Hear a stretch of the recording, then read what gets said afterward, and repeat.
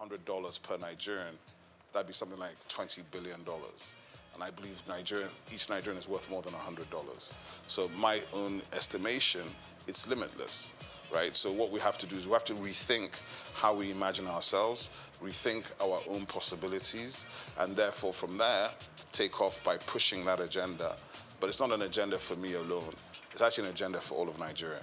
Because when we put it front and center, it means we're putting the Nigerians front and center. And we put the Nigerians front and center, I think we win. I think historically you will find that the federal government and the governments of Nigeria have not funded heavily these sectors.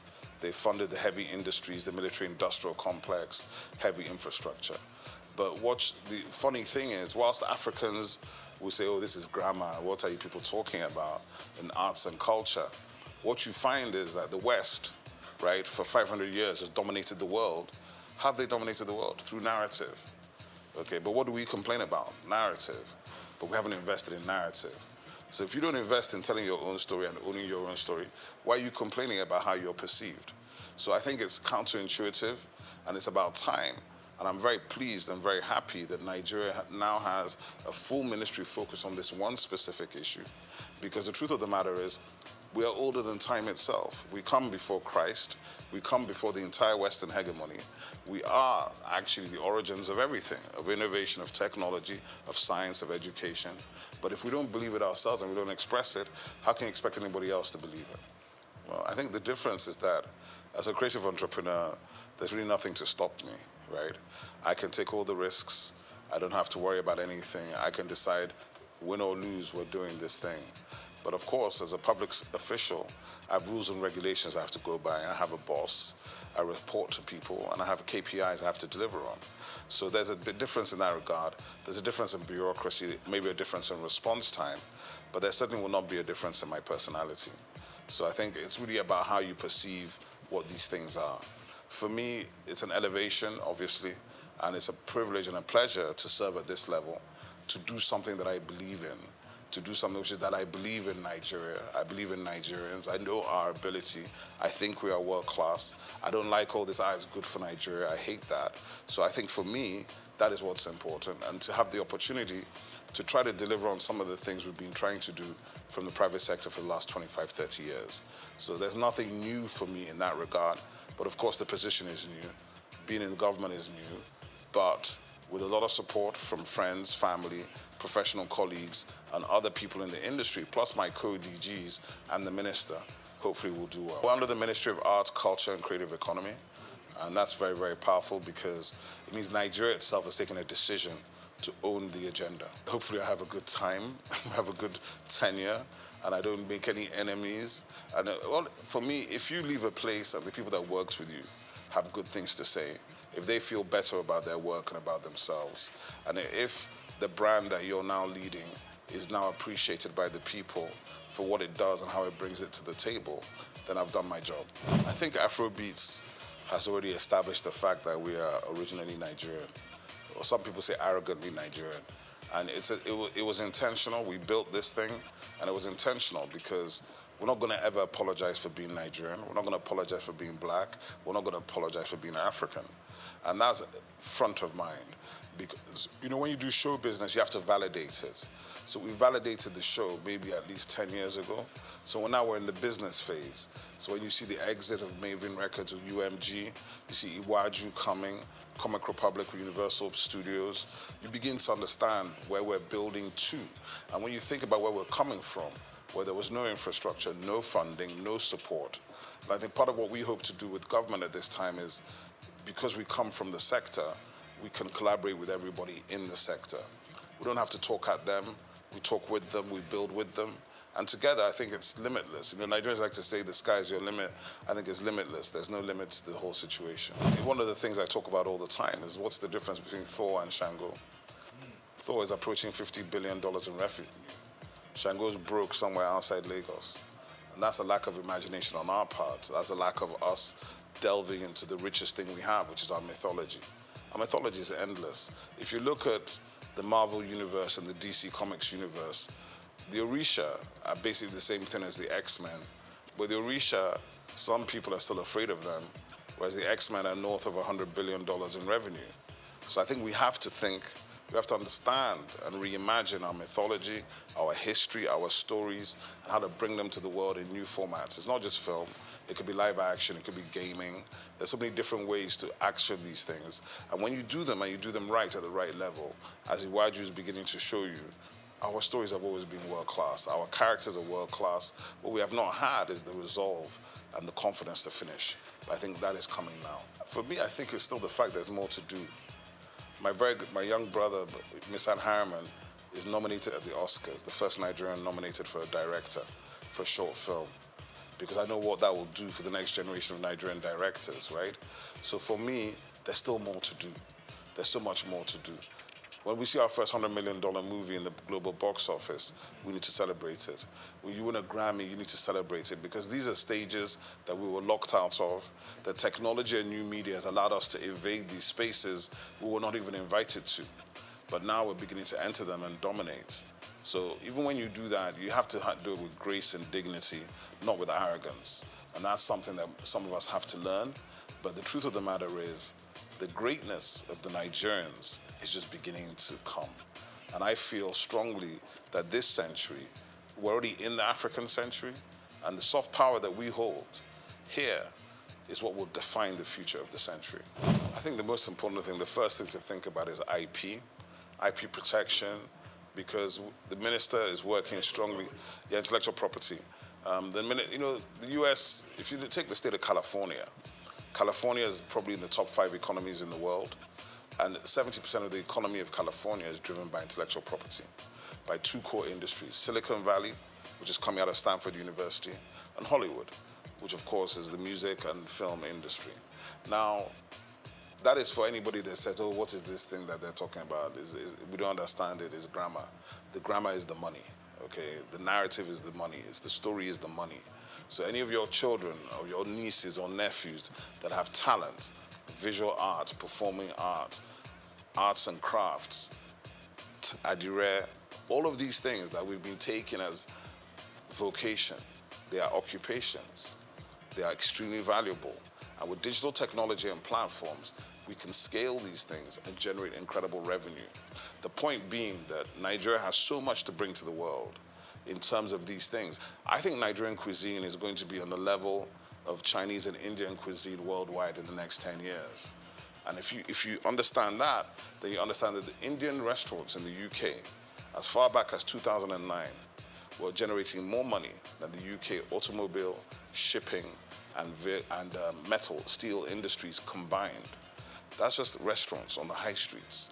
So that is why we must invest and we must put our energy into this sector, because this sector will provide the jobs, provide the revenues, and provide the global dollars that everybody's looking for. Oh, I think it hasn't even started. The Maven Records deal is giving you an indication of that.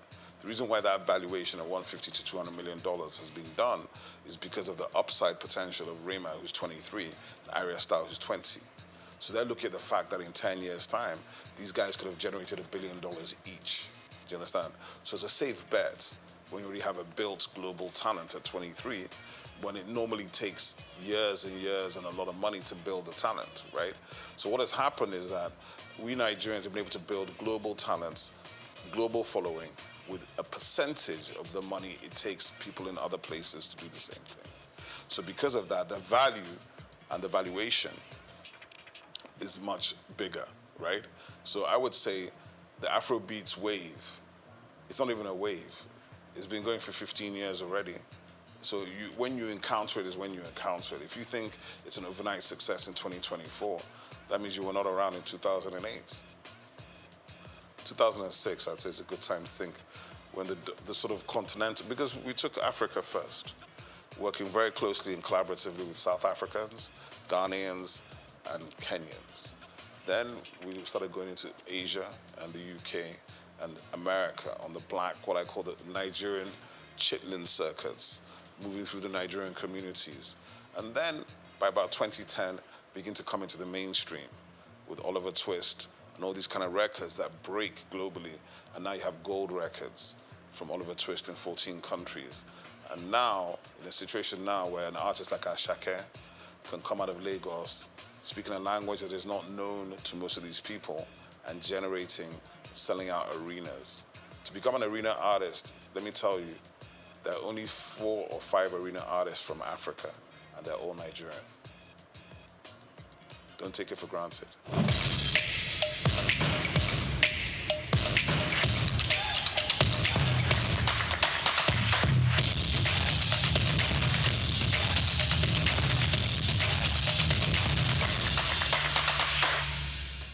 I think a lot of people feel that, but what I should tell the rest of the country is that the rest of the continent is also trying to get to Lagos as well, right?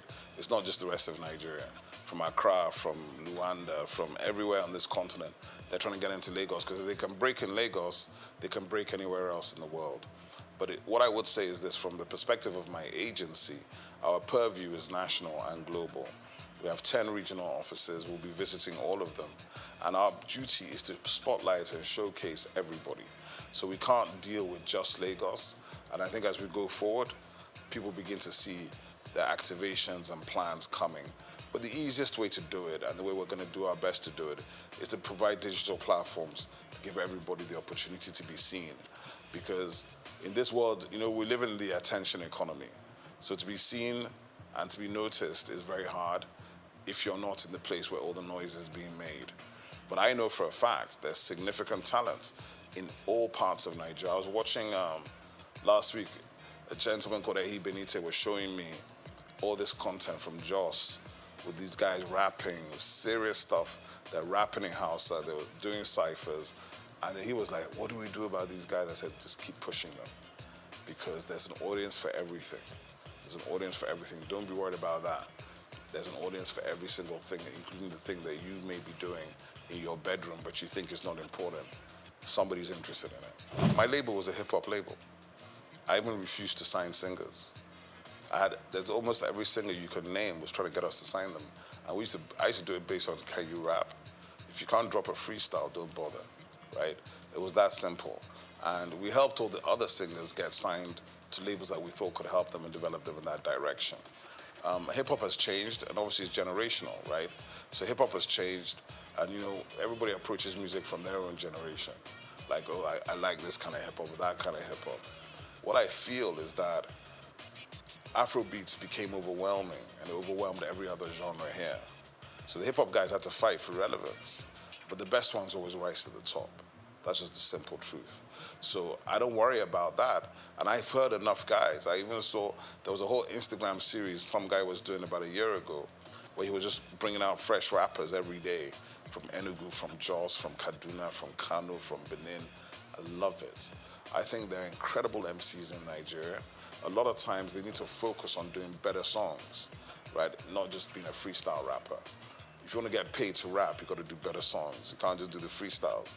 And that's something they've got to think about. You've got to balance the commercial side of it with the business side of it. And what has happened is, to a large extent, the commercial side has won because you've got to pay bills. But hip-hop, it never dies.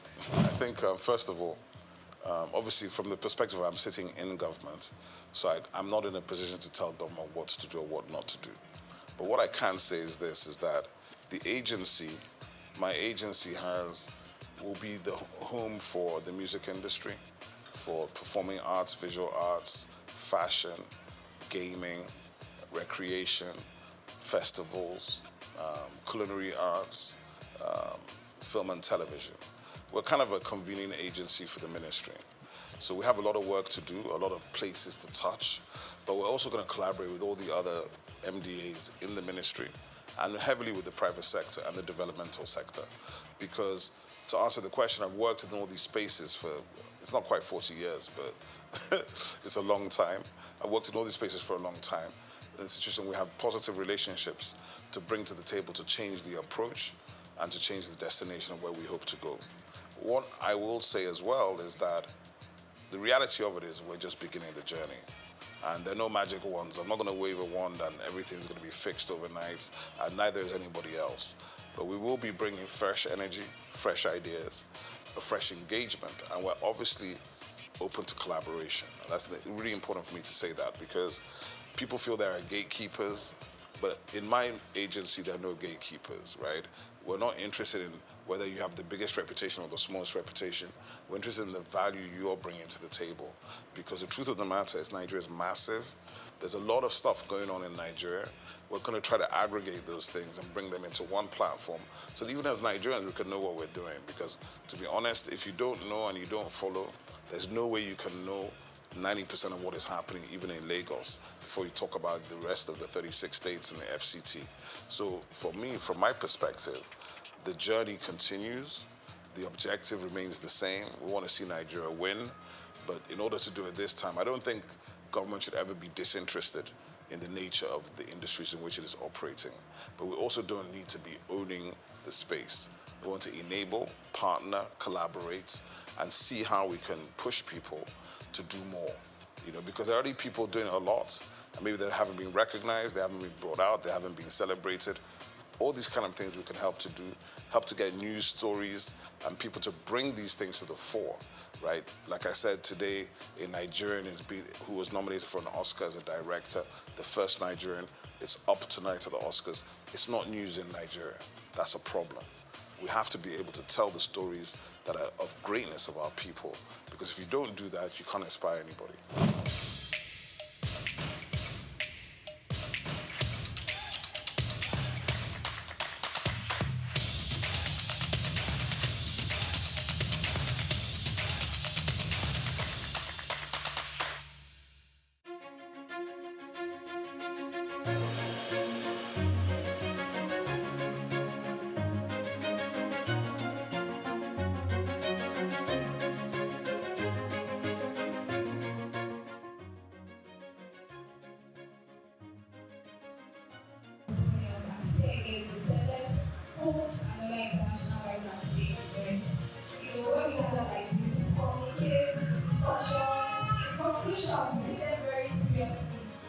That's why you can see that MRC, Nigeria is, it's rated best when it comes to world best practice.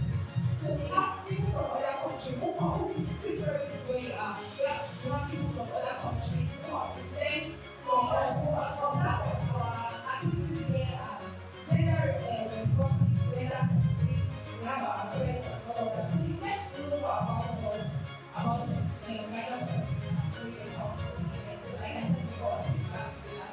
So at this junction, I would want to call or recognize the presence of some experts. And first, I would like to call to the table our keynote speaker for today and the founder, Web of Life Foundation, Mrs. Andre.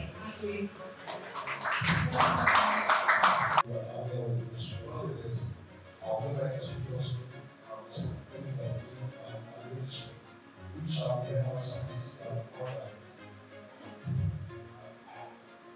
okay, so definitely have very much of your elements, so that the government is able to government together. And office is next to it too. They also do the food education in the year 1942. Presently, it's at the next level of state offices, district offices, and seasonal office, which the headquarters is the Abuja. The information we want to unites our from the constitution of federal government election and senate constitution. Then also it is our non-negotiable expertise, the legislation piece. We have our corporate ministries, which are corporate business. We have exclusive information we want to are exclusive decision meetings in front of our government of Nigeria. That means it's only the power is decided in the federal government. So those things always have to do with the federal government. So the legal framework that guides the operation of federal government is the Labor Act, that's 2004, as a Manufacturing Act, Trade Disputes Act, Trade Union Arbitration Conciliation Act, Employee Competition Act, 2010, Child Rights Act, Pension Reform Act, Geneva Conventions, National Insurance Trust Fund Act, National Health Insurance Scheme Act, National Minimum Wage Act, Productivity Center Act, National Directorate of Employment Act, Nigerian Children Trust Fund Act, National Institute for Labor Studies Act, last but not the least, National Policy on Labor Migration, which we still have others still coming up. It is important to know that The Employment and Wages Department is where the MRC, as MRC is a unit under the Employment and Wages Department. So the productivity measurement and labor standards, the social security and competitive department, the occupational health and safety, skills development and certification, then also policy analysis, research and statistics. To dwell more on the other departments which are very key, because most times when you ask someone to, what do you understand that Federal Ministry of Labor and Employment does, they will just tell you they create employment, or that's the place where employment originates from. Most times people don't really know the other services or the other activities that is carried out by the ministry. So the trade test, which is a certificate for artisans in Nigeria, if one goes or finish from university, the person gets graduates with either a BSc, BA, or HND as a case. Then most times people that actually go to learn they're skilled workers, they actually learn handiworks. Which certificate do they get after, to certify that they'll be able to demonstrate that they can apply the skills learned? This is the trade test, and it's the skills certification department that issues that, which in Lagos State we have the office at Yaba, that's opposite to Queen's College. And it's also worth to know that trade test certificate is equivalent to OND. Yeah, according to assessments, it's equivalent to OND. So please, it's very important. All these other services are highlighted. We also have other ones, but time will not permit me to go through them. So Migrant Resource Center, then also the National Electronic Labor Exchange. So the MRC and the NELEX is a unit, like I said, under the Employment and Wages under the Federal Ministry of Labor and Employment. The MRC was set up by the federal government in collaboration with the IOM, that's International Organization for Migration, in 2016. It is a unit under the Federal Ministry of Labor and Employment. The center has 3 locations, which include Abuja, Lagos, and Edo State. Then, what does the MRC do? Or what does it stand for? Okay, it is an information hub for the provision of accurate information about migration, reintegration, and other support services for potential and return migrants and the general public in order to enable migrants exercise their rights and avoid exploitation, and also provide migrants with information on how their migration, remittances, and return plans can be linked to development. To the functions of MRC. So the MRC centers actually provide services such as information and counseling section. So I believe when you are coming into the hall, you might have seen some chairs arranged outside red colors. So that's our counseling section, place. So also advice on legal migration rights, employment and integration. So the MRC, most times when you hear the word migration, it's a very, very simple word, but it entails a lot. People are migrating today, but the majority of them call them migrant workers. They don't know their rights and their responsibilities. So the MRC also carry out what we call the PIOS. That's a pre-martial orientation workshops for migrants, potential migrants that are intended to pretend potential is people that are planning to leave the country, that are planning to migrate out of the country. They are leaving their country of origin to destination countries. And also the integration services for returning migrants, which is very key. So most times when migrants leave the country or country of their origin, when they go to the country of destination, most times the majority of them they go there for different purposes, usually to actually get a better life or to increase more in their wages and salaries. So when they go there, they might want to have a link in their country of origin in terms of sending remittances back.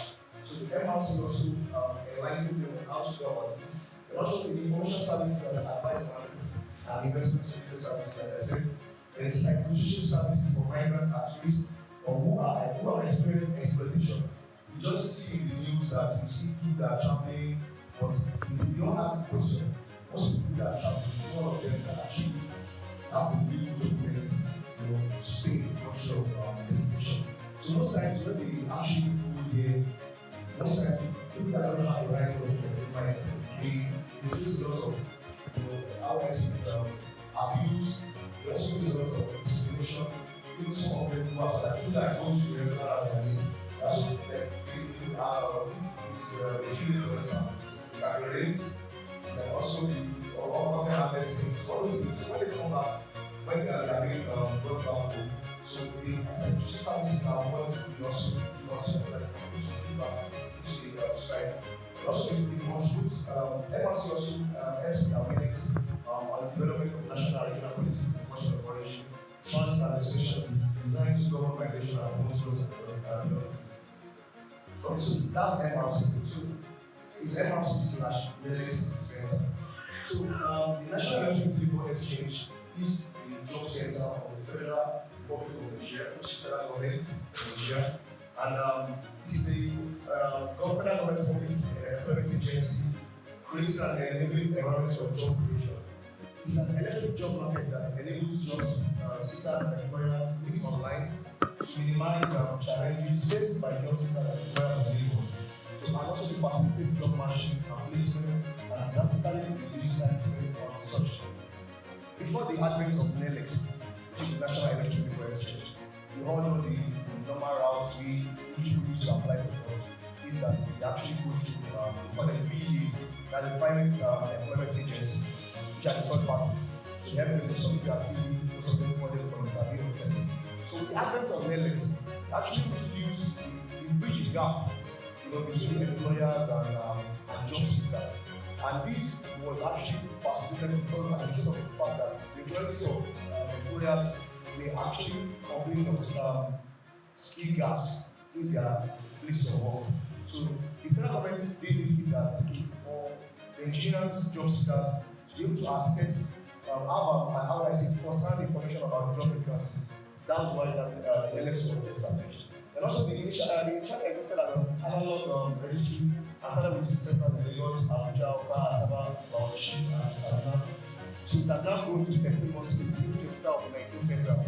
So that means the national that's the job center, where the National Electronic People Exchange falls under, is the app definitely in 19 center, which is that grows to 19 states. So job seekers and employers are being exempt from these services for free. So that means every job seeker who is seeking for a job can go to the NELEX portal to apply for the job. Employers can also go online to register for free, and they can also post for their job vacancies. Then the NELEX platform collects information about job seekers and employers anywhere in the world. That is to say, it could be local employment, but it could also be international employment. And all these employments are they are actually very MRC team or people in charge by the ministry, so that the Nigerians do not fall into the hands of the wrong employer. So it's also the function of NELEX, the registered job seekers, the verified employer's profile, and also the job matching. Most of us don't understand that's job matching, but the job matching is very key.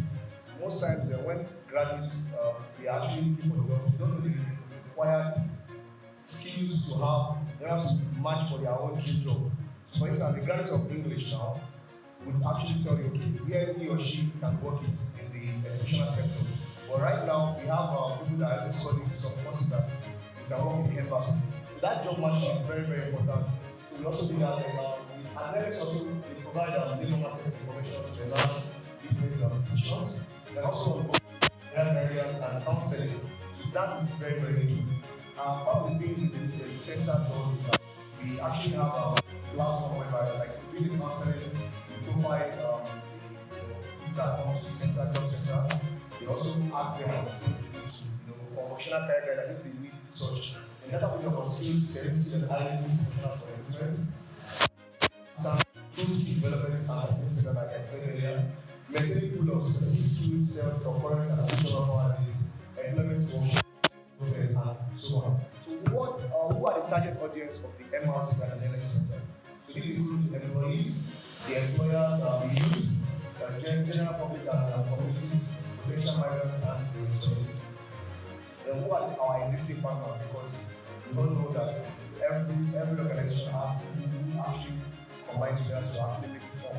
So the partners, who are the existing partners, they are the ones, they are the partners on ground to make the work rolling. So one of such is which is the Federal Ministry of Labor and Employment, the major stakeholder in this organization. And also the Ministry of Foreign Affairs, National Bureau of Statistics, and National Electronic Agency, and ACO.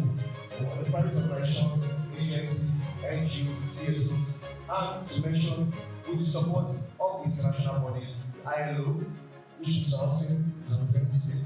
So then the IMF, the NGC and GIZ, which is the center we are, So those are our brand partners. So the recruiter license, like I said, is the private employment agencies. They are the ones like the third party. They are the ones government issues certificates for to recruit on behalf of other organizations or for their own personal self. So the ministry is empowered by section 23, 25, and 71 of the Labor Act 190 LL 2021 license fees and proper persons to operate as labor contractors and private employment agencies for the purpose of employment of workers, both local and international. This license is called the recognized license. So they are the regulators of private employment agencies, and therefore they are part of the duty to ensure that every company recruits gets the recruiter's license, so that they are able to present the job seekers and reach amount of facts and legal evidence. So it is also we are also making this more because we have saturated illegal recruiters around the country. So whenever we actually see or we can actually call the attention of the ministry to please. So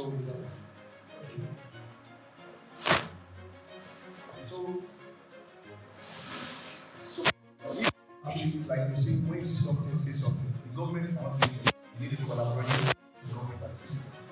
So whenever we actually cite most of these illegal recruiters, they have because society is more than the benefits. The benefit is just that they actually operate illegally, and when they operate illegally, a lot of things can actually use the recruiter to, the government to do a lot of nefarious activities. So when we see such people, we can call their attention to the ministry, especially the MRC center. So these are part of the audio session from some of our training SI website of Lenex. It's www.lenex.com. In our social media handles on Facebook, it's Lenex or Migrant Resource Center Lagos. On Instagram, it's MRC_Lagos. While on Twitter, on X, that's Lagos_MRC. Thank you very much. Thank you for listening. Everybody, all protocols to be observed. Welcome everybody here once again. Thank you for honoring our invitation, and we are so glad to have you here. On behalf of the head of the Migrant Resource Center, Barrister Mrs. who is unavoidably absent, so I'm here to represent her actually. So we don't have much to say, but I think she certainly did, right? So I think after the meeting, I'm not going to. So are you ready? Everyone celebrating, of course, the thankful for some gracious and elegant women, and say that on this year's edition of International Women, which is a state it also marks the giant strength of women, as well as the ever committed engagements that women have made across the world, and of course in Nigeria, of course, to the support and engagement of women and gender components of a lot of work that we do. I felicitate with all celebrating this year's International Women's Day, and this occasion also extend heartfelt compliments from the International Women's Day. Thank you. You said, I'm the Lord of who gets it? Who makes it? Yeah, I got a good question. Yes. You say, man, one thing he wasn't happy. If I remember that thing about my ministry, they said, God made Adam to sleep. He looked around and saw a woman. He laughed. That very language, he laughed and became happy. So women, kudos. You are great. You make us happy. Actually, the word is around the easy because if you are a right thinking human being, the world cannot teach you. You see, are we starting from home? Taking care of the family, taking care of every environment, the world suitable. In fact, if the world is not suitable, so that's the question. When you ask it, I was demanding because so today is your day. The national meeting is celebration. We are happy. I have to tell you, I want to celebrate it. I have it. If the women are contributing in individual the growth of the society, toward the growth of the family, we must make more effort. Nowadays, I'm suspecting people are smarter. In some of the civic responsibilities of those people, you always say men and women are equal. Leave that idea. That idea, men and women are equal. You should leave it. So that we cannot spoil something somewhere. Since you are making the world exist in a better way, that idea of what men are doing, women are doing better. Again, if you want the world to be a more suitable place, let us be that kind. Look what I'm making us proud. Even if you are pretending, the women are doing very well. Let us be very proud. I said, I will see my performance. I read the event, we talk about that like this. Even in our house. When I debate, we are very many.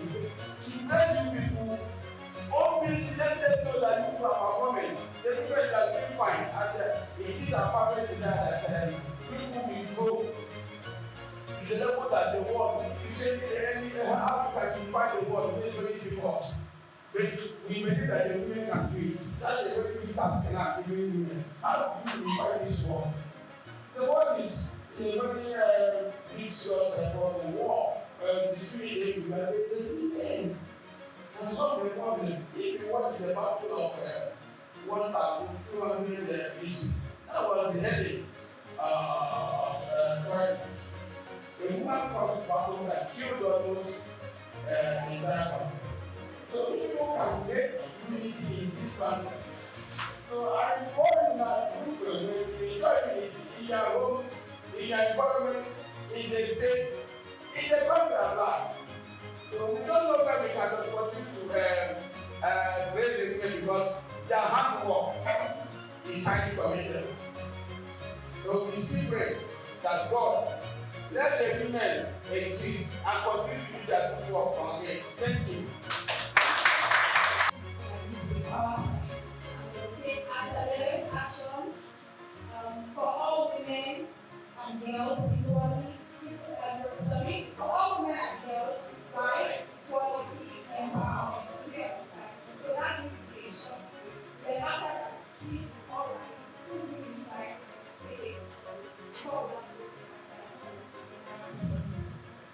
I hope that's clear. For all women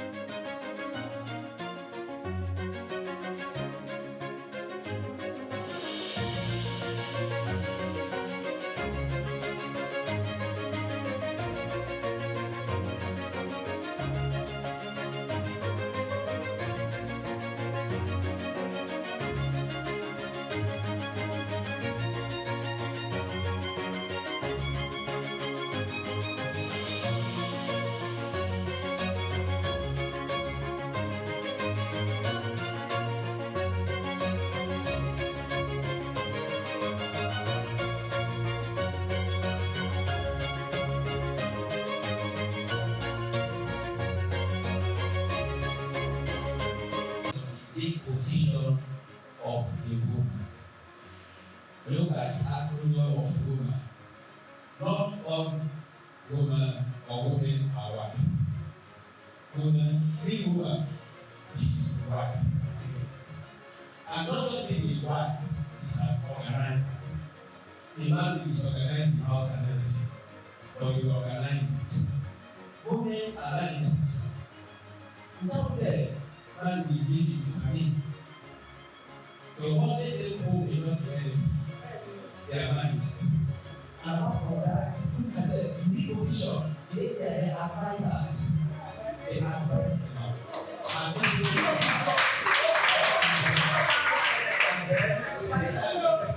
the end there, they are lost. They are not lost from the life, they are lost. When you come from work and you go, or have bad time, you come with a lawyer, you carry that.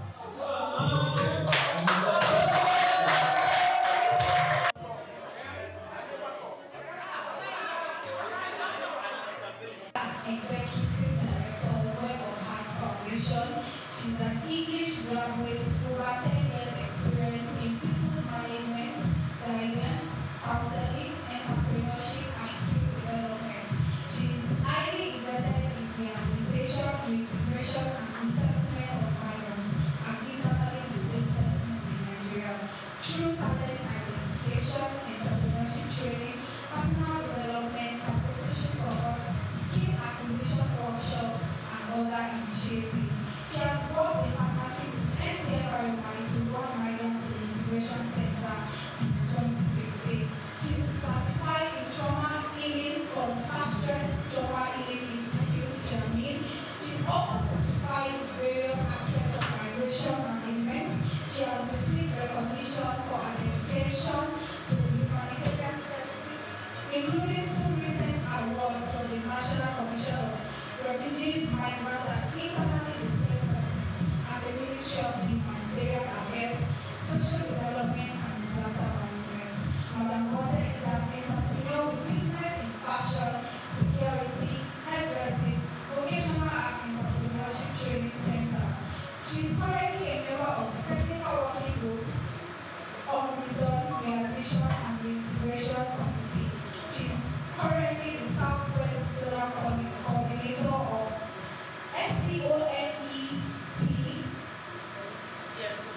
CSO Next Lead. A passion for empowering individuals and communities is evident in our workplace. With a standing ovation, let's welcome Madam Bote. There are many of us who are here today and don't really know what International Women's Day is all about. So I would go from the beginning of the program to talk about the International Women's Day. Like we've already been intimated that the theme for the year is accelerate action. The word accelerate means that don't go slowly, go fast. And very fast, so you can get faster results. So we really need to achieve faster results in terms of getting the rights and the equality and empowerment of the women and of the girls. This year's theme is a global call to recognize tactics, tools, and methods that support women's progress in various aspects of life. 50% of our population in Nigeria are women, so it's important that 50% of Nigerian population are not neglected, that they are in a place where they are happy, where they're fulfilled, and where they are contributory to national growth and to personal growth. The brief history of the International Women's Day. The IWD dates back to March 19, 1911. If your eyes are very good, even with my glasses, my eyes are not so good. I'm not able to see the screen too well, but you run the slides so that I can use my iPad too. All right. So brief history of the International Women's Day dates back to March 19, 1911, when it was first celebrated in United States of America and European countries following a proposition by a German activist, Clara Zetkin, in 1910.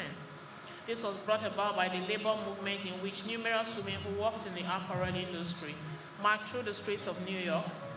The cause was their desire for voting rights. Women were not allowed to vote at the time, and there were conditions if they had to vote. And of course, they wanted better remuneration. Like we know, women are less paid. Even when a man is doing the same job with a woman, they pay the woman less. And we're saying no. Enough is enough, you know. If you do the same work as a man, you should be paid the same wages. To be heard, to be recognized, to be regarded as co-contributors to national and international growth. Then where are we now? We're in 2025. What's the journey so far? That's what a day like this allows us to do, to appraise the situation and address the gaps, what's left to be done for there to be a perfect situation where equality is achieved and gender discrimination is abolished. Promote conversations about social norms and laws regarding women's rights. Still, we're talking about 35% affirmation action in Nigeria, which is still not achieved, because if we look at many of the establishments, we have lesser women who are in leadership positions, and we're saying this is not should not be the situation, because in terms of merit, I think there are a lot of women who have pulled their weight. They have become more educated, they have gained more strength, they have become resilient and dutiful, and so should be allowed to lead in places where their competencies are not in question. Government, organizations, and members of civil society to support initiatives that empower women and to push for legal reforms. We're not just asking for reform for mouth. You know, mouth. They keep saying affirmative action. Now mouth is still there. We want it to be in real practice. You know, and then of course we know that this whole agitation, it was further buttressed by the Beijing Convention. I know some men don't like to hear anything about Beijing because it's what brought all this whole agitation, where women are now recognizing that they have rights and they have potentials that allows them to equal the men, and so they should be also similarly rewarded. The Beijing Declaration and Platform for Action is the world's most comprehensive visionary plan ever created to achieve equal rights for all women and girls. It was agreed by 189 governments in 1995, and 17,000 people at the 4th World Conference on Women. It centers on 12 areas of action referred to as critical areas of concern. I'll just run through them without explaining. Women and poverty, women and the economy, political participation, women in power and decision making, education and training of women, the girl child, very important, ending violence against women. We can see how many people around us have died as a result of violence against them, domestic violence. And then women and health, maternal deaths every day. We have quite a large number of women who are dying from maternal deaths. Infant mortality is quite high as well. And then we're looking at the mental state of many women who have extra load to carry nowadays. They are women, but they're wearing pants and wearing jackets and they're wearing that like that. But then, they are women. Women, institutional mechanism, human rights of women, women and the media, because how the media represents the women is very key in our fight, in our advocacy and in our campaign.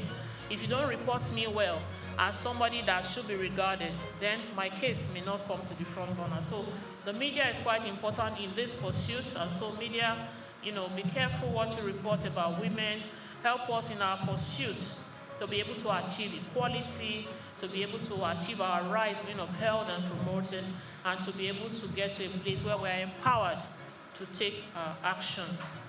There's the 12 critical areas of, you could go down a bit. Yeah, okay. So there's a nice table there, which if those of you share your emails, if they are generous enough, they can share some of these slides with you, because it's quite a lot, so I'm not going to run through all of them. So this year is a pivotal year for feminism. It's a time to fight for women and girls' rights, demand gender equality, laws, policies, and programs that enforce gender equality.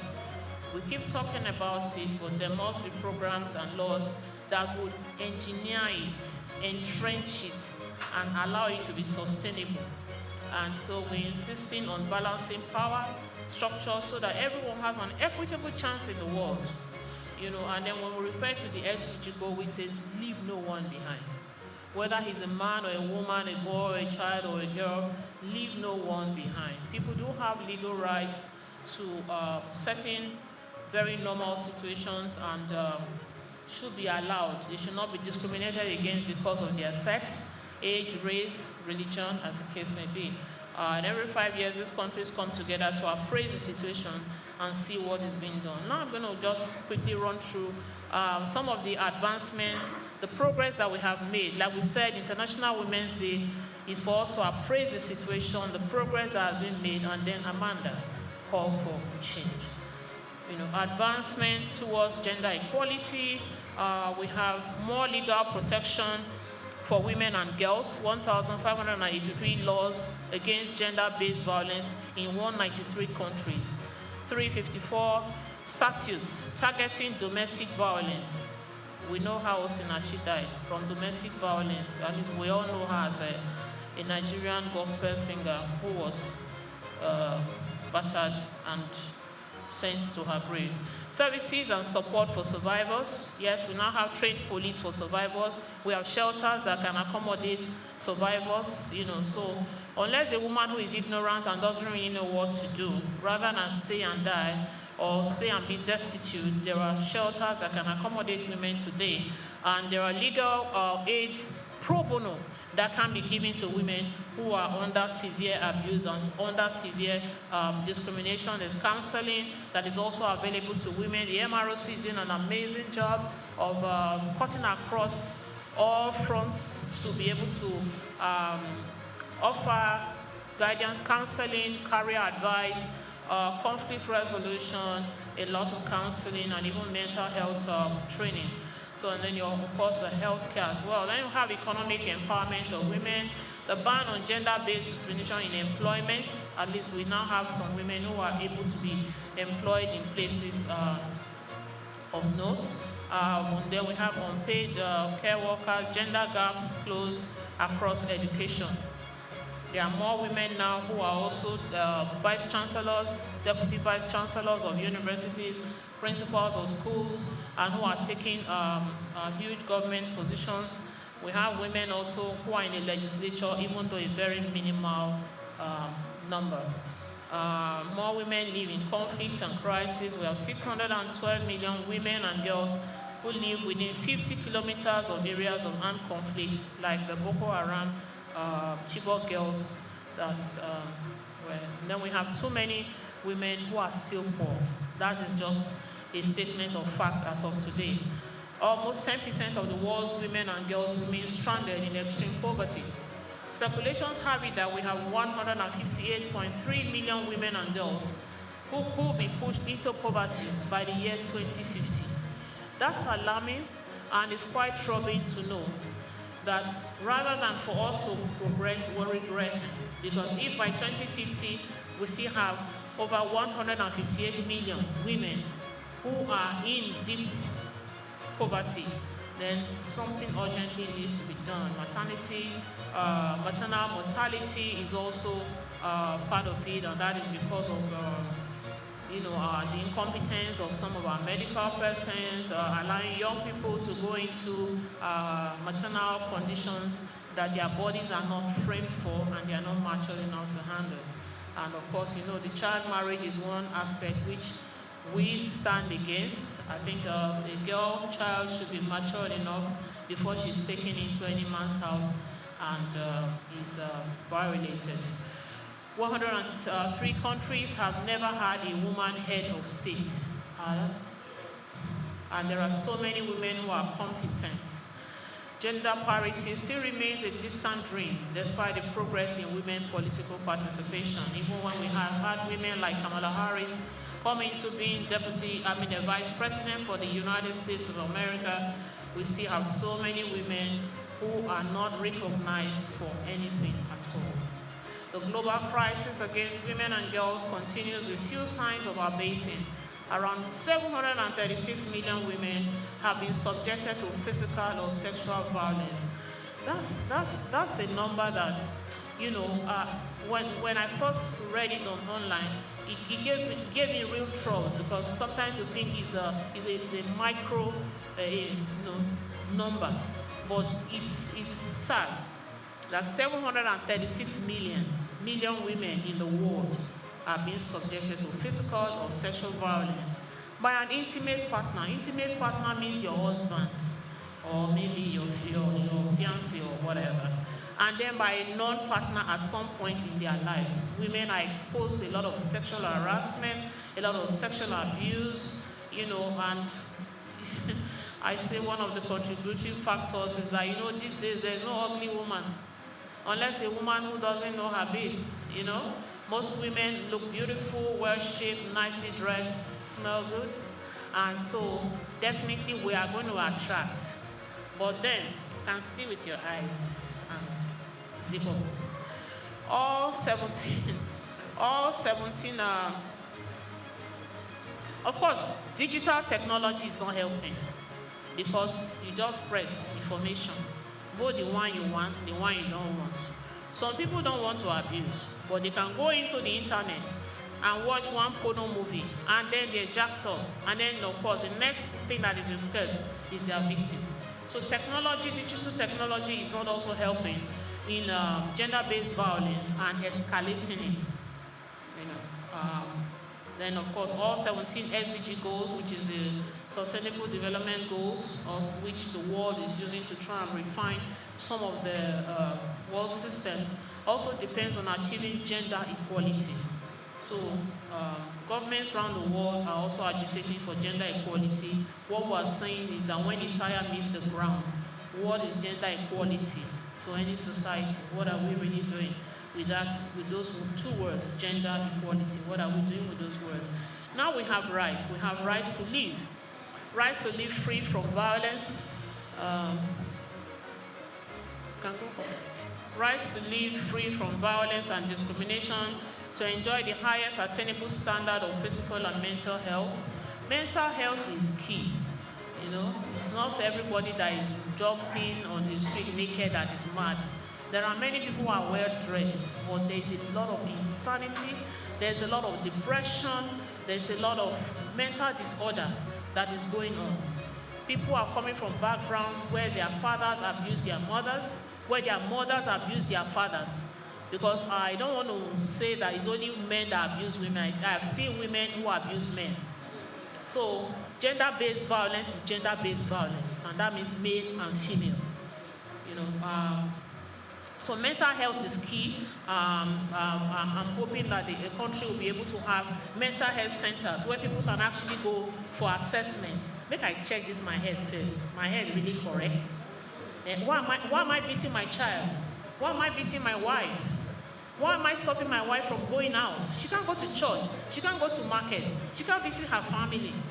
She can't even do business. She can't go to school. And yet she's your wife and you love her? I don't get it. What's love got to do with it? Right to be educated, the right to own property. There are communities where women are not allowed to own property. They say you are exceeding your limits when you now want to own property. But I thank God for advancement. Today, many women do own properties. And the sad part, many men don't know the properties that their wives own.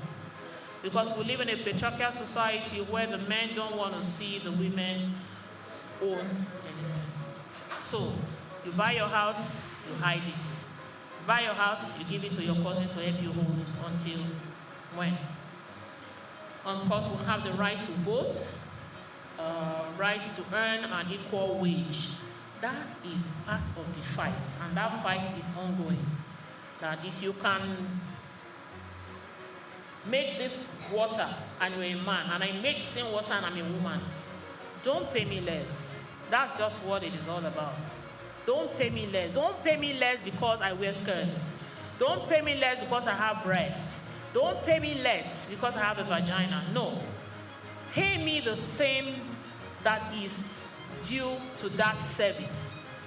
And that is what gender equality is all about.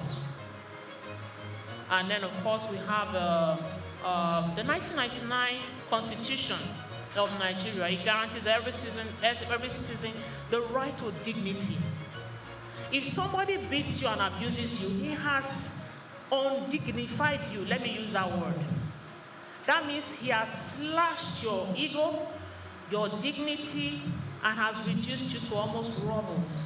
And when the Constitution is not for that, the Constitution is saying that there is right to dignity. That means that anybody that wants to handle you should handle you with honor.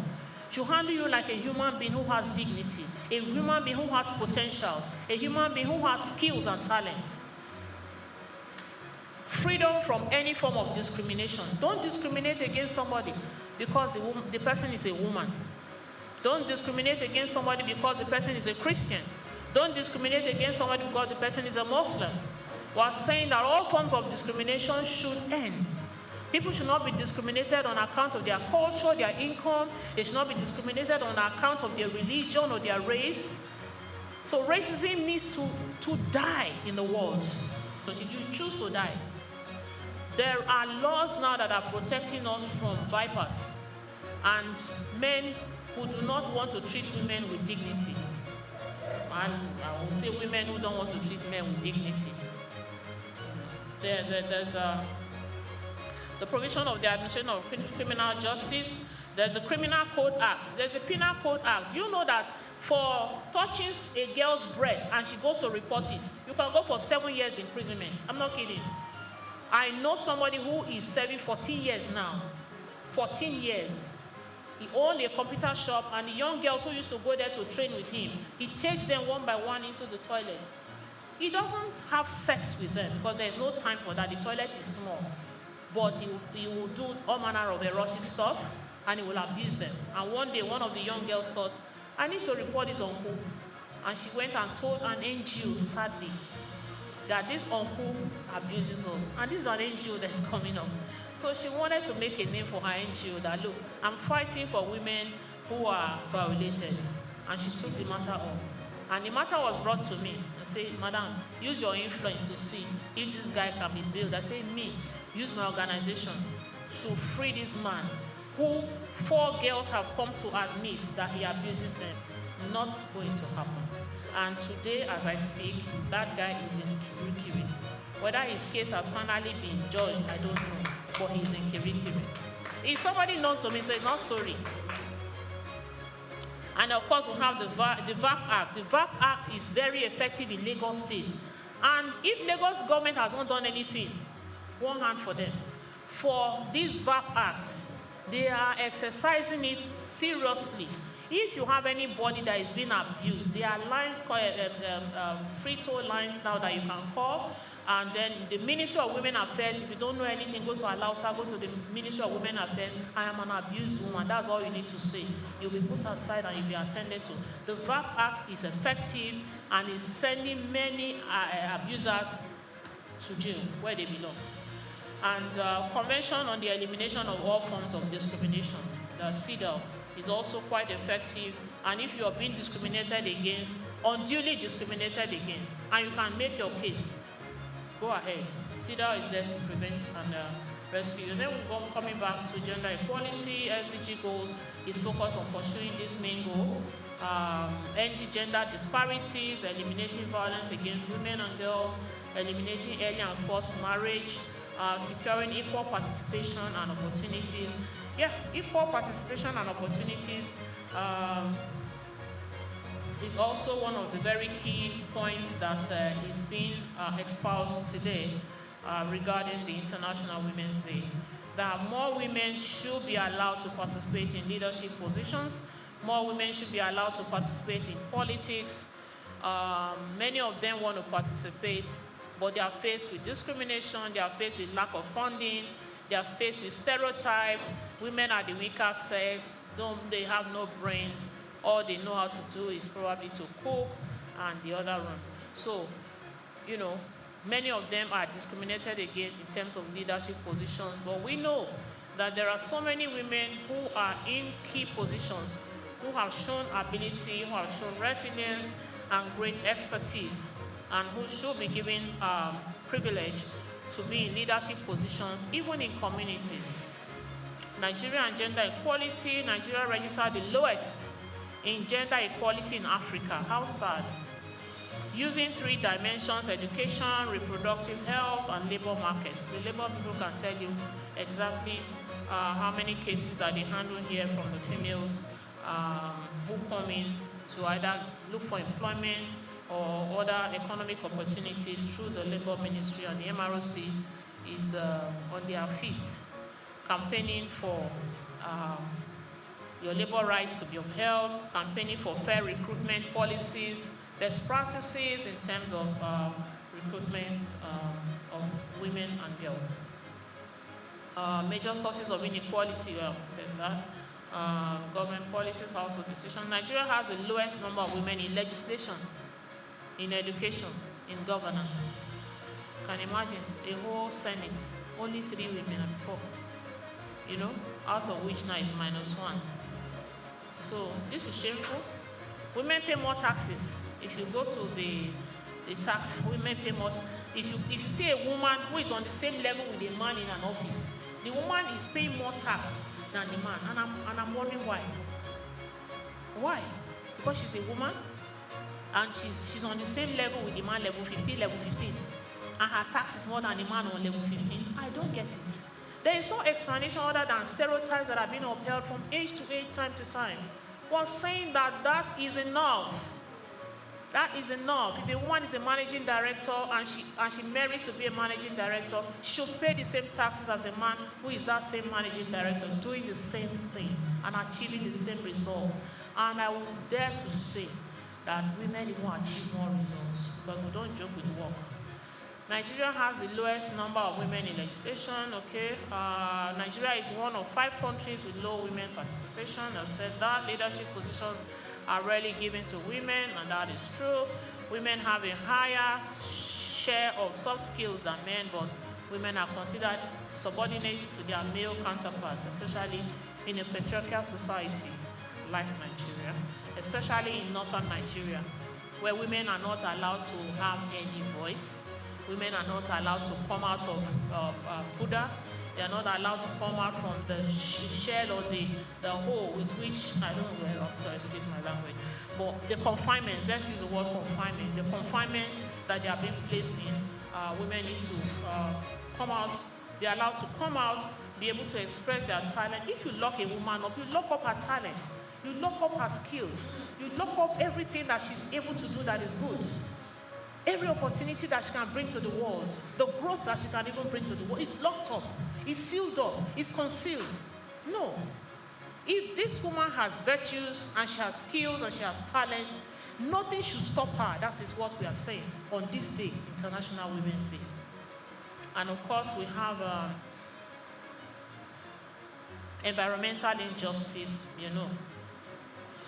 If it's a man that commits a crime and it is a woman commits the crime, they will stone the woman, but the person who the crime is being committed against will be allowed to take a walk.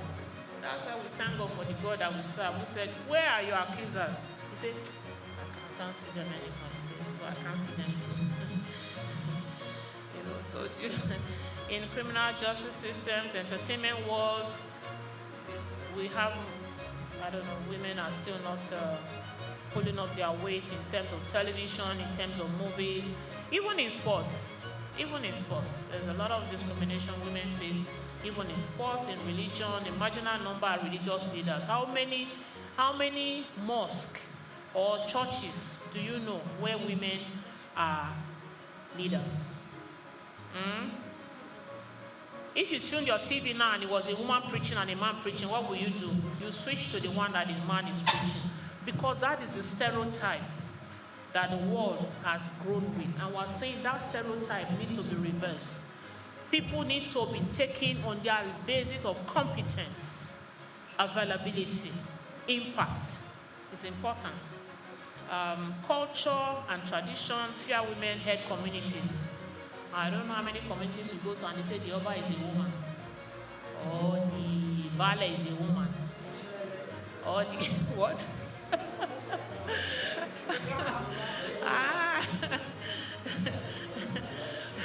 Whereas if they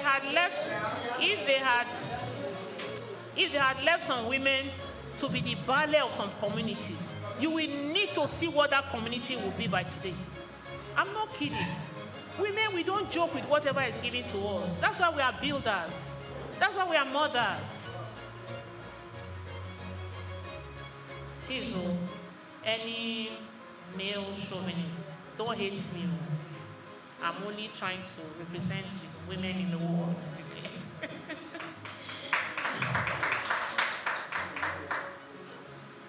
Solutions. Okay. Ending discrimination in law and practice. Human beings were generally unbridled. So we need laws to make us conform. And we're advocating for those laws that will make the world to conform. That gender equality is urgent, is needful, and is now. And envisioning a sustainable economy with gender equality at its core. Yes, if you're leaving people who are competent out, then the economy is also being compromised. So we need women with vision. We need visionary women. We need women with might. We need women with focus. We need women with education. We need women with a drive. There are some women that will always be women. I want to sit down house. I want to watch TV. I want to go from Netflix to DSTV to Showmax. Fine. But there are some women who are not content sitting down Monday to Friday watching TV. They are not content just waiting for the kids to come back from school and give them food. Because after your kid is 10 to 14, he has left you. He has gone to school, from school to boarding to uni, jackpot. So closing the leadership gaps and, of course, unleashing the power of women's collective action. Women really need to come together. The Labour Acts, I tried to enumerate a few just for us to leave the place of ignorance. Many people don't know. They are just in their offices complaining. My boss this, my company that. They don't know that there are Labour Acts that can enforce the company to give them what is their due. You are level 17 and they want to pay you level 13 because you are a woman. There are laws. There are labor laws. The Federal Ministry of Labor and the Migrant Resource Center have worked tirelessly. I've been privileged to be at a lot of fora where they have talked about their activities and their functions, and I know that they are fighting very hard to make sure that there are labor laws that are protective of the employee and even the employer. There are labor laws that allows you for fair recruitment, but you must know your right and you must know that law. That is why we're saying that education is important. When the woman is educated, then she can also know that she has rights, and she can know how to forge ahead to insist that those rights be exercised on her behalf. We have the labor law, we have the labor migration law. You know, if you are abroad or in another man's country, in a destination country, as we would say, then you should be able to know the labor laws of that country. So you know exactly when you are just being used to produce, but you too will become a product of nothing. You should be able to know when you are abused, labor abuse. You should be able to also know that through the Labour Act. In Nigeria, we have a standard working week that should not exceed 6 days and working hours 8 hours. But we have bosses that say resume at 7, close when I want to close. And he's going to close at 10 p.m. And you're a mother of 4. And you cannot say anything because you need that job. But Nigerian labor law is saying that you are entitled to work 6 days in a week, and your working hours should be 8 hours. There is another law that says that a worker should not be employed for more than 3 months without formal recognition of such employment. People who work for 1 year, they say they are on what do you call that thing? Probation. 2 years, still on probation. You won't confirm somebody's appointment because you want to pay the person less. No, there are laws that are saying no. After 3 months, they must confirm you or remove you. There are laws that says no woman shall be employed on night work in a public or a private, industrial, or an agricultural setting. How many women know this? Then the man says you will do nights. Then you will do 3 nights. Your children are at home. Your husband is at home. Who's going to cook for him? Who's going to cook for his children? But if you work 8 hours a day, you know you can give them breakfast before you go to work. And you know you can give them dinner before they go to bed. But when somebody is insisting that you work till 10 p.m. and don't get properly remunerated for it, there are laws that are saying no, a woman should not be put on night work. And if you are put on night work, it should be very fair. No, you just do night, Monday to Friday. And in jobs that are not conducive for women to work at night, like the industrial work, agricultural work, midnight, all night till tomorrow morning, after. How hours of work and overtime, they are in the labor law. Just go, take time. Especially those of you who are in employment. I never work, so I don't know what it means. But those of you who are in employment, take time, go through the labor laws. The acts are there that protect you. And people need to start to speak up, even if it is at a price. Apprenticeship must be signed by authorized labor officer. People will just do apprentice 1 year, 2 years, 3 years. Nobody is signing their apprenticeship. They'll go and wash plates. They'll go and do this. They'll take madam's thing here, there, you know. No. It's an apprenticeship, and then it must be signed by authorized labor officer. So that organization, you make sure that it's an organization that is authorized. Because many of us, we cannot get referrals from where we work because they are not authorized by the Ministry of Labor. Reinstatement and reemployment, compensations for your work, going for medical examination and then pay. See, when you go for medical examination, when you are looking for a new job and you go for medical examination, it is not you that should pay for the medical examination. It's your employer. But here, you will go and spend 76,000, do a full test, carry it to the office. After 1 week, they tell you are not okay for the job because they must see something wrong with you. Nobody is complete. And then, but if the employer is paying, you can consider it that, okay, it's just malaria you have. You can continue with the work. It's okay. This is really the case. Maternity leave must be 6 weeks before and 6 weeks after.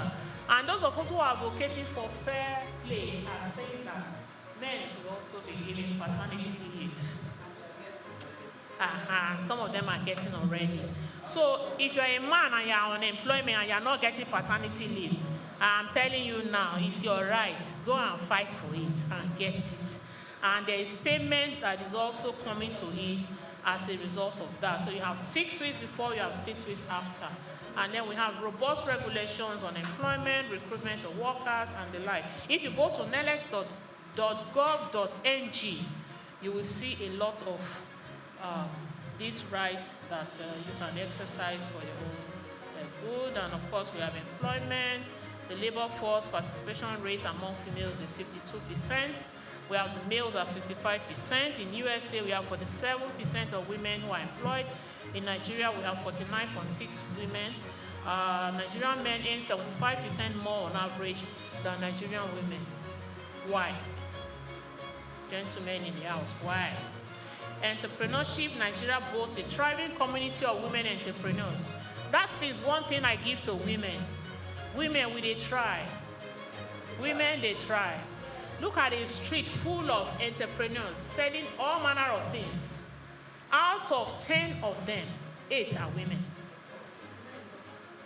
No, not say men, no, they are saying 2%.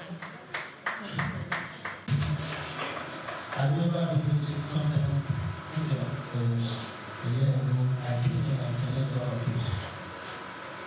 Okay, you see, powers are not given when you work from it.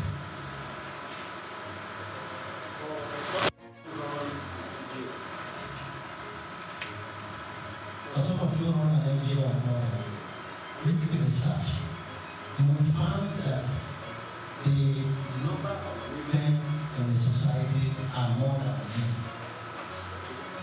And the number of people who also vote, okay, when you check the record, okay, women are more. The men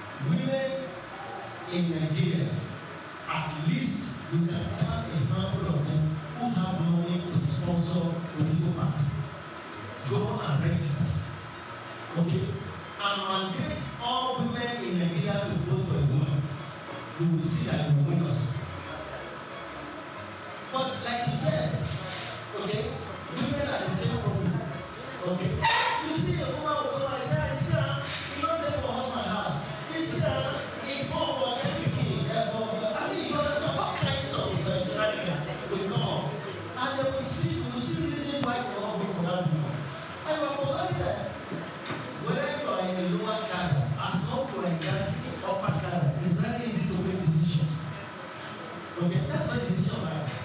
Assuming you have a woman as a president, okay, and he appoints a police commissioner, a woman, IG, a woman, all strategic places, a woman.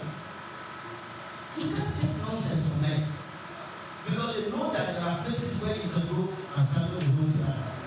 Look at what happened to the I hear you. You see, if I told you, it's only you and me that know that if the third party is not there. So the two of them knows what has transpired. But how many women spoke for her? Even before the decision was taken when she presented the panel, they have already sentenced her to 6 months suspension. You understand what I'm saying? But is that correct and all that? But how many of us are speaking for her? How many women are speaking for her? The thing you hear is that she's too beautiful. She dey follow men. She dey do like this. Nobody can speak for her. So I challenge all of you today. 2027, get a political party register. I am one of those who are able to campaign for you. Or when somebody is using them, or when you are quarreling with them. That case of woman senator, all the time she was discussing with the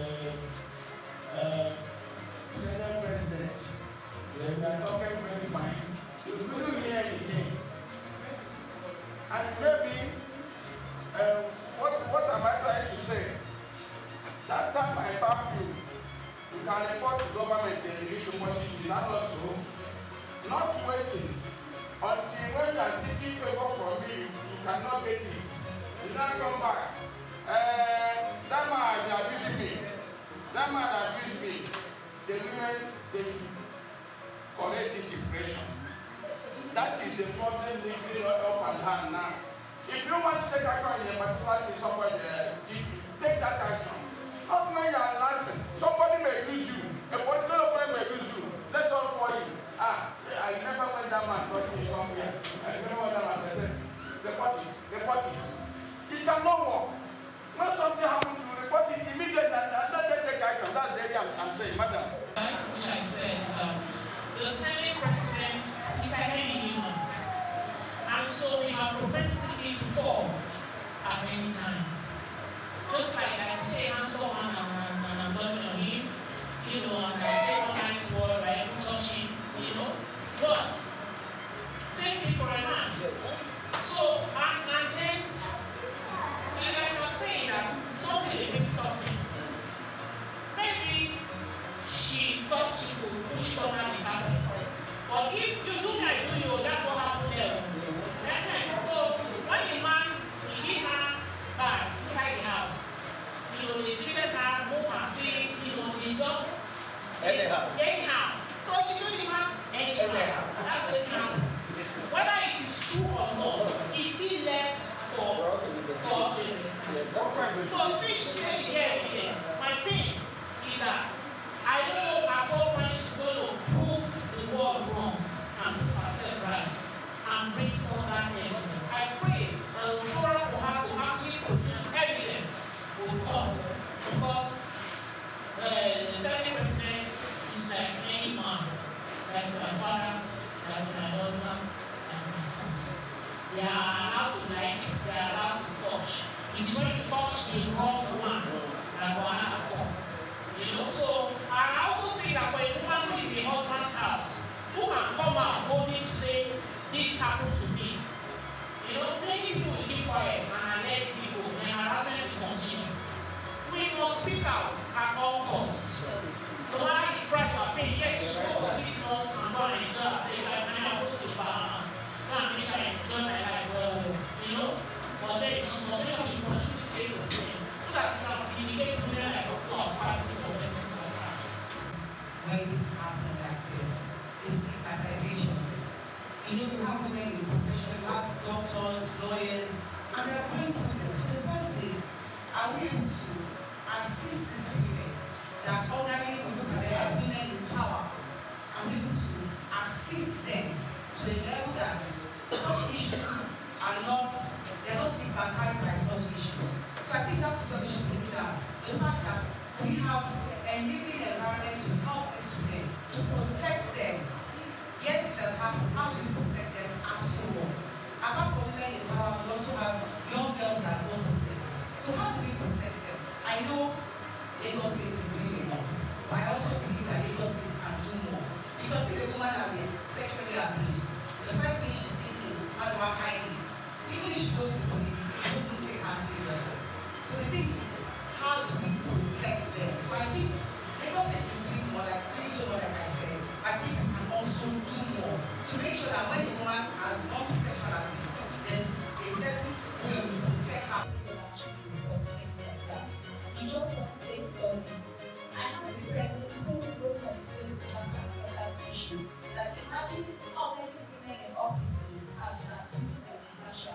We can't count because they will talk about, and the reason why they will talk about what Natasha is experiencing right now. And not so many women and girls are actually experiencing wherever they stay. We have people in families where women are abused by their parents or abused by people who are supposed to be caregivers or supposed to care for them, right? And then you know that the moment you say that this child has been abused in this family, what someone is going to ask is, how do you know?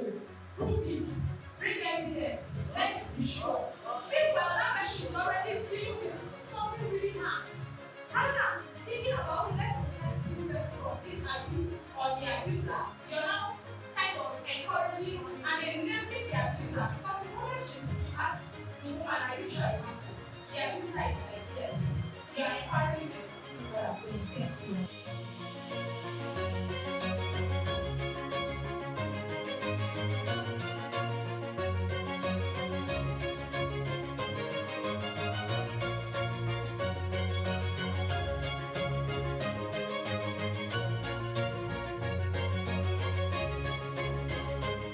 Particularly human trafficking.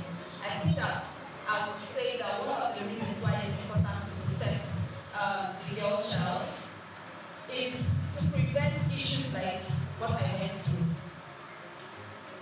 It's easy to take your eyes away from issues like this, and then you have what my boss would say, you try to fix it after it has happened.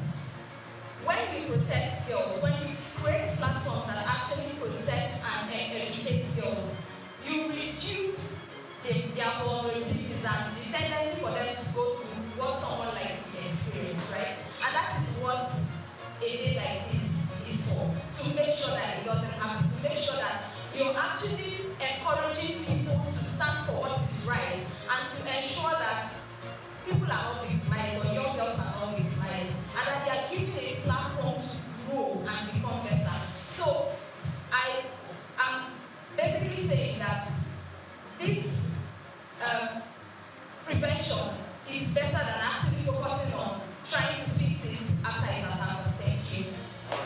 I just wanted to add that when we talk about the girl child, we are saying the boy child is more important, but the girl child is the essence. Because if we look at the election process right now, we have more voters as women. The girl child should be encouraged to stand, to speak, to have a voice. We usually say the mothers are responsible for the upbringing of the child, but I'm saying here today that it's all a collective business. Digital divide, information is not readily available to many of the grassroots communities where we work. We run an organization called White Child Activity. We are passionate about the girl child and women. When we talk about digital divide, we're talking about technology not available. So we see in many communities in the grassroots, the girl child fine has improved that progressive era of the girl child should stay at home. But we are saying education is many grassroots communities prefer to put the one child in school, and they say, okay, let the girl child stay at home. So when we are talking to women, sad to say that they are like our just in next year, we see more of the boys in school than the girls, very close to us here. And the government is doing a lot, Lagos State is trying. We have a lot of agencies that are working, Ministry of Women Affairs that are doing their bit. But when we talk about technology, we still have have a lot of things to make available to the girl child. We have the World Literacy Foundation, for example. What they are doing for the girl child is they are able to come out and tell them this is the community where the girls are not being encouraged to go to school. They are ready to say, okay, let us set up some equipment, but this information is not available. How many NGOs, how many civil societies are aware that there's a group like that that is ready to do so much for the girl child? Thank you very much.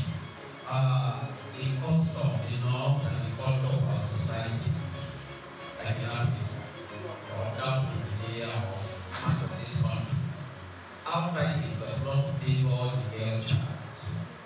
Just as the last thing I just mentioned, there are some things we believe in this country that is right, which is absolutely wrong. One, that priority be given to a male child over the girl child, without giving them equal opportunity, because either due to poverty or as a result of religious belief.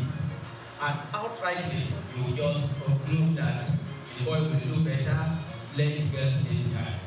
And then we promote the boy child over the girl child, give them education, take care of them, and we don't believe that the girl will end up in man's house. That belief that girl cannot do better, that girl is limited, that girl has inefficiency, is very bad. And the religious belief as well, and cultural belief, I'm sad to say that some people believe that, look, a child girl is just for making money due to poverty. Let's analyze. When a man is so poor, or is poor, and he has 3 or 4 children, and maybe out of them 2 are boys, 2 are girls, he's looking up with the girl that very soon, at the age of 13, 3 or 14, this one will make me money. Let's say the culture whereby when you are coming for that or whatever, you need 2 or 5 cows. He's looking at himself going to be a potential wealth man. If so, you'll be encouraged to what? To give the girl child out for marriage. And as a result of that, he finds back a lot of essential things, which you should have in life, opportunity to study, opportunity to get a lot of things, and end up descending poverty.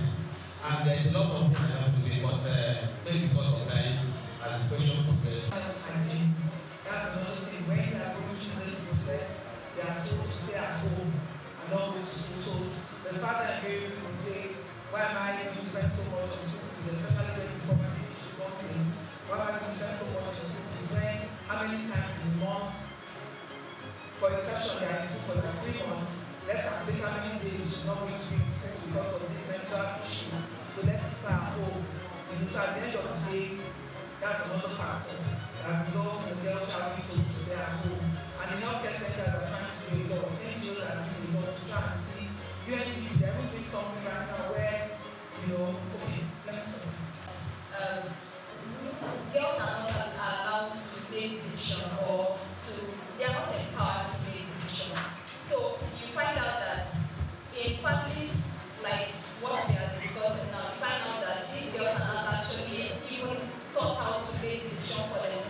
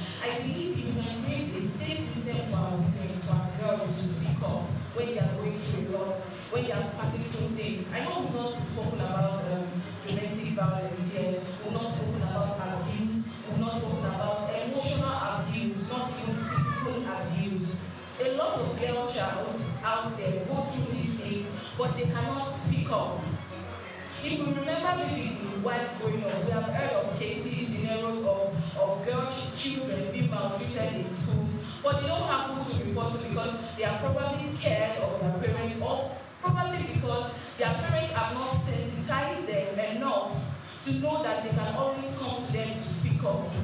Even in our workplace, even in religious organizations, wherever we find ourselves, I think there should be a sensitization and awareness for every girl child to learn how to speak up and not die in silence.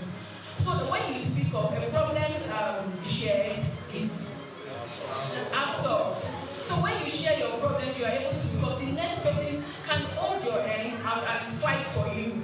She mentioned a point the other time that we are in a system whereby you are being shut down. We run a patriarchy system in Nigeria, we are all aware of that. There was a popular thing that was going on when one of our political leaders said that the wife only belongs, will remain the housewife and the other, I don't know if you can remember the incident. And you know, there was also an advert that was trending one time when a man gave birth and wanted to break the news to the mom and was like, Mama, it's a boy. If you realize that at some point that advert was taken down for obvious reasons. So that is what we are talking about. A system that allows a girl child to speak for themselves. And so to bring me back to my first point that says awareness, sensitization. Speak to these young girls. If many of us can remember back then in school, we have listened to some speakers that were invited to our schools that motivated us in one way or the other to do better. We have some people that saw probably a young core member that came to school and you just determined in your mind that I want to be like this core member. So I believe there should be sensitization programs for a girl child. Is not informed.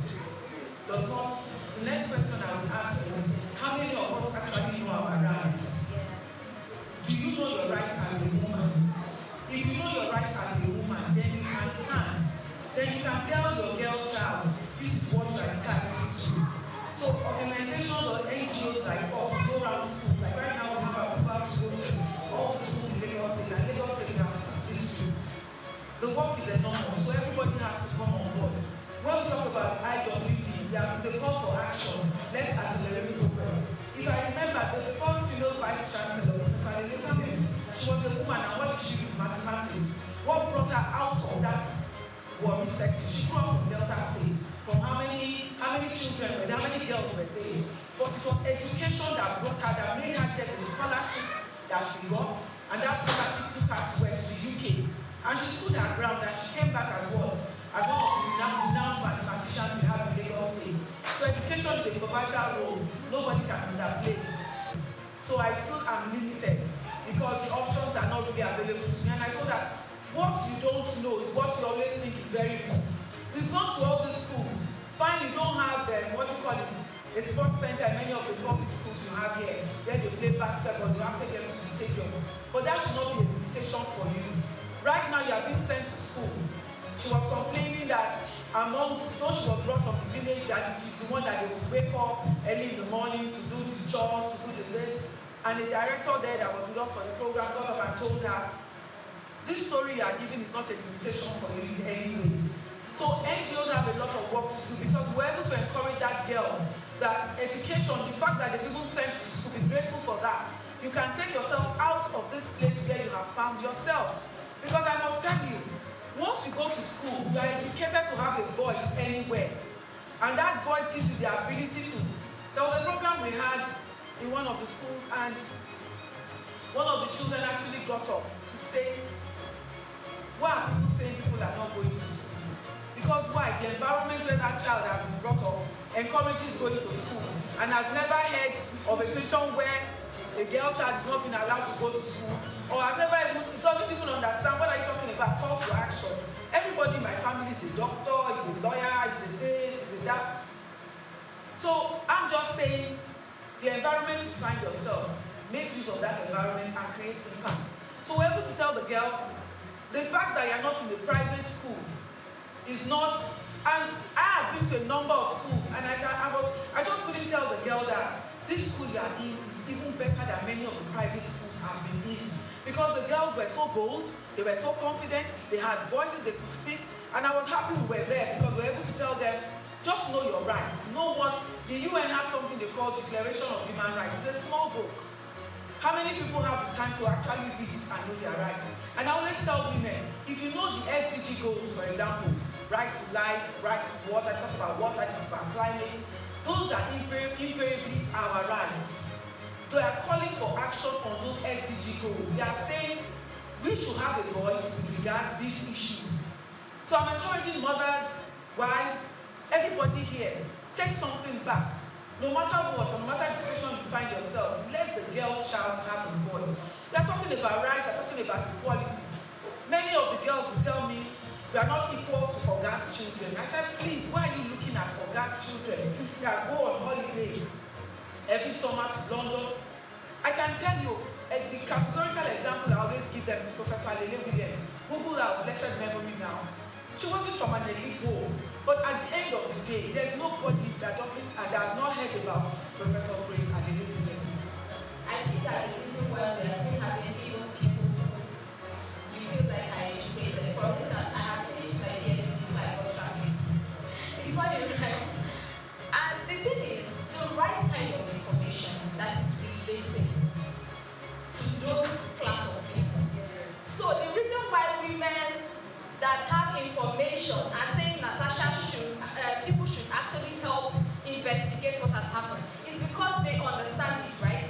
Now, the ones who are doing a march against Natasha is because they don't understand it. So if you're going to take information to that kind of community, you have to make it relatable, make them understand. You're taking sensitization and awareness to a school where you know that these children barely even have access to 3 square meal. Make it relatable. Teach them what they actually need to know about their rights. Right? That's what is actually going to help advance this information that we are passing. There are people who know the value of education. And there are some people who don't value education up to now we are talking.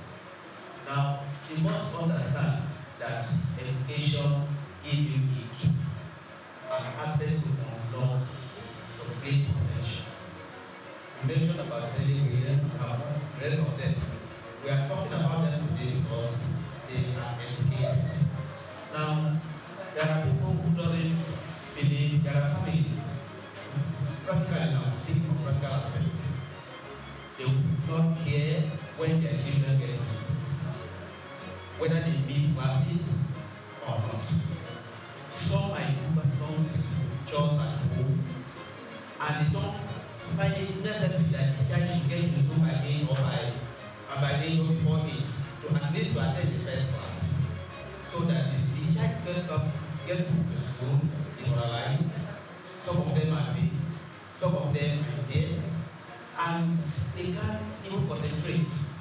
So what we need to do most of the time, we come there, relate to them, talk to them, give this child the privilege of Shiksa, so that she will be able to concentrate at school and learn. I'll give you a scenario of a child left in the school, and the child close by 1 or thereabout. So, you see, they just push their child to school and they let the child or the school take care of. They don't care what happens after the school, and they don't even know that the child's life matters. The child will grow up and to understand that they will not later. The parents will include. Somebody will take their children's homework or whatever. But what am I saying these days? So close by 1, 2, 3, 4, 5, 6, 7, 8 in the night. I was able, but what is okay? Let me go to police. I'm going to buy food. I can't live with this because the gate man there have problem with sex. So if you reach China, eventually I don't know if something where you are from. Where are you? Say it's not that. They are only one of them. They are afraid. Can you think about that? So at least the child you want to go to come to school and come again and you do a homework and this and that. So we should give priority, you see, to them. Let us have interest in what they are doing. That the best legacy you can give to a child is education. give them money, give you whatever, they will end up destroy everything and go their own level. There are literally in this country that are not of the African because they are known.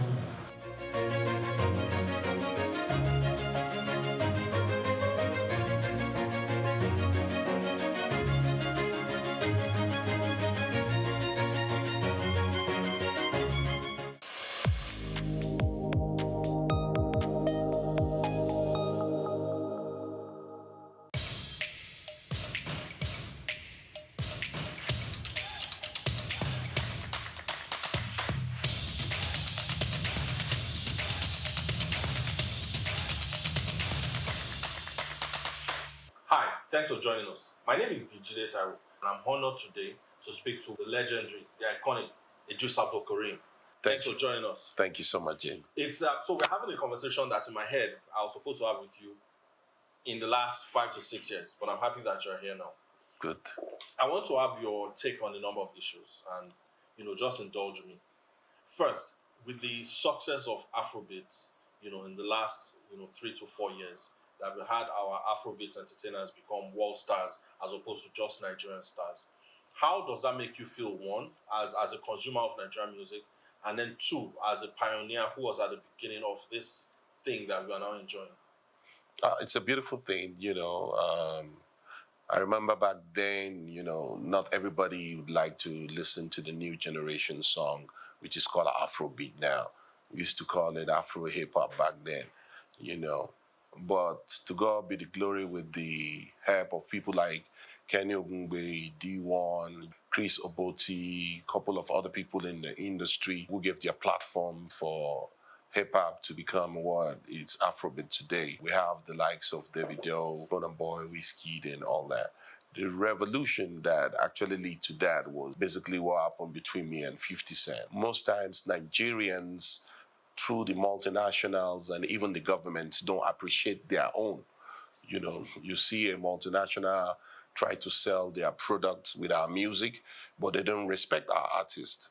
I can categorically tell you that back then, when 50 Cent was invited to Nigeria, I remember how Nigerian artists were chased from the backstage just because 50 Cent wanted to come to backstage. So what is the essence of you inviting 50 Cent from America to come to Nigeria and perform alongside with our own artists when you're supposed to allow them to, meet and greet and get to understand how the industry works, how American business work and all that. But you rather chase your own artists and treat them like animals. 2004, right? The American rapper 50 Cent was invited to Nigeria to have a concert at 4 city concerts, right? That's right. And then they had done the first one.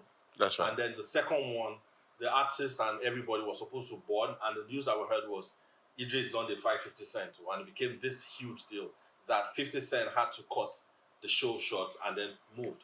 I've heard the game, Young Buck, a number of other people tell the story from their own perspective. One of the most craziest experiences that I've had, Nigeria, Lagos, Nigeria. We was on a plane. We was on one plane. We had chartered this one big plane for everybody who's on the whole entire show. One of the guys felt like we were sitting in, 50 was sitting in his seat, right? And the guy had, made a big scene like, yo. And security was like telling them, yo, you sitting in 50 seat, chill, can you get up or whatnot. So the security kind of probably, took it as if, he finna, yo, bro, what's going on? So he grabbed him, roughed him up, and, like, yo, man, hold on, and walked him on up off the plane. I don't know who that dude was.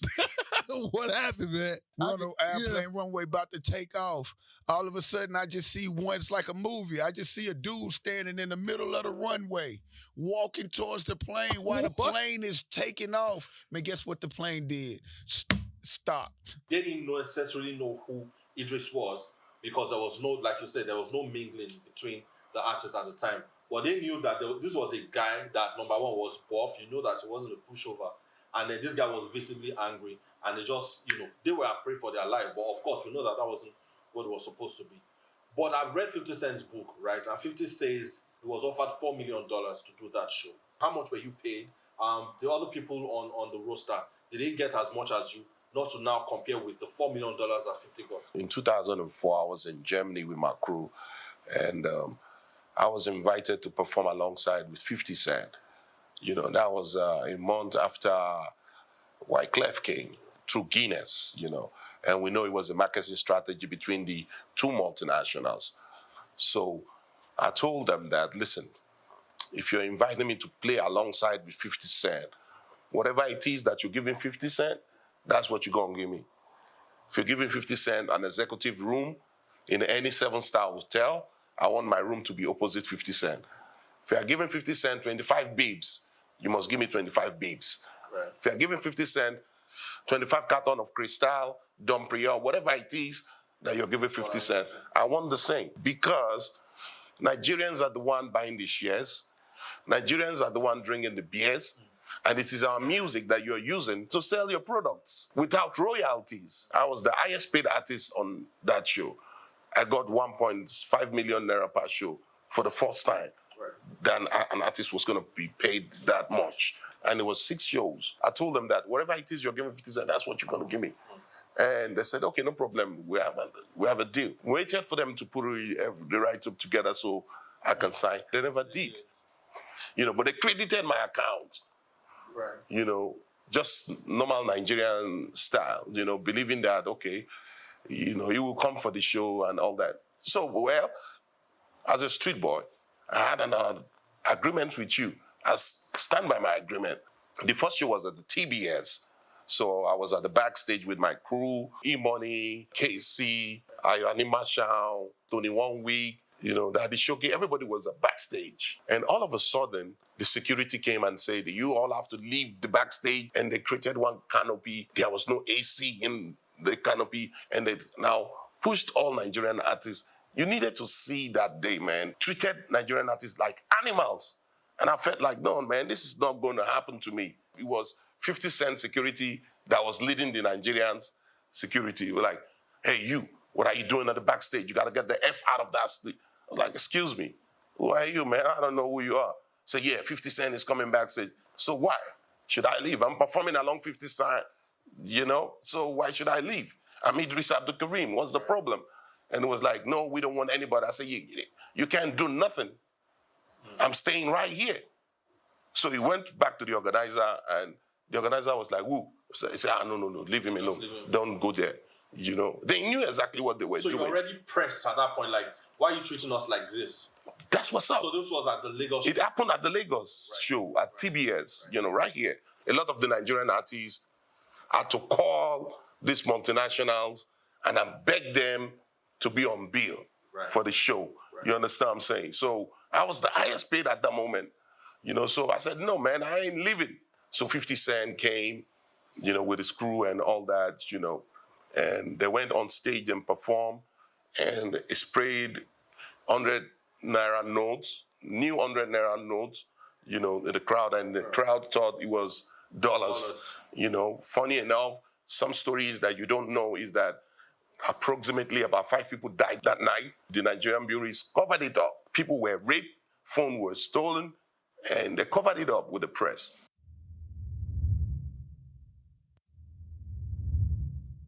So basically, you know, got to the airport around 8 o'clock, waited for 50 Cent and his crew for almost 2 hours, 30 minutes. And they finally came. I was seated on the business class and walked up to me and said, yeah, you got to get the fuck out of that seat. That's 50 Cent's seat. And I was like, excuse me, we don't speak fuck in Africa. I don't know what fuck is all about. My name is Idris Abdul Karim. I sold 4.6 million copies in a pirated country. Why don't you come tell me how the American market works? The reason why we're all happy you're here is because we want to learn from you. You know, get to know you and learn how the American market works. And he went back downstairs to speak with the organizer. I was watching the organizers, and they were like, you know, they don't know. You know, so he came back and said, yo, we just spoke with the organizer, and they said they don't fucking know who you are. Before I know what's up, man, they attacked me. So the security kind of probably, you know, took it as if, he finna, yo, bro, what's going on? So he grabbed him, roughed him up, and, you know, like, yo, man, hold on, and walked him on up off the plane. About 12 of them, they attacked me. Then my boys came from the economic class, so Malo, everybody, you know, to come and, you know. And meanwhile, Nigerian artists were there. They were all like, everybody was while they were coming in, A lot of them were even saying that it's into they do, waiting being problem said. Into they do. Meanwhile, they were not on the bill of the show. They were called to beg to be on the show.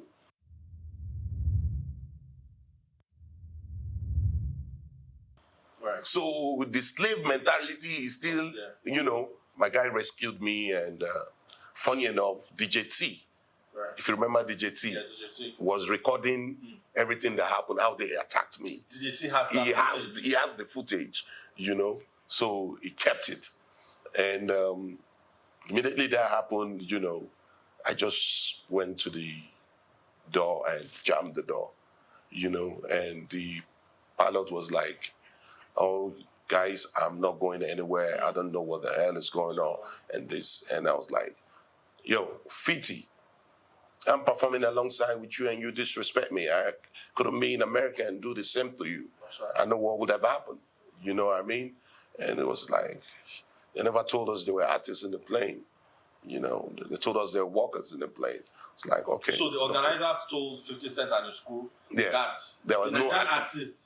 Are not artists. No. Yes, that there were workers who basically just wanted to follow the... Right. It's like, they finally opened the door and they said everybody should get down. So I came down, and the Nigerian breweries organizers, the chairman, Chief Odumegu, right. He walked up to me and was like, "Idris, we're sorry, it was our fault that we didn't do the necessity and all that. But 50 Cent asked you to come and have a handshake so we can move to..." I was like, "No, man, I'm not doing that." Why did you feel strongly like that, even when you wanted to have a handshake? Because from the beginning, they knew exactly what they were doing. And for me, that was a revolution. That was a fight to rescue my people from slavery. I know it was going to affect my career, but I'm going to be a hero for the rest of my life. And I had to take that risk for Africa. Stop treating us like animals. We have talent, we have content, we're just like the Americans. The reason why Americans are what they are is because their leaders created a beautiful platform for them. From the politicians to the multinationals, to everybody in different platforms. So it is our own responsibility to do the same for ourselves.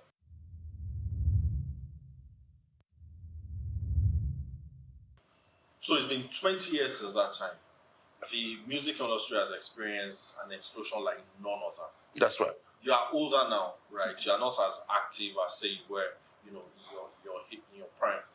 But do you feel a sense of betrayal looking back now, like people that are benefiting now don't understand what I had to give up? And at the time, were there active people that were trying to blacklist you? Oh, of course. For me, it was a revolution. You thought of it like, I'm going to do this for a cause? Yes. Or you just wanted to make a statement right now? No, for a cause.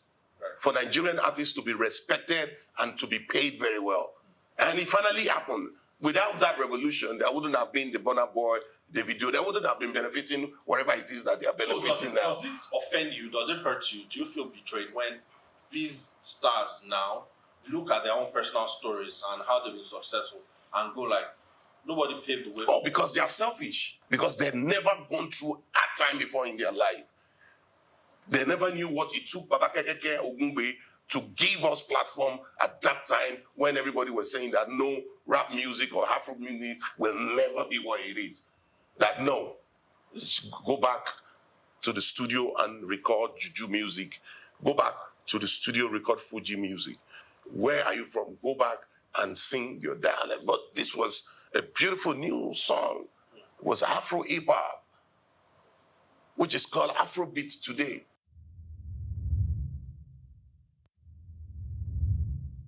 There's a tendency for people to be fixated on Idris, what Idris is saying, how Idris is sounding, or Idris fought with 50 Cent, or Idris did Nigeria Jaga Jaga. To me, I think it removes sometimes from the quality work that you've done, right? And we're talking about with the remedies with you as a solo artist. Do you look back on your discography and wish it was produced at a different time? Are you happy with what you were able to do for yourself with Eddie, with Kenny Music, and with La Cream and every other thing that you've done? Do you think you came at the right time, or would you have preferred to have come like now that it's easier to make music and easier to... I came at the right time. If I didn't come at the right time, I wouldn't have revolutionized the industry. Today, there wouldn't have been what we have today. That's how you feel? Oh, yes. The point is that it was 21 years ago that I sang Nigeria Jaga Jaga. And it took Nigerians 21 years to understand the meaning of Jaga Jaga because they have started feeling the heat. Nigerians forget easily. But now, you don't hit everybody. Now, people, before, they dance to the beats. But now they listen to the lyrics like, oh, okay, this is what Idris was saying 21 years ago. Even Obasanjo himself has become the chief campaigner of Jaga Jaga today.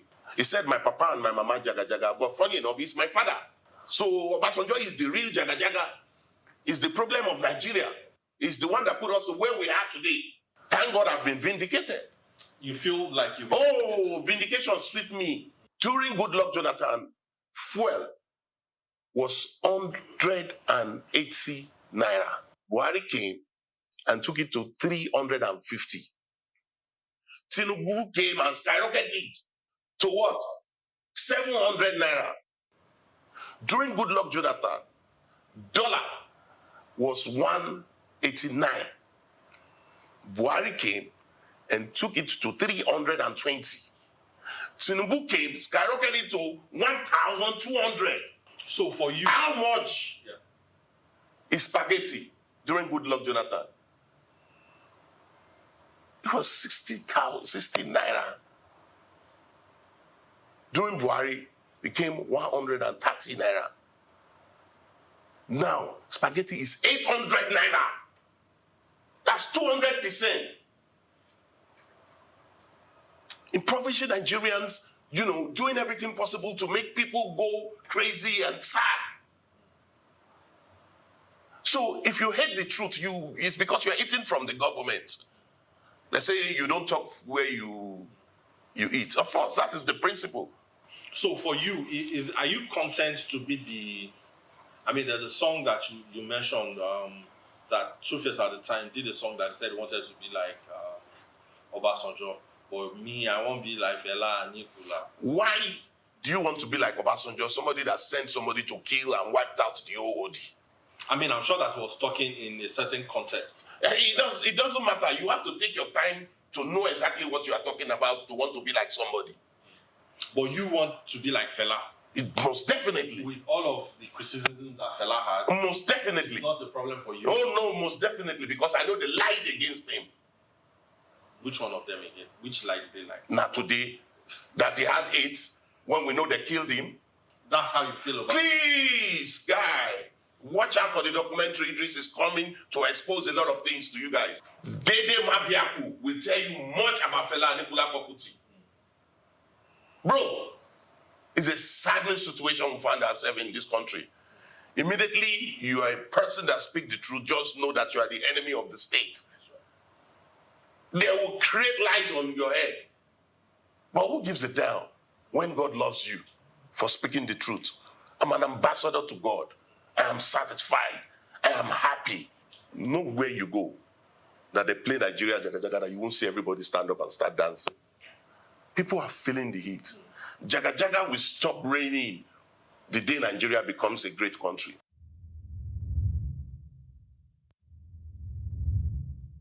Nobody can accuse Idris Abdulkarim of not saying his mind, right? Whatever, either in song, either through your social media, you say it's how you feel it. Do you feel like that often makes people want to stay away, like, nah, Idris on too much, or you don't care once you get your truth off? Anybody that hates the truth is the enemy of the state. Funny enough, most of the enemy of the state are part of the state. You can imagine that after DJ T recorded everything that happened, Charlie Boy was the P-Man president at that time. And he came to the airport, and his responsibility was to take that off and fight for the artists. But he went behind and collected money from Nigerian bureaus to blacklist me. Do you know that for a fact? Or are you kidding me? You know that for a fact? Are you kidding me? Where is the tape? Ask Mr. DJ T. Ask now. DJ T will tell you that the tape is with Charlie Boy. So he used it to negotiate. Now today we did for Nigeria, where we don't know what's in the apple. I say it all the time. It's all over the internet. I'm not scared to say my truth. That's right. There are a lot of truth that I haven't even said. Because I'm waiting for the right time to say those things. So I'm coming up with documentary very, very soon to expose a lot of things. It's interesting that you mentioned that there's a documentary in the works. So typically, it appears like for the last 20 to 25 years of Afrobeats, there hasn't been much storytelling, deliberate curation of this period. That's right. Count how many people have done books. That's right. I've done 2 books. That's right. Right. There's been only 2 documentaries, and you have all of these icons and legends that are growing old by the day. How do you think that we as Nigerians should invest our time and resources into curating the stories for history and then for posterity? Yes, most times you flash back and get to understand that even in our schools today, history has been taken off the curriculum because it was intentional for a lot of people not to understand their history in order not to stand up and fight for it. How would you do that to your citizens? How would you do that to your own citizens? Just because of the bad things that you have done, you don't want Nigerians to know so they don't wake up and revolutionize against you tomorrow. Right. So my advice for individuals is never lie to yourself. Stand up, appreciate yourself, unite, forget about religion and tribal sentiment. Unite in any group that you are, in any platform that you represent, in any government that you represent. Stand up and know your right and fight for your right. Invest also in your right. Invest in everything that you all do. Unite together and speak in one voice. If not, forget it. Them say I fight 50 cents. See them out, them just say and anyhow. Them say I don't go exile. Mr. President catch you, he go flog you. For your information, they met Mr. President 101 inside us rock. Them say I don't go make them again. Them say I ain't got no game. Tell this music I'm back again. Take a head, do you want? Them say I don't like government because they treat my people anyhow. Them say they no give me show. They won't see how rude boy won't survive. They travel to America and Canada, Asian, Caribbean, South Africa. Met you the Soviet, you were doing it right. Now I'm back home, locked and wicked and inside. For my friends will love me. I thank you well. Idris is back again.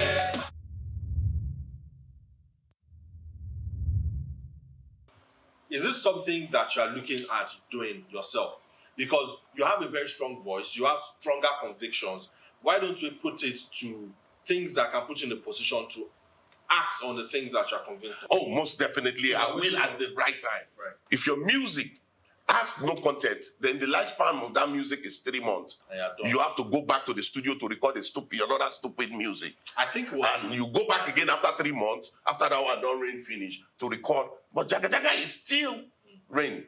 Mr. Lecturer, BBC had to send Kiki to go into the campus to find out if it was true that lecturers were actually harassing the girls. But you saw what happened. You saw the fact. Lecturers were caught red-handed. Right. And this was harassing girls. About. Do you understand what I'm saying? Jaga Jaga in itself, I know that it was inspired by certain things, but was it you rebelling against, leadership at the time? Was it you being, like Jesus said, the ghetto reporter, just reporting what's happening on the streets? But was that how you felt about the country of your birth, that has given you everything? Do you feel, or did you feel at the time that it was Jaga Jaga? So let me tell the world that it's Jaga Jaga. Or was there a bigger message that you tried to pass across with it? I was nominated to raise the Olympic torch alongside with Professor Patu Tomi, Dora Kinyuli, late, may her soul rest in peace. May you continue to rest in peace, Mommy. We love you. Larry Izamuje, Shegun Odegbami, and a few other people, Now, time now to go on to KK, live at the airport as he welcomes back Nigeria's contingent from carrying the Olympic torch. But for the Olympics is right around the corner, and we have some Nigerians that represented Nigeria in Cairo, making things happen for Nigeria. Because this is the first time Nigerians are participating in Olympic torch relay. And the very first time the torch is touching base on Africa. Let's check out Idris Abdul Karim, Nigerian music legend. Tell the young people the feeling. It's good, you know what I'm saying? What I just want to say is whatever you want to do, Keep your head up. Don't let no one brings you down. You can actually achieve anything you want to achieve. And we got to Egypt, and we are all together in the same hotel. And late Dora Kennedy was like, my son, how did you get here? I said, Mr. Lecturer got me here. He said, oh, Mr. Lecturer. I said, oh, wait a minute. The song, Mr. Lecturer. I said, yes. I said, oh, wow. People are observing things. People are observing situations. This is huge. Please put up more songs like that out there. Don't be scared of anybody. Make sure you speak the truth, whether anybody likes it or not. And this was, during lunch. Yeah, speaking this way. Yeah. And Professor Patutomi said the same thing to me and encouraged me. Same thing with Shegun Digbami.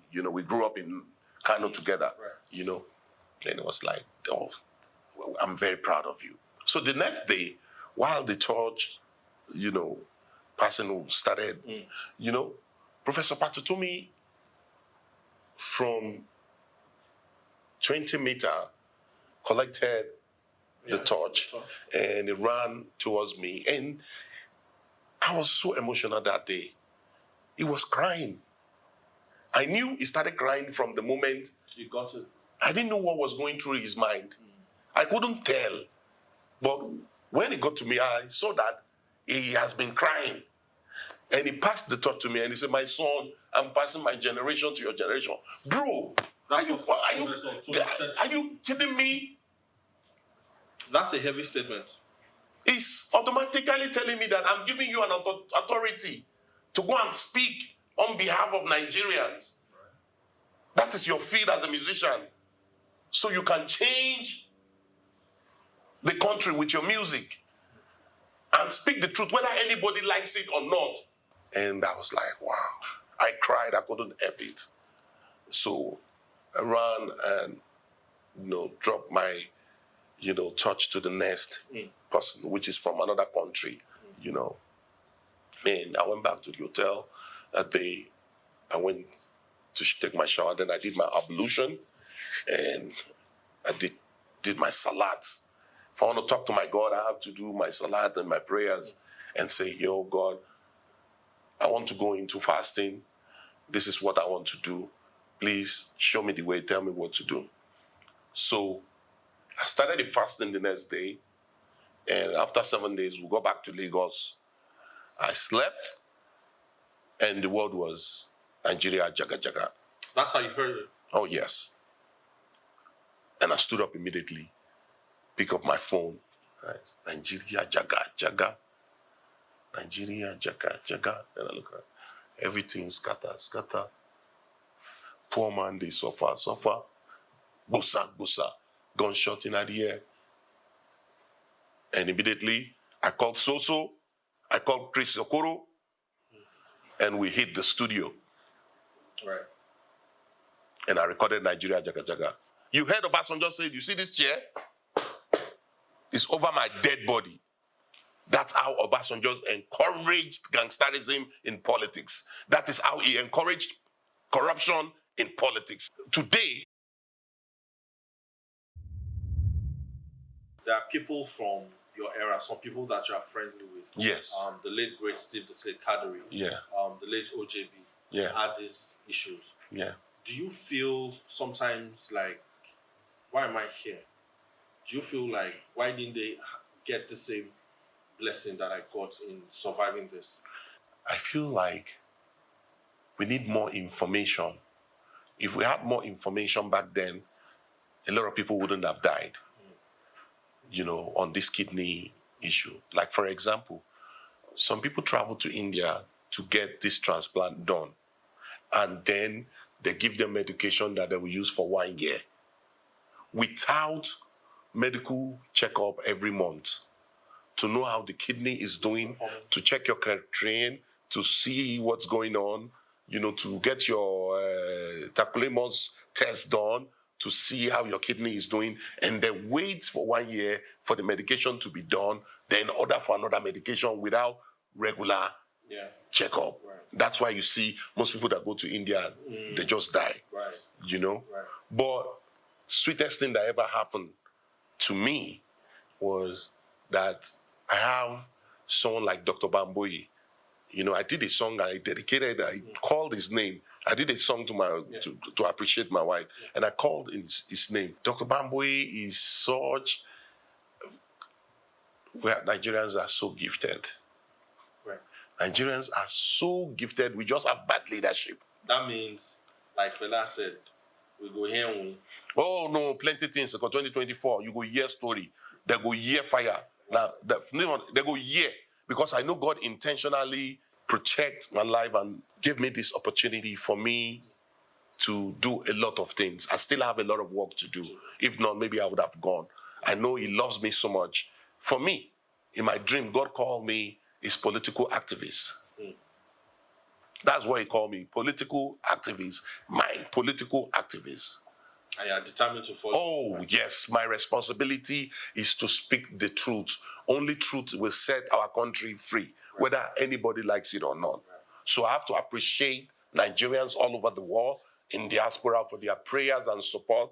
Appreciate my wife, Sekinat Yetunde. I love you so much, you know. May Allah continue to bless you. Appreciate my wife and my children. Appreciate Kenny Ogungbe, you know. Appreciate Chief Allen Oyema, you know. Appreciate my brother Imoni, you know. That's when you know who are your friends, you know, that came out to show you love and support you, you know what I mean? And also to appreciate Dr. Bamboe. May you live long. Thank you for doing what you're doing. I mean, since after my surgery, approximately 12 transplants has been carried out. People come from Canada to come to Nigeria to come and... That's amazing. Do you understand? That's amazing. So imagine if we have great leadership and we have great hospitals and equipment, people will come all over the world.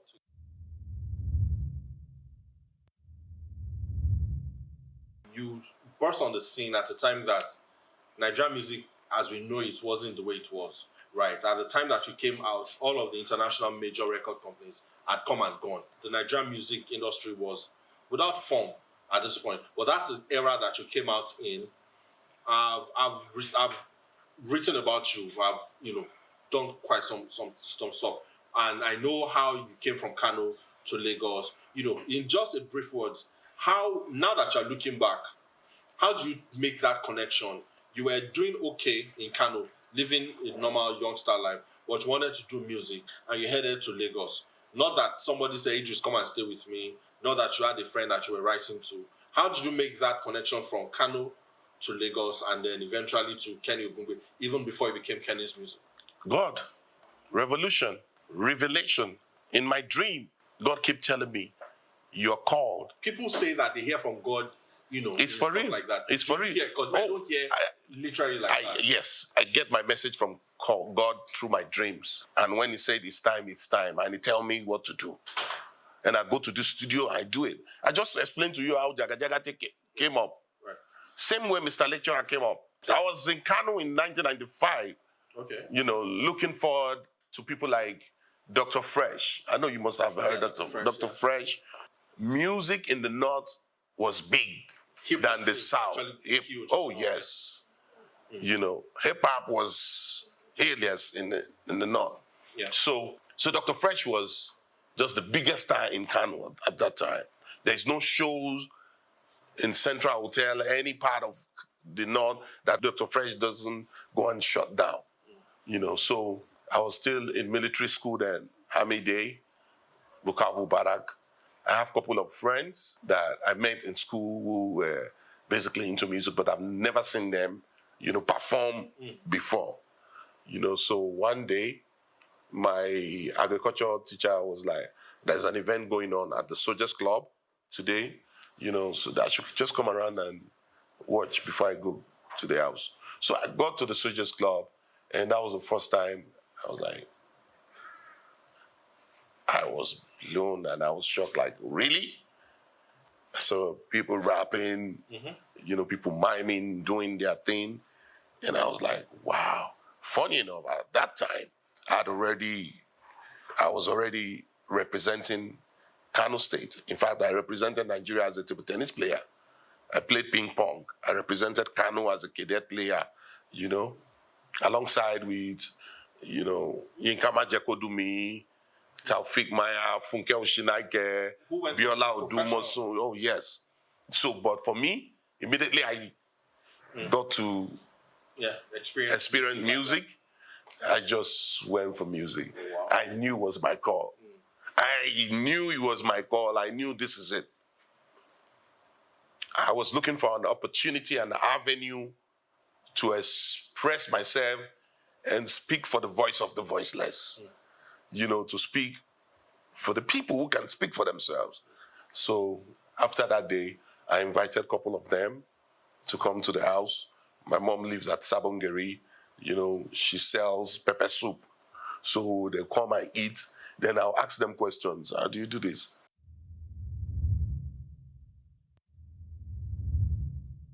There's been certain health challenges that you've had, that some of the people that you were close to, that you knew, had, you know, and, you know, how did that make you feel? First, how did you know that you were ill? Was there specific symptoms that you had at the time that you felt like, this is not right? And then that's just in brief. In 2012, I went for an event. I know how energetic I am when I'm performing. Then I noticed something wasn't right at the side of my tummy. So it was a beautiful performance, killed the crowd that I managed to perform. I went back home, I told my wife, went to the hospital, and stayed to go and do checkup. When I got to the hospital, the doctor was like, my kidney is very weak. You need to give me some medication, you know. So he gave me a couple of medications. Ending of 2022, started feeling the pain more after performances. January 2023, I told my wife, we need to go to, what's it called? We need to go and see a doctor, a specialist that I was told about, somewhere around Ikeja GRA. So went there and did all tests, and he said my kidney is failing, that I need to start the dialysis. You know, told me everything and put me through everything. I agreed to start my dialysis.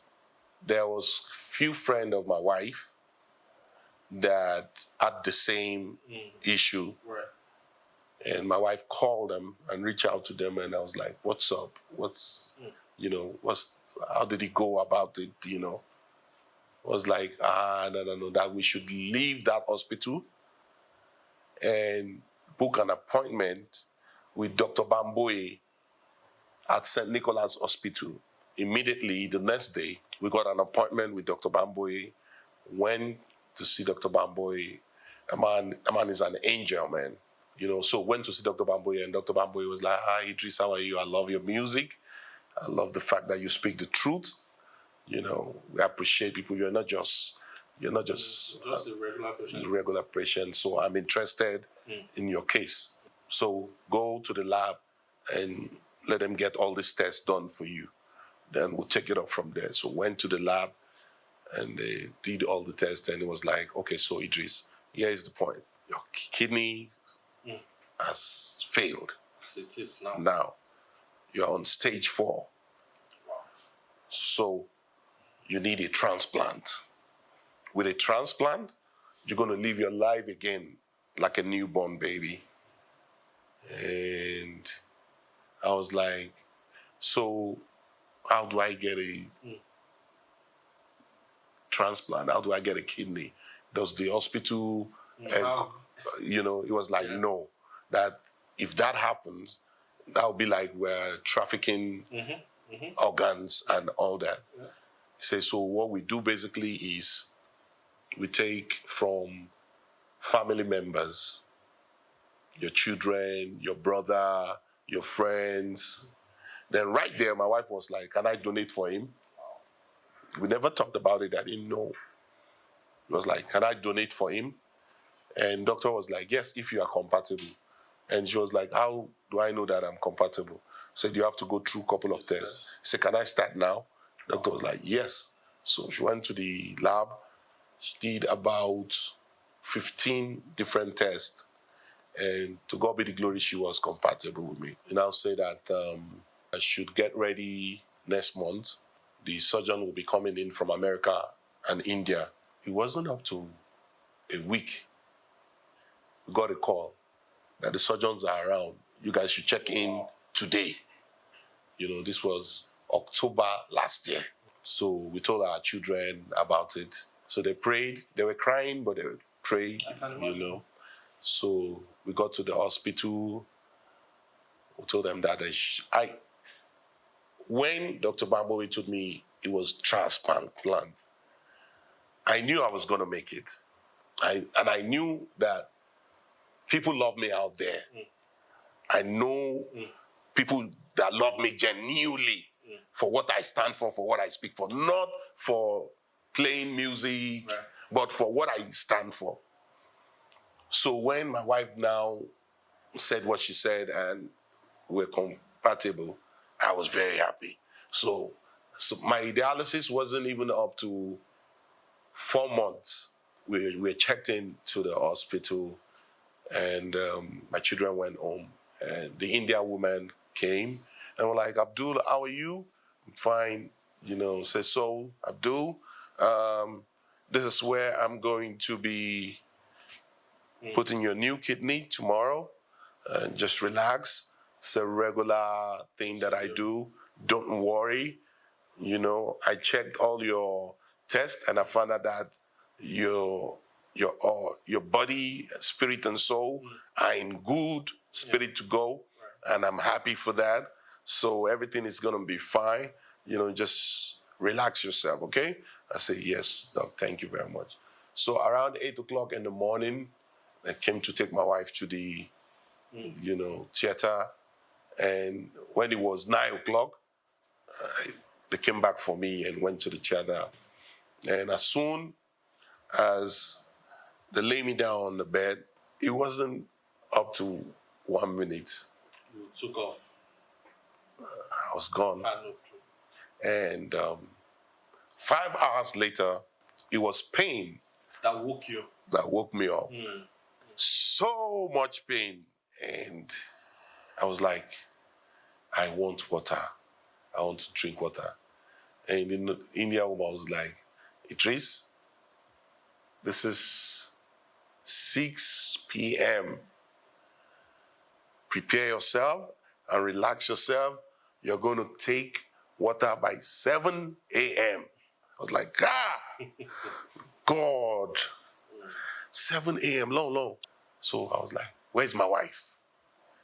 Where's my wife?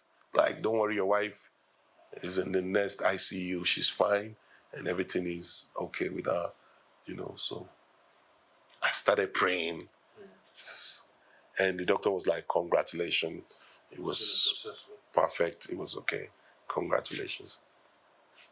I was like, I want to see my wife, because they've done her since. Yeah. So she was okay. She was just smiling.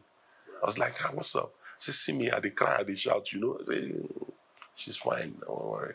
Like, how am I? I said, I'm very, very fine, And she was like, we thank God. Like, then she should go back and rest. So she went. So I was in the hospital, in the ICU for 8 days, Then the pain started reducing, subsiding. Then they moved us from the ICU to the ward, So came to check us for another 7 days. Gave me my medication, and after 15 days, I was discharged. Go back home, show me my medication. In fact, funny enough, I was surprised. When it was 7 o'clock, they brought water for me, I drank. And when it was 8 o'clock, they brought beans, plantain, and beef. And you ate it? And I was telling the doctor that, no, doctor said I should not eat beans. I should not eat. He said, no, you're a new person now. Go ahead, eat. I was like, what? Oh, wow. Like, seriously? Oh, wow. That's an amazing. It's like, seriously? So yes. I was like, God, I give you the glory. Thank you.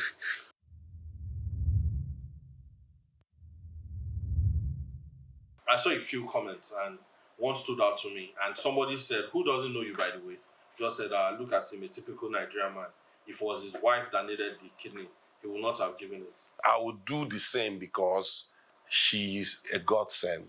From the day that I met her, right, and my mom saw her, she's a godsend. I would have done the same. I mean, which woman will give her husband a kidney if the man is not a good man? It's not possible. That's a good point. The woman will not go. If you are a bad man, no woman will want to give you a kidney. That's a good And everybody that knows me know that I love my wife so much. And I don't joke with family. I love family. Nobody's perfect, actually. But I don't joke with family. I love my wife so much. Right. So if I was in a position, I would have done the same thing.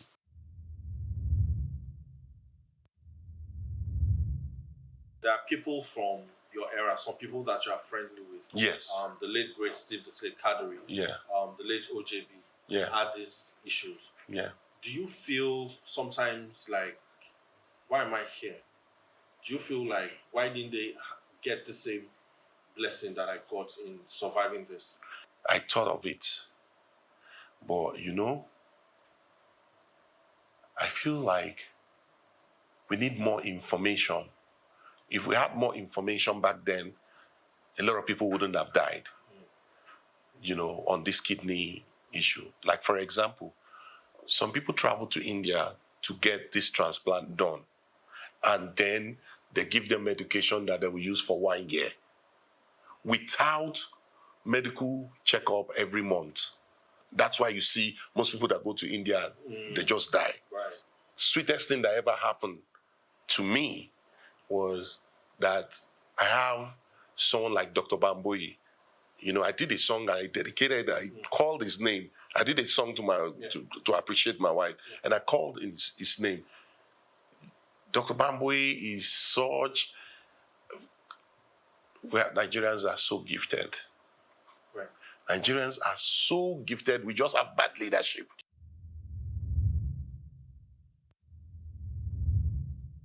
And now that you are newly born, that means, like Fela said, we go here and win. Oh no, plenty things. Because 2024, you go hear story. They go hear fire. Now, they go hear. Because I know God intentionally, protect my life and give me this opportunity for me to do a lot of things. I still have a lot of work to do. If not, maybe I would have gone. I know He loves me so much. For me, in my dream, God called me his political activist. That's what He called me, political activist. My political activist. And you are determined to follow. Oh, yes. My responsibility is to speak the truth. Only truth will set our country free, whether anybody likes it or not. So I have to appreciate Nigerians all over the world in diaspora for their prayers and support. Appreciate my wife, Sekinat Yetunde. I love you so much, May Allah continue to bless you. Appreciate my wife and my children. Appreciate Kenny Ogungbe, Appreciate Chief Allen Oyema, Appreciate my brother Imoni, That's when you know who are your friends, that came out to show you love and support you, you know what I mean? And also to appreciate Dr. Bamboyi. May you live long. Thank you for doing what you're doing. I mean, since after my surgery, approximately 12 transplants has been carried out. Wow, by Dr. Bamboyi. People who come from Canada to come to Nigeria to come and... That's amazing. Do you understand? That's amazing. So imagine if we have great leadership and we have great hospitals and equipment, people will come all over the world.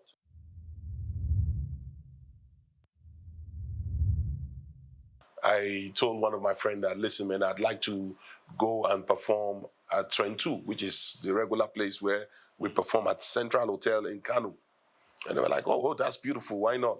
So that day, Dr. Fresh was performing, and I went there and I was invited to come and perform. So that day, I experienced the first politics. I was invited, I grabbed the microphone, and I asked the DJ to play my instrumental. I immediately started playing the instrumental and I started rapping. They removed the wire and they made it look like it was my fault. I got off the stage. In the next 6 minutes, the music is back and everything. And Dr. Fresh came on stage and performed and everything. Oh, okay. When the guy called me, he said, that's the politics. I was like, oh, really? I said, oh, okay. So next time, while I was going back there, I took my DJ along with me. Oh, so you already had a DJ? Oh, I took my DJ along with me and performed my song, and everything was okay. And I killed the crowd. And since that day, I became a competitor to Dr. Fresh. Right. Chased him out of Kanu. And he went to Abuja. Went to Abuja. I heard he's in Abuja. I went to Abuja. Chased him out of Abuja.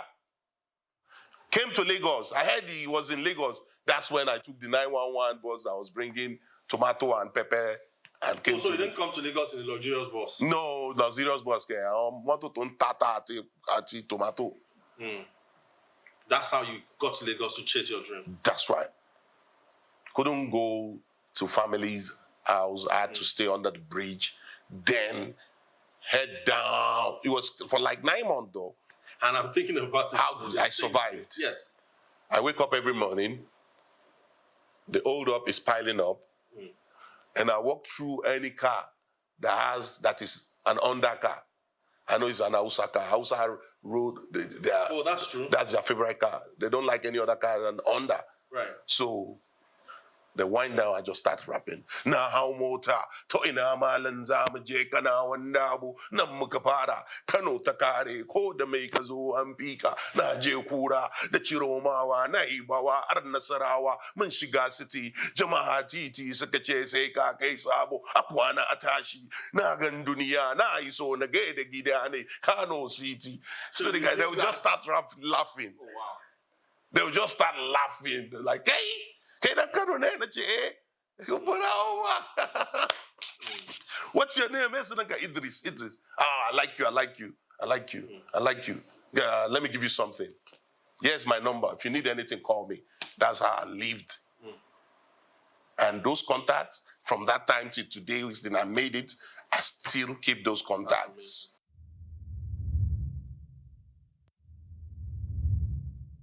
We could have done this for another 3 hours. Thank you, Taiwo. I imagine. Thank you, Taiwo.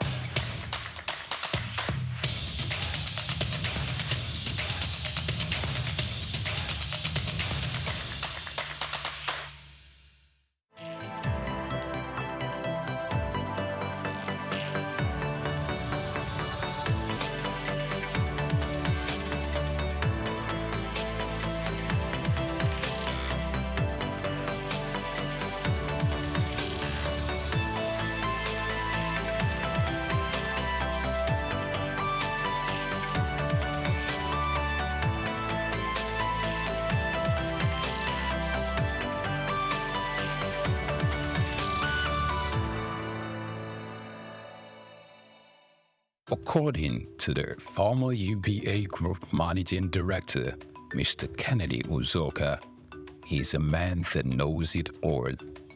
Also, another described him as an encyclopedia of knowledge. The both are not far from the truth of a man whose career has spanned over 4 decades, being part of a dozen organizations in both the banking and manufacturing sectors.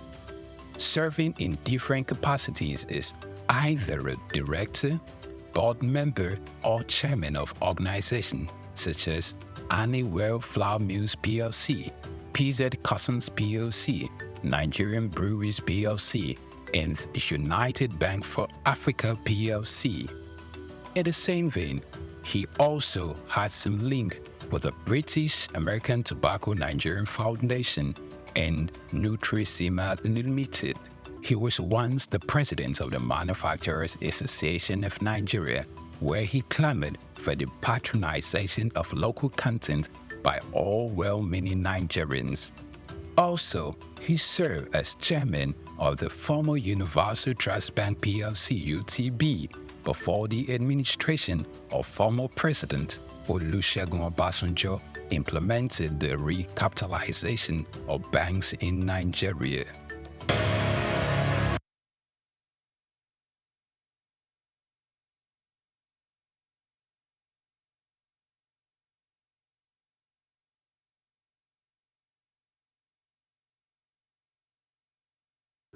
born Kolawole Babalola Jamodu on February 9, 1944 in Odo Ere, Yagba West local government area of the present Kogi State. Kola Jamodu attended St. Paul's Primary School in City from 1958 to 1961. Harvard Business School, Boston, Massachusetts, United States of America from 1986 to 1987. His mother was Mrs. Fumi Olabinwonu. Not much was known about his father. At an early age, Kolawole showed an uncanny drive for knowledge and learning, which will form a greater part of his adult life. His rise to fame hasn't been without its peculiar episodes of challenges. He started his career with the United African Company of Nigeria, UACN, in 1962. 3 years later, he moved to Lever Brothers Nigeria Limited, now Unilever Nigeria PLC, and in 1965, where he received many years of experience of over 10 years in production, commerce, and finance. He later joined PZ Customs Group in 1975 as a group accountant. Chief Kolawole Jamodu, for many who work closely with him, is a go-getter, both in the business arena and an exemplary leader in achieving the corporate governance with a litany of portfolios in diverse sectors. He's a trailblazer practically in many areas. He was the first Nigerian to be appointed as Group Finance Director at PZ.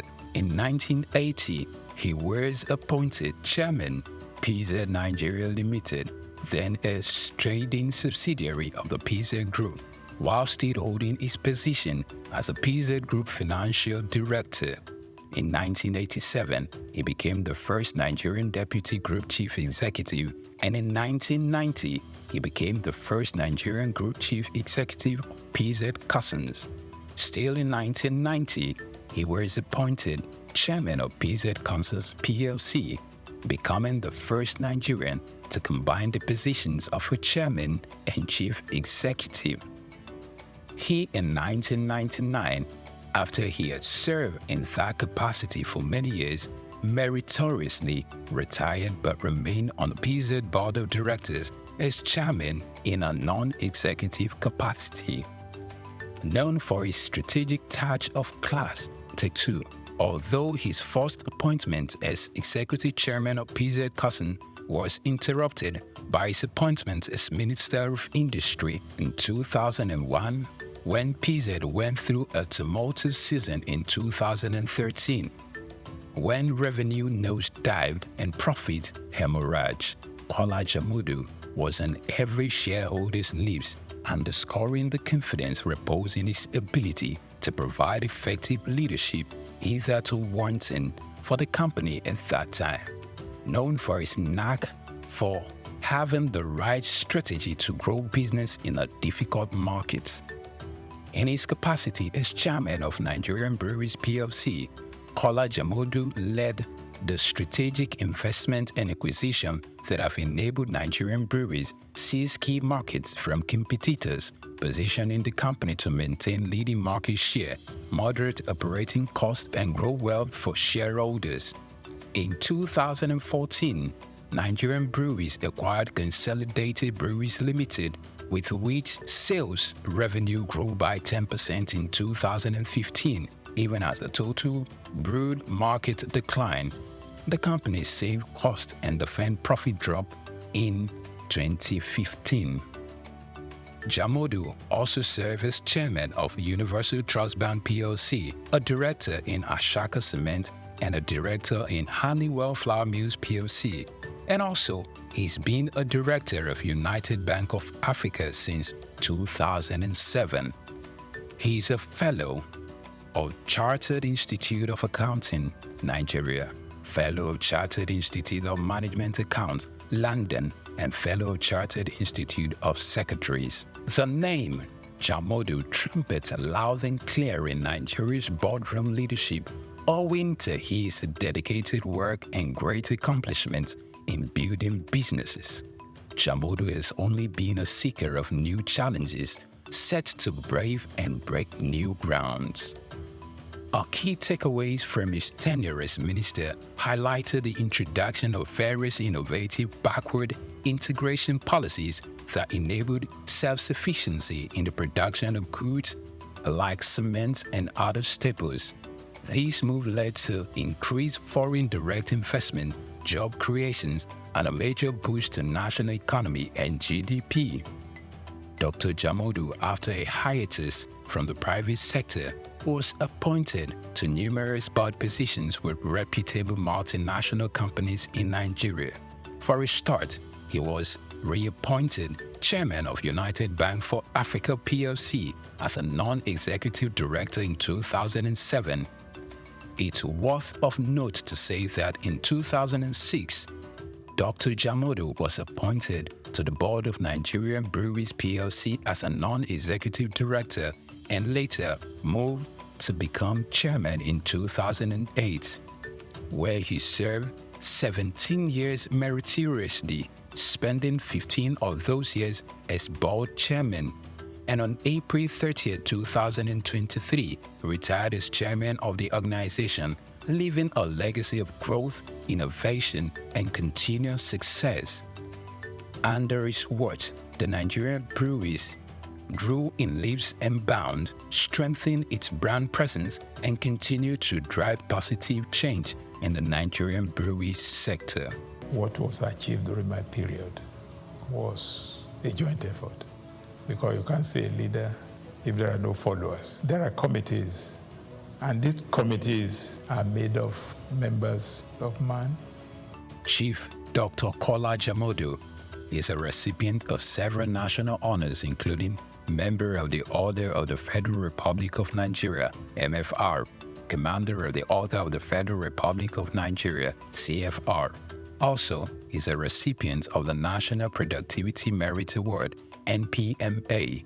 Additionally, he is a Chartered Global Management Accountant, CGMA, a Fellow of the Chartered Institute of Management, London, and Fellow of the Institute of Chartered Secretaries and Administrators. He is also a Distinguished Fellow of the Institute of Directors, Nigeria.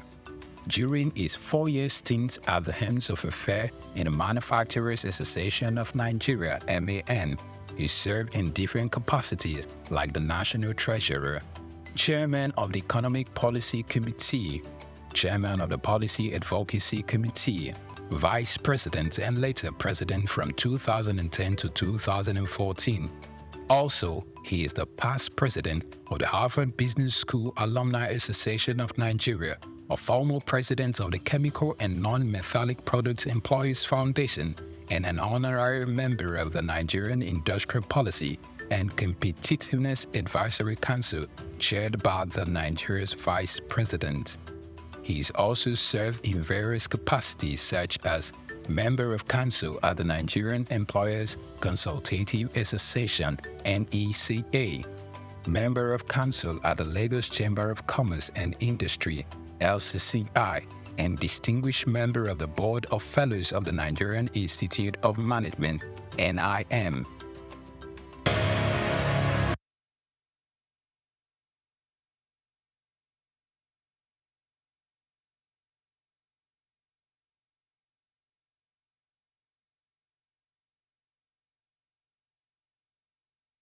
He is an active member of Ikoyi Club 1938, Lagos Island Club, Lagos Metropolitan Club, Lagos Motor Boat Club, Moderates Club, and Lagos Dining Club, some of Nigeria's most prestigious social organizations. Not many people, prominent or otherwise, could be suitably described as detribalized nationalists like Dr. Kola Jamodu, whose great likeness for all and sundry, cultures and tongues, coupled with his numerous contributions to the growth and development of various communities nationwide, earned him several chieftaincy titles such as Ashiwaju of Ere Kingdom, in Kogi State, Are Akpashewa of Ereland. Also in Kogi State, Babalaja of Lagos, Boba Gunwa of Ereland, Kogi State, Maye Bobajiro of Ibadanland, Oyo State, Barakoyi of Oshoboland, Osun State, Mayegun of Ayetoro, Bede, Kogi State, Fiwajoye of Mulipa, Jebode, Ogun State, Ikimba 1 of Oba Nsuka, Ari of Erukuland, Kwara State. Jamodu is nothing short of a legend.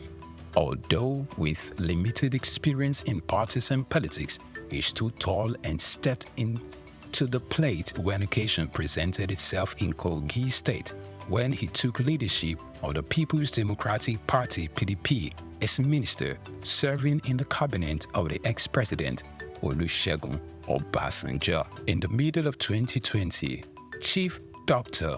Ola Jamodu served as the pioneer chairman of the Elders Advisory Committee (EAC) of Pan-Okun Relief Response Agenda, which played a pivotal role when the world was faced with the coronavirus, mobilizing resources to provide relief materials for the entire Okun people, as well as address various issues relating to the pandemic in the land. He, through the Kola Jamodu Foundation, KJF scholarships are provided to several poor students through all levels of education, primary, secondary, and tertiary levels, medical support to indigents who have genuine medical conditions but couldn't afford to foot the bill. Chief Kola Babalola Jamodu, over the years, his hobbies have been the same: reading, traveling, golf, and badminton. He is married to his sweetheart, Olori Asiwaju of Ere Kingdom, Chief Mrs. Fumilayo Jamodu, and they are blessed with children and grandchildren. Chief Dr. Ola Babalola Jamodu.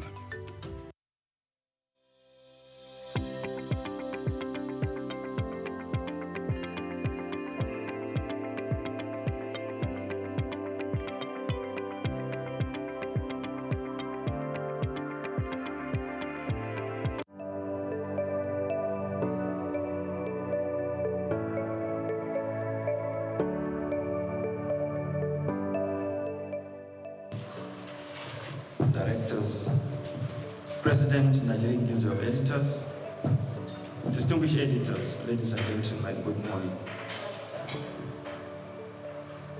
Mr. Chairman, as part of your engagement to engage with various stakeholders, you have met with various groups, and another critical group that you are meeting today are members of the Nigerian Guild of Editors. Of course, you had a meeting with NUG where they selected journalists from states of the Federation, where you share your vision and also seek for their support. It's the same thing we are here today. Editors, before you is the chairman of the ICPC. Before becoming the chairman of ICPC, he was the Commissioner of Justice in Jigawa State. And he has a vision that he intends to unveil, or he wants you to help him so that he achieve this vision. Dr. Musa Ali San is currently pursuing a vigorous restructuring of the ICPC that requires your support, your understanding. And that is why I came to Lagos purposely to meet with you and to seek for that support. Distinguished editors, I present you as one of you.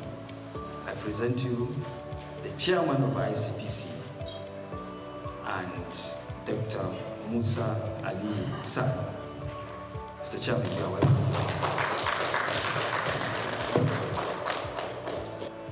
The management staff of ICPC, distinguished ladies and gentlemen, I'm really happy and delighted to be in the midst of these distinguished Nigerians. And I have to say that we at ICPC, we really cherishes and greatly values the partnership with you all, because we know that you are really great and valuable because of the role which our Grand Norm has given to the media. And there is no doubt that your dedication to exposing corruption and enhancing our efforts has been crucial in fostering a more transparent society. And our decision to come here today is part of our determination to strengthen our partnership. This is why this breakfast meeting is not merely an event, but a reaffirmation of our shared mission to combat corruption and uphold integrity in Nigeria. And your support for the ICPC in delivering its statutory mandate, including its robust activities and initiatives in fighting corrupt practices and other related offenses in Nigeria, is really commendable, because you have been really helpful in enlightening Nigerians about the problem of corruption. And I'm personally filled with gratitude that the media has continued to positively boost the ICPC's anti-corruption public communication efforts. Your investigative reports, analysis, and overall dedication to truth have helped in exposing corrupt practices, because there are a lot of stories that you published which help us in our investigation. And most of these stories, they have led us to discovering some massive challenges that is facing, or that are facing our public sector. And if I may recall, there is one whereby it has to do with our youth. The contract is supposed to be executed for the benefit of our youth, but the humongous amount of money was diverted. And it was as a result of one of you we discovered the challenge. So I thank you for the contribution. As we salute your commitment to the crusade against corruption, ICPC under my leadership is really serious to ensure that sustenance and heightening of our collaboration with you. And the media is not merely an observer, you are a frontline partner in the fight.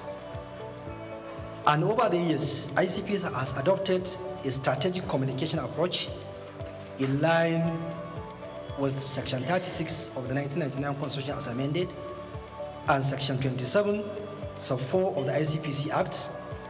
And these laws ensure the protection of suspects' rights while remaining strict, diligent, and stern in our actions. And ICPC will remain resolute in propagating the rule of law and protecting human dignity. And also, ICPC under my leadership prioritizes the protection of whistleblowers and the integrity of investigations. And transparency is a cornerstone of our work, and we will continue to provide verified information through official channels, which include press releases, newsletters, and our digital platforms. May I quickly review some of our engagement last year?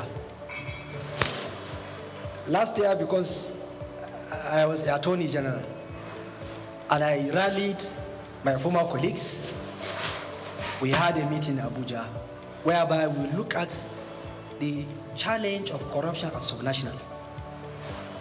We reviewed the problems and also agree that we need to work together. As a former Attorney General, I know that they are critical because they are the chief law officers of the states. That is why I engaged them, and after the meeting we had in Abuja, we started the zonal engagement. We had one in Kano for the Northwest, where we discussed challenges around corruption within the zone. And also this year we are going to the other geopolitical zones to have similar deliberations. And also in September this year we are going to sit down and review what we have done to see how can we partner. Because I feel the attorneys general are critical. And as chief law officers, they need to work together with us, because by section 15 of the Constitution, all of us are supposed to put heart on deck in order to fight corruption and also to see how can we tackle abuse of office. And also, I had engagement with Nigerian Institute of the NIPR, the Nigerian Union of Journalists, ICANN, Nigerian Bar Association, and various stakeholders on how can we partner in the fight against corruption.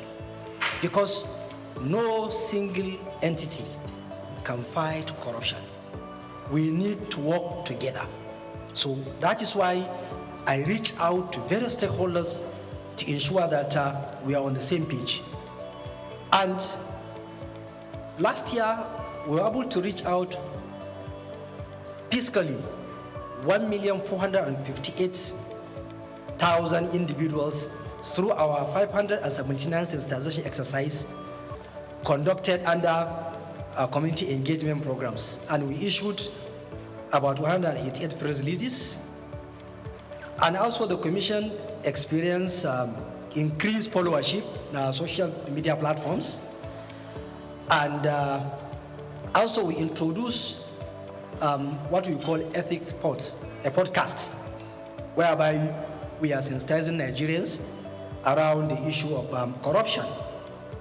And also, there is no way we can succeed without having planning. Our strategic action plan 2024 to 2028 was unveiled last year, whereby we gathered stakeholders and discussed it, because that will be our focus on how we can work. And our strategic action plan is in line with the National Anti-Corruption Strategy, which has 5 pillars: corruption prevention, issue of enforcement and punishment, ethical reorientation, and also enlisting public support of Nigerians, so that, and also recovery of proceeds of crime and management. And this is the area whereby we have upscaled our activities to see that we trace, recover, and manage the process of crime, and also to remit it back to the Consolidated Revenue Fund, so that we won't allow those allegedly took away what did not belong to them to go away with it. Because if you allow them, once they accumulate the process of crime, no doubt they will use it and also to fight back. And also they will deprive Nigerians with what they are supposed to have in the issue of infrastructure. So that's why we focus seriously in that area of recovery of process of crime. And also ICPC, as you know, that it has laudable programs. And one of the key issues which I focus is that I ensure that I consolidate all what the previous chairman of ICPC have done, from late Justice Mustafa Akambi to Professor Wasoni. I ensure that all their programs are intact, and I'm building up, so that I want to ensure that we maintain that organizational culture of ICPC, and also for me to enhance what they did, most especially to focus on digital transformation, because this is an area whereby we need to use technology in the fight against corruption, most especially in the area of analytics, artificial intelligence, that we'll be able to analyze huge data. And I'm sure you are aware of the constituency and executive project tracking, which ICPC is well known about it. And I know last year we were able to track over 1,500 projects, which has value of over 600 billion naira.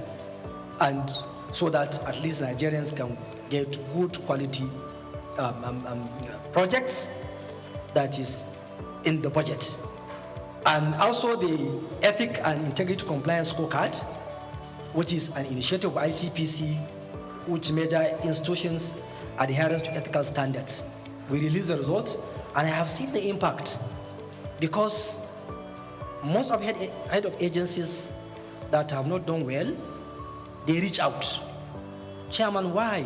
What are our challenges? Can you help us to see that we overcome these problems? Which is really good, because I have never thought that it will have that impact. And why? Because of you here. You have gave it wide publicity. So because of that, most of the head of agencies now, they reach out. Please, how can we do well next year? So I thank you for the assistance. And also our sexual harassment prevention program, which is tackling corruption linked to abuse of power. Last year, I know that we had engagement with the one civil society, where the ministers of the Minister of Education, then Professor Tahir Mamman, and the State Minister Yusuf Tonko Sununu, they were there. The former Minister of Affairs was there, and also over 20 commissioners of education across the country, they attended, because we discussed the challenge around the problem of sexual harassment, most especially in our tertiary institutions, because our students are victims of this challenge. So that's why ICPC has been doing its great in that area, so that we ensure that we help our students, we protect them from sexual harassment. And I'm sure that you are aware that currently there is one of the senior academics that is facing trial at Abuja Federal High Court on this issue of sexual harassment. So, and we are determined to ensure that where there is credible evidence, any sexual harassment complaint tabled before us, we will make our efforts to ensure that we investigate it and also take the matter to court where there is evidence. Then there is our Anti-Corruption and Transparency Unit, Act 2, that they have been doing well in the various MDAs in order to help in ensuring that there is transparency and accountability in MDAs in this country.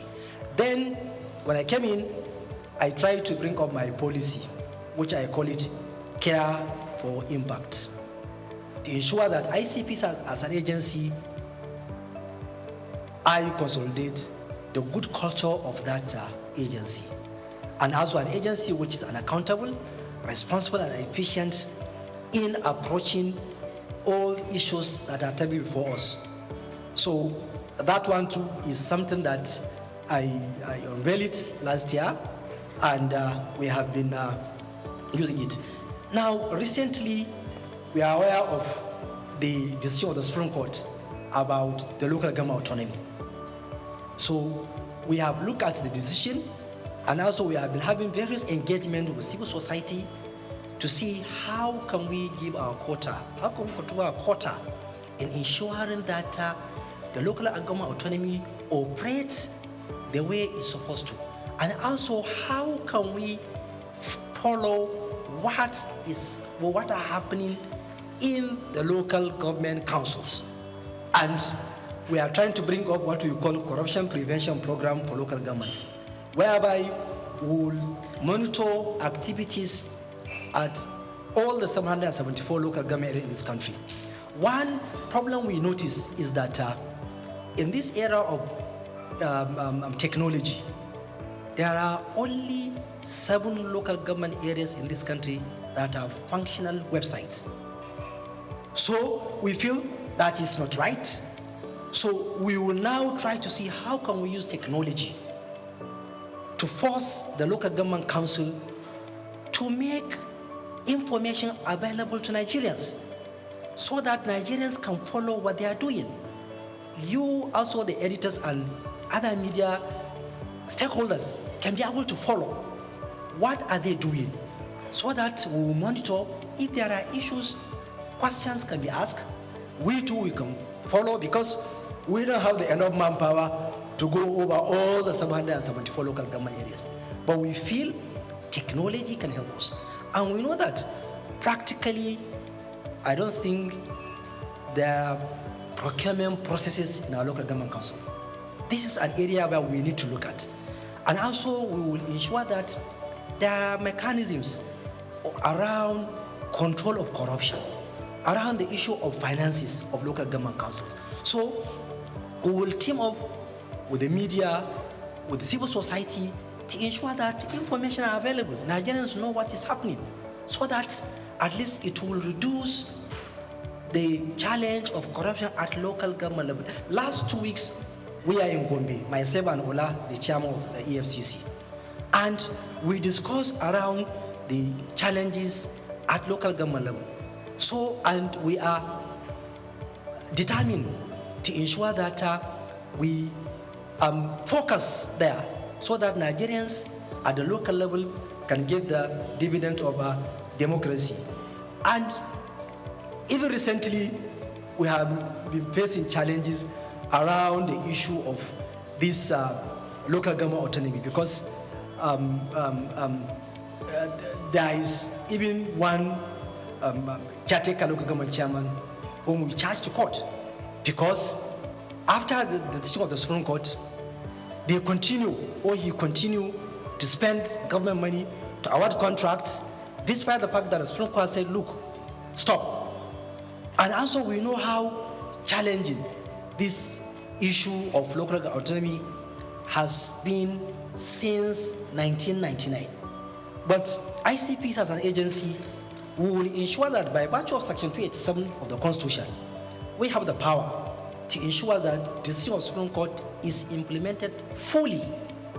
And also, I'm appealing to those who are making attempts not to comply with the decision of the African Court to please desist. Because Supreme Court is the last court. Once it delivers a judgment, we must comply. That's what is rule of law. Because ICPC will continue to monitor and investigate because any caretaker local government chairman from 11th of July 2024 who spent public funds, who award contract, that is corruption. Because you don't have the mandate. And also the Apex Court has already spoken, so we must comply. Now, in my 1 year in office, there are a lot of international engagements which ICPC engage in.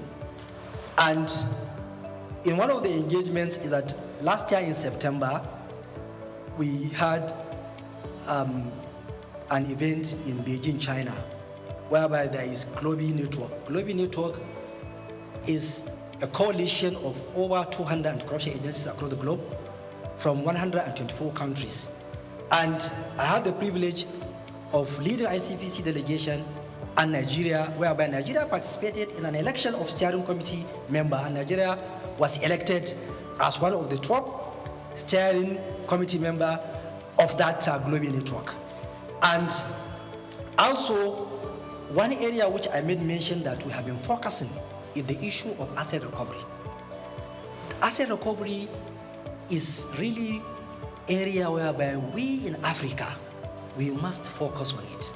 Because we have seen how our own resources have been taken outside the continent, going to the global north. So that was why at the African Union level, If you may recall, in 2015, there is Thabo Mbeki high-level committee, whereby the heads of state of African countries agree that there is need for a forum of asset recovery practitioners in Africa. And the processes of bringing up the forum, it was last year that the forum was established in Ethiopia, Addis Ababa, and I was elected as one of the representatives of West Africa, whereby we met in Arusha, Tanzania in November, whereby I was elected as the interim chair of that forum to try to galvanize the 55 African countries and corruption agencies to ensure that we come together to see how can we help Africa to recover and repatriate stolen assets that are kept somewhere else. And we agree that, look, apart from slavery, which is our own human resources that was taken to other continents, there are a lot of stolen assets of Africa outside the shore of Africa. And we know what is happening. Whenever you want to trace and recover, the experts outside Africa will charge you huge amount of money to recover all professional fee to recover those stolen assets. So that was why we say, no, we need to come together as Africans. Let us identify our experts within the continent. If we need somebody to trace, Nigeria doesn't have the expert. It can look for Ghana, Kenya, or any other African country. Do you have the expert?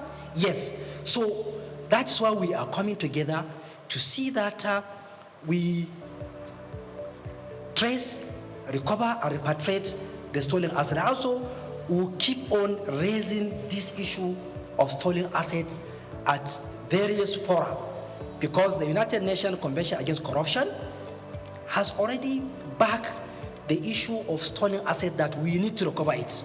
So this is an area whereby that I'm chairing now, and we are trying to see how we will make efforts to see that it has seen the light of the day. And distinguished editors, we know that corruption thrives where there is silence or in silence.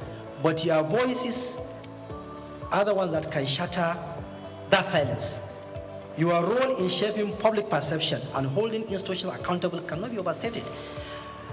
The more Nigerians see what you write, what your opinion about this issue of corruption, the better for us. Because they will be enlightened, they will know what is happening, they will ask questions, and that will put us on our toes. That will minimize the challenge of corruption. Because we at ICPC, we are trying to see how can we use our mission to diminish corrupt practices through our public mobilization, our own doggedness in investigation, and also to ensure that we follow rule of law. We will be patient in investigation. No matter how long it will take, we will do it slowly but surely. We will reach our destination. And also, we at ICPC will ensure that we deepen our own relationship with you, the media. And I'm appealing to you to come to our aid. Try to understand the terrain we are working. It's not easy terrain. Whoever worked within that corruption cycle will know that it is not easy, because it is an area whereby you are fighting those who are already determined to continue to pilfer our resources. It's an area whereby those who engage in corrupt practices are really determined to peddle information that are not correct in order to try to bring controversies so that to divert the attention of the main issue. So fairness, hearing from the other side, is what will help us to discharge our mandate. And ICPC, for the past 25 years, has consistently maintained ensuring that there is fairness and the fair hearing, and also we do not engage in anything that will bring damage to people because of allegation against them. We will continue to ensure that we will be fair. If you ask questions, we will answer. And like I said, we are appealing to you to reason with us because of the terrain we are operating, which I know I don't need to elaborate. So that's why there is no way we will not come close to you. There is no way, because we need you, because Nigerians need to know what is happening. That will project the good image of our country. That will make foreign direct investment to come into our country. That will make our youth to have job. We know what is happening in this country. We know that a lot of youth are roaming on the streets looking for job. And the youth are the future leaders of this country. So, and it is through you, by helping us to propagate our activities and also to bring issues that will project good image of this country. By doing that, we will make Nigeria great, and also will tackle the challenge of our corruption.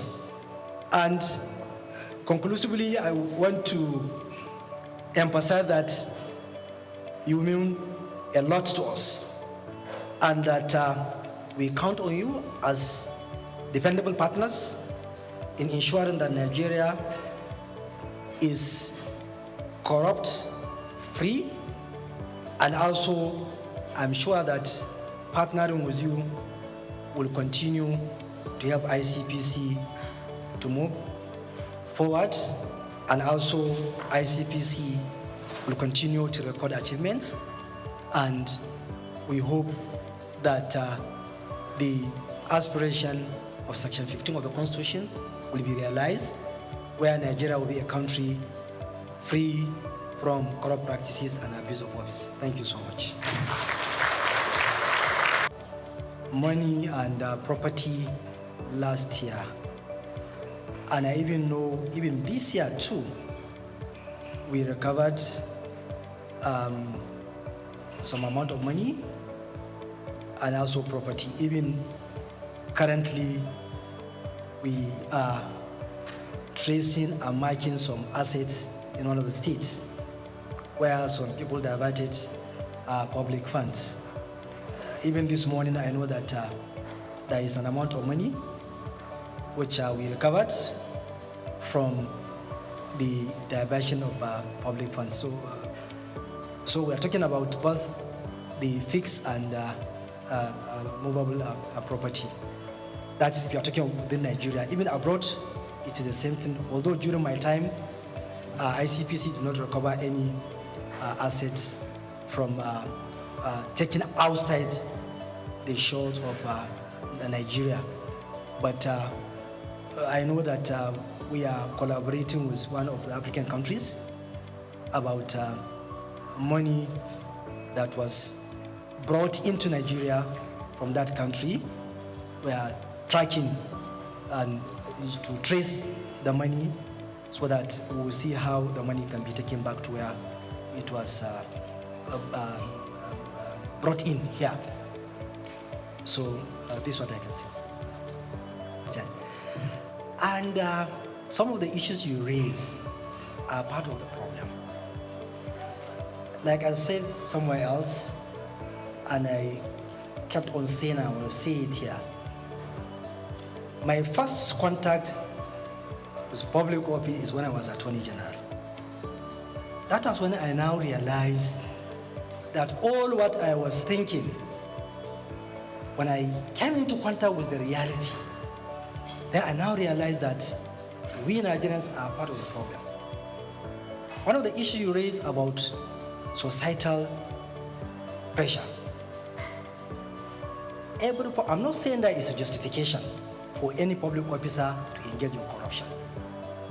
But if you, I'm sure you have had one or two discussions with those who are holding public office. The kind of stress pressure that public officers are undergoing in this country is too much. Because the family, the friends, associates expect you to give them money. And this is one of the factors that is now pushing those in public office to go into that. And I noticed that any public officer who resists, you are considered as awkward, very difficult, and they will keep on pressurizing you that if only people that are strong that can stand that pressure. And also some people too, they are even daring, will tell you, I was a victim when I was Attorney General.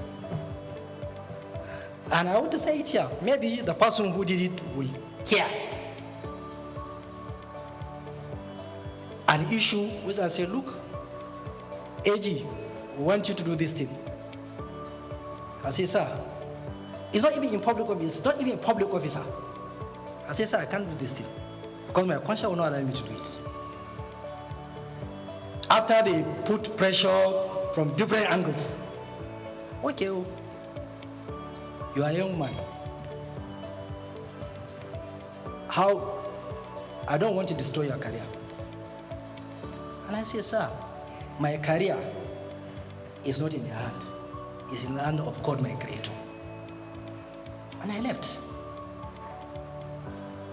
What followed, it wasn't pleasant. I had to battle for more than 1 year of series of blackmail, from one blackmail to another, just because somebody wants to get money, and he can only get that money through me. And I was put under intense pressure to succumb, which I did not. What followed was I was put under serious stress. Now, the second problem is there is this theory. Whenever the corruption, if you look at it, if the benefit is high, the risk is low, people will keep on to engage. If people know that if you engage in corruption, it is really highly risky, you will lose your reputation in public. People will never consider you as somebody who has reputation in the society. People will be careful. If you know that the punishment is going to be very harsh, people will be careful. But if the risk is very low, the benefit is high, so people will continue to engage. So that is why we need to look, how can we strengthen our laws to ensure that those who engage are punished seriously. And also, you, the media, you have the role to play in sensitizing Nigerians that those who are trying, please try to support them. And distinguished, I want to tell you that there are good people in this country. Every part of this country, there is no part of this country that I did not come across people that detest corruption, people that are serious, people that help me. I met a lot of people that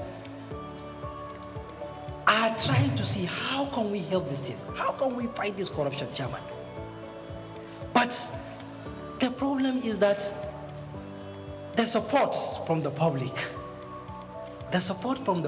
sometimes people are not willing to support because they feel, you know, what you are doing is not worth it. And also because of the pressure, so people feel like, okay, let us leave you, go and do what. So this is second problem. And also,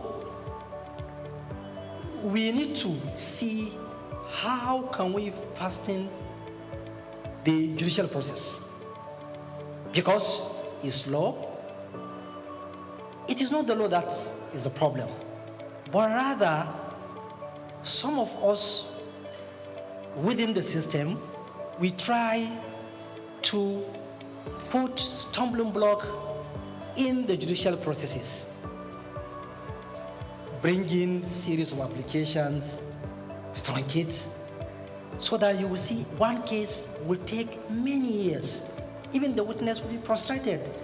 You call a witness today, the matter is adjourned, and I'm not saying that it is the fault of the judges. No, it is all of us, the lawyers, and also other stakeholders, that we know if your client has an issue, as a lawyer, you know, because once you look at the facts and the proof of evidence, you'll be able to know that my client has an issue. Okay, how can we help him to face justice so that all the process of justice, the court and the system should be fair to him? But you will see that that slowing down is also another factor. That you will see somebody engage in corruption. When you take him to court, it will take many years.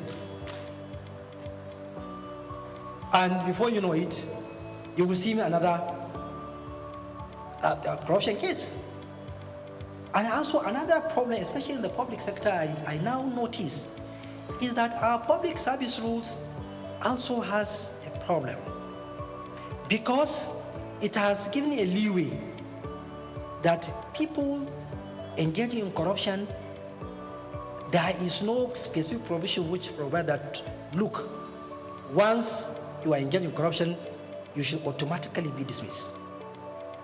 But some, you will find that after ICPC are investigating an issue, it has taken somebody to court, even if you secure conviction, you will not realize that the agencies are not willing to edge out those people. They will leave them to continue working. Because I feel any public officer that is convicted, he is not supposed to continue working in public agency. He should go. If the Constitution will say that conviction of embezzlement and fraud attracts disqualification for a certain period of time, I think there is need. Any convict should not be allowed to work within the public service. It should just be aged out. And that is why now, as chairman of ICPC, we are now going to exploit the Code of Conduct, Bureau and Tribunal. Any public officer with secure conviction and the agency refuses to edge him out, we will send him to Code of Conduct, because they have the power to edge him out. So there is another way, so that we don't allow people to continue. So these and other issues are part of the problem, why the problem of corruption will keep on coming and coming and coming. And also the institutions are really weak, because there are a lot of vulnerabilities where people are exploiting in order to commit corrupt practices. That is why we need to focus on technology. Technology will be able to give you the threat. You will be able to know some of the things that are happening, most especially around procurement. This is an area whereby there is serious problem because of the laxity and the challenge around that. So that's why you will see that almost you will be seeing issues around procurement be raised in public sector. So this is also another factor that is bringing this issue of corruption to keep on going. And also there is international dimension too. Because if those who are taking or stealing the humongous amount of money, they don't have a place to hide it, then it will reduce. But they know that they can wear it somewhere else. And those countries, I keep on saying, when you say that we have challenge of corruption, why are you keeping the process of crime in your country?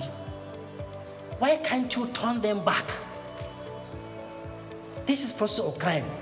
Please take it back to your country, because there is United Nations Convention Against Corruption. And it is a global legal instrument. But you will find out that when they wear the money outside the country, there are a lot of technicalities. MLA, other things that you'll be frustrated because the legal mechanisms are made in such a way that it's even very, very difficult for you to recover.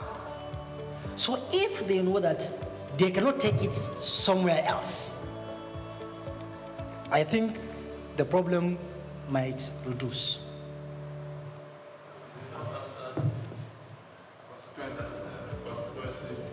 Okay, the constancy project, like I said, we have been investigating the issue because it's a challenge that has been with us for a long period of time. And from what I notice of why the challenge keep on coming is one of the issues you made mention. Because there was a time when member of National Assembly told me, say, Chairman, I have concern. I say, what is your concern? He said, it's about this your concern executive project tracking. You people are doing well, but I know why this issue will keep on coming. On that day, he was telling me the challenge he was facing.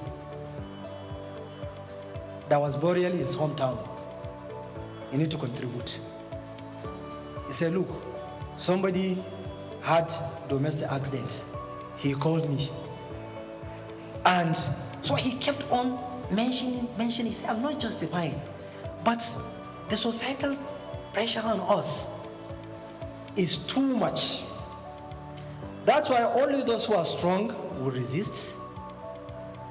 And I don't know whether that is part of the reason why we are having this challenge. And to be frank with you, we have noticed areas whereby some of them did not execute the project. We have noticed whereby some of them, they did shoddy job. We have noticed whereby some of you noticed that, like I keep on saying, a well is supposed to be dig in one place and somebody will just take it to his home farmland. We will see whereby street lights, instead of to be installed on the streets, somebody will put in his house. So these are challenges that are keep coming. And I know that there is one of the newspapers last year, they made a front page story that ICPC has failed to tackle this challenge. And I know that we have been doing our best. And we did a lot because we have recovered a lot. And even currently, I know that there is somebody who is facing trial. A charge will file a charge against one of the former members of National Assembly. The former member is facing trial because of diversion. And also, we know that we have been going to ensure that if you do not execute the contract, you must go and do it. I know that there is a state whereby an ambulance was diverted. We ensure that it was taken to the hospital. I know where a lot of things, and that's why the strategy is good, in the sense that let us recover the proceeds of crime and put it into use. Because if you keep on filing charges and all these things, you will spend many years in court while the actual project will not be executed. And to be fair to them, if you confront them, you show them the proof. Honorable or distinguished, this is a project supposed to execute, you do not. Please direct the contractor to go back to site, or contractor go back to site. They go back. And recently, those who are being used, the contractors, I have been hard on them. If you allow money to be diverted through you, we are going to charge you now. You want to refund that money because you allow yourself to be used as conduit pipe. So we have been doing that and we have recovered a lot. And if I may say that the societal pressure, in my view, is one of the challenges, and also the weakness of the institutions. Because, to be frank, some of the heads of agencies, they allow themselves to be used in these challenges of constituency projects. Because if the head of agencies insists, once there is a contract awarded, that contract must be executed to the latter. Or you insist that you're not going to allow anything to be inserted in your budget, which is not out of your mandate. So if we will do that, then this thing will minimize. But if the head of agencies allow themselves to be used, then this thing will keep on happening. And ICPC, all the corruption agencies, we don't have the capacity to follow all the projects. That's why you, as the media, you can expose.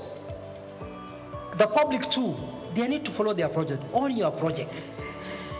If there's a project which is supposed to be done in your constituency or in your sector district, it was not done, raise it. And I don't think there is any public officer that you confront him with evidence that this amount of money was appropriated for a particular project and you don't execute, please go back and execute. You will not say, no, I'm not going to do that.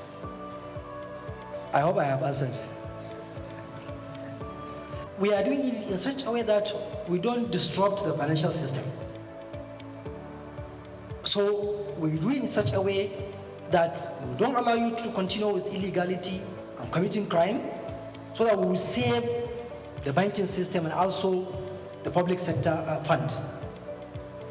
Then on issue of Dubai, like you made mention, in my speech I made mention of proceeds of crime.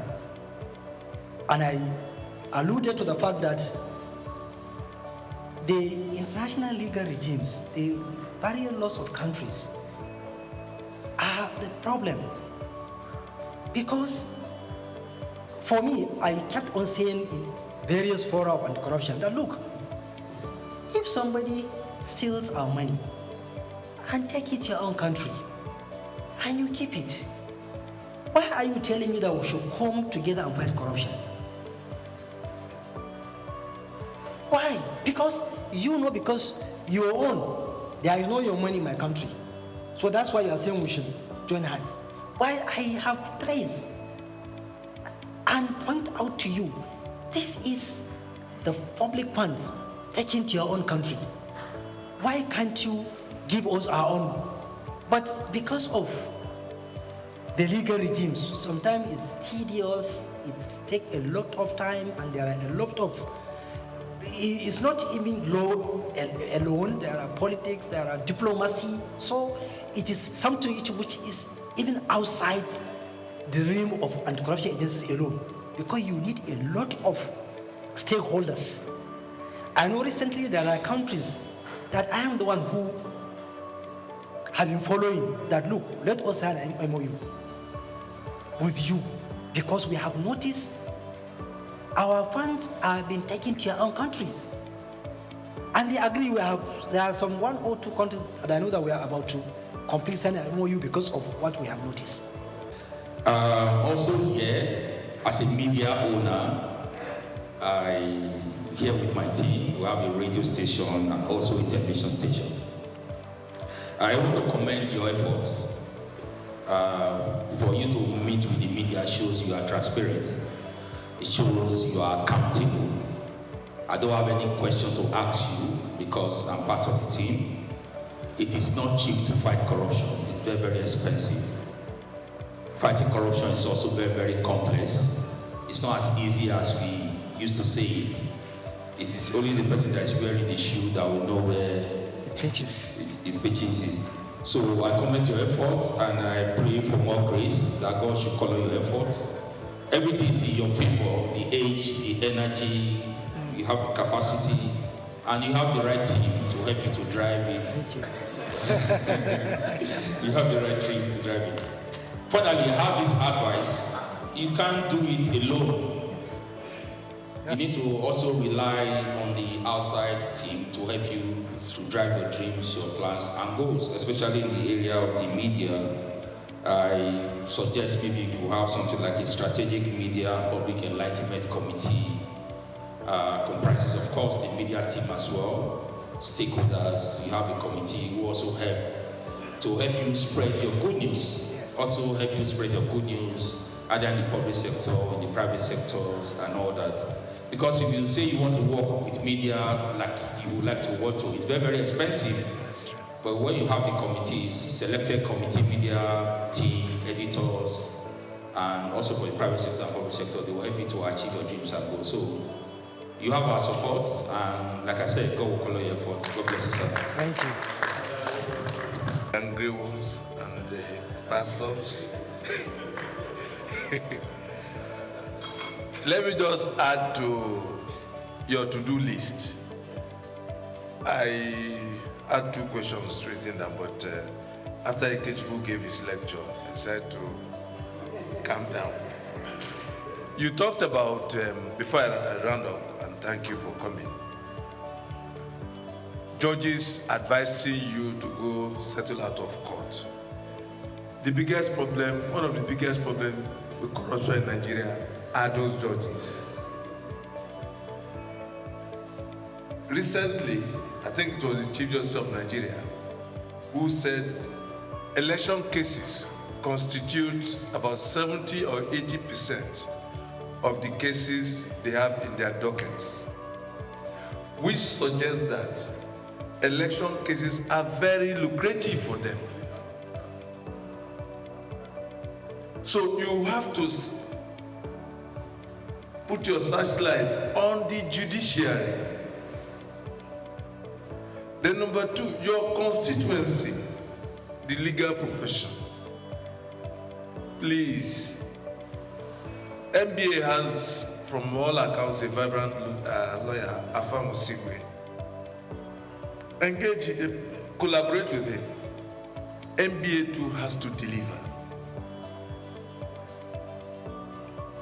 Plea bargaining takes place and judges advise you to go settle out of court. It's because the judges too are corrupt.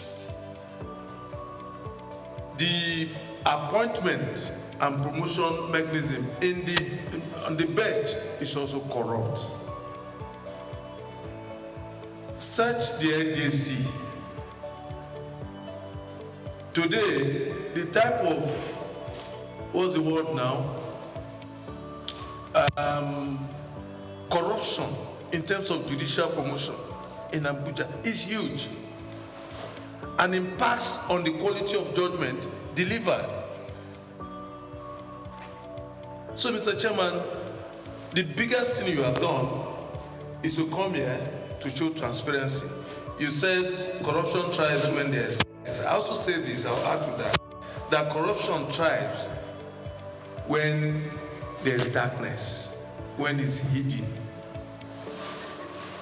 So you're coming out here suggests that you really want to fight corruption in partnership with my colleagues. And it's a brilliant thing you have done. I know you met some of my colleagues in Abuja, and that's why the Secretary of the Guild and the Deputy President of the Guild are here. You have to continue. Because if you want to work with the media, honestly, the way you have shown, the media will work with you, and Nigeria will be better for it. Thank you for coming. God bless you. And I will do my best to discharge my duty to the best of my ability, together with the officers of the ICPC. That is why, if people are raising the issue of bias, the issue of all this lie, you cannot prevent people from raising those kind of issues. But one thing I know, that if I satisfy my conscience, I'll go to sleep. And like I said, there is somewhere else that we are going to account somewhere. And that is why I try as much as possible to be fair in what I'm doing. And also God knows what I'm doing, and also know my ability, because the anti-corruption is a very complex and difficult thing. Sometimes getting evidence, getting things is difficult. Even if you're investigating issues, somebody will look like you are targeting you are targeting somebody, or you have a motive, or this thing. So on my own part, I will do my best, and also posterity will judge. Because that's the only thing I can say. On other issue, which like the president said that the lecture you gave us, and some of the things you raised, I quite agree with you that those are the challenges, and we need to work on them. And in my view, that is why the Constitution is structured in such a way that the Chapter 2, it is left in such a way that is you, the leader, that should strive to ensure that Chapter 2 is realizable. You attain that aspiration: education, healthcare, good environment, all other social amenities. You as a leader, you must think outside the box to ensure that you reduce the poverty level, which I agree with you. The level of poverty is really high, and we need to tackle it, because without tackling the poverty, we will continue to face this challenge of corruption that keeps on coming. And also, we are not justifying or depending the public office holders or the politicians, like you said, that we are saying that there is societal pressure. Like you said, it's a fact. We can't deny it. Myself as ICPC chairman, if I show you the number of text messages people are sending to me every day, you'll be shocked. In fact, I am even thinking that some they have even forgotten that I am the ICPC chairman. Maybe they are thinking that I am chairman of one local government or a state governor, because they will keep on sending.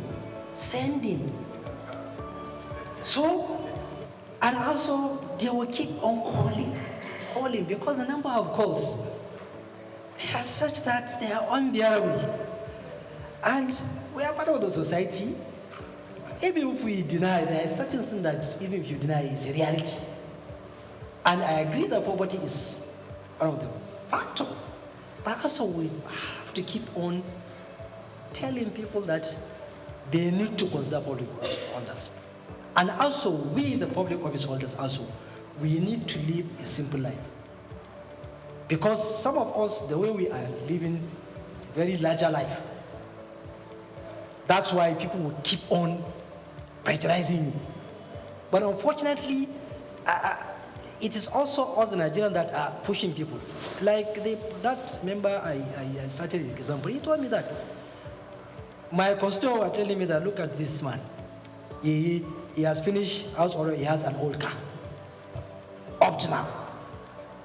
So people are even looking at you, there are certain things that even if you exhibit as a public officer, people will look at you that is strange. So why? Because it is the society that are pushing people to adopt a life that will put you in trouble. And once you resist, like I said, they will say you are awkward, you are difficult, all these things. And we are all human beings. And that is why we need that support from you, the media, in your own writings, articles, and opinions, and also the public too. They need to support public officers that are transparent, that try to live within their means and within the ambit of the law. But without that, you will find one or two people that because of that, they will derail. Because of that prejudice. That's why always I will raise this issue of prejudice. Last week when I was in Gombe, and I told the chairman, don't allow anybody to put pressure on you to dip your hand in public purse. Let them say whatever they want to say. Because one day you are going to leave. It's better for you to leave, you go home and sleep well, than for you to leave and something to follow up which will not be nice.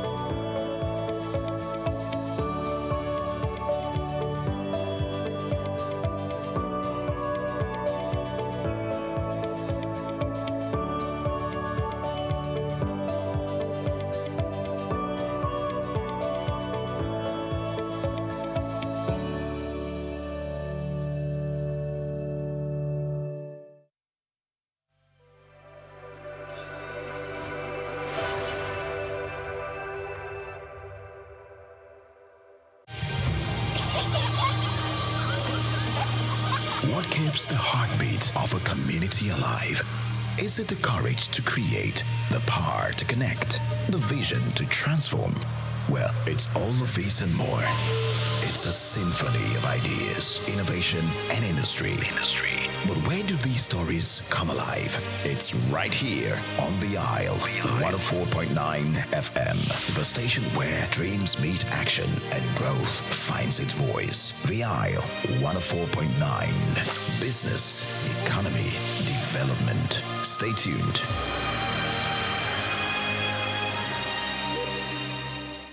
Woman, the powerhouse of every home. She makes a continuous, deliberate effort to nurture and secure her family. Before anyone else is awake, she is. Before she eats, they do. Before she rests, she makes sure tomorrow is possible. In homes across the country, hunger is silent, but a woman's sacrifice is not. She walks the land, carries the weight, stretches every meal, yet when food is scarce, she is the force to go without. Food insecurity is not just an economic crisis, it is a gendered one. As a woman, I've had to reduce my food portion in order for the food to go round. You know, when I'm serving food, protein, like chicken, fish, I have to ensure that everybody else gets. So sometimes I have to take out from my own and ensure that the members of my family, maybe the younger ones, are well fed before I talk about myself. Me as a woman, I skip food for my children for them to be satisfied. When food is not going round, you just have to manage ourselves. Like maybe you just one plate, you just have to short it to half, so everybody can take something and eat. It has not been easy because everything has been expensive now. Maybe when I go to market now, I take 50,000 to the market. When I got there, I see that this thing is expensive. I will have to buy maybe one plate I want to buy.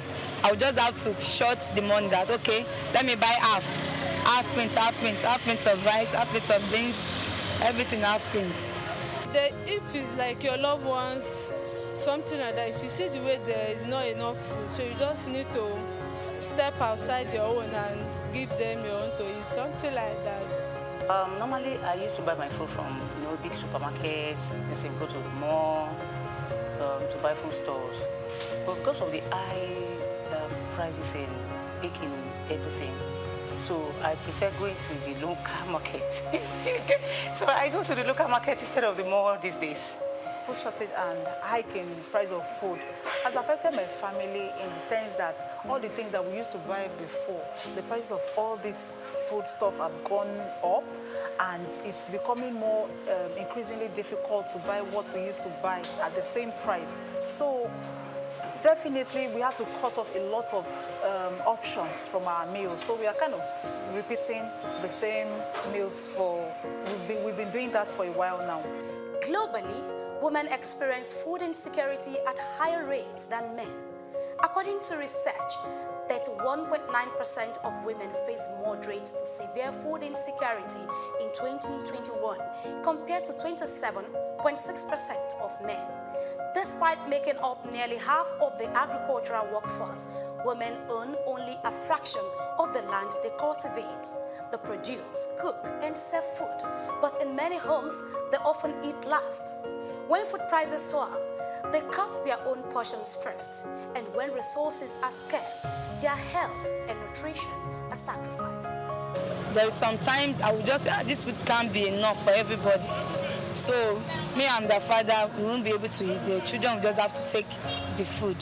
Okay. There are times I sacrifice my food for my husband.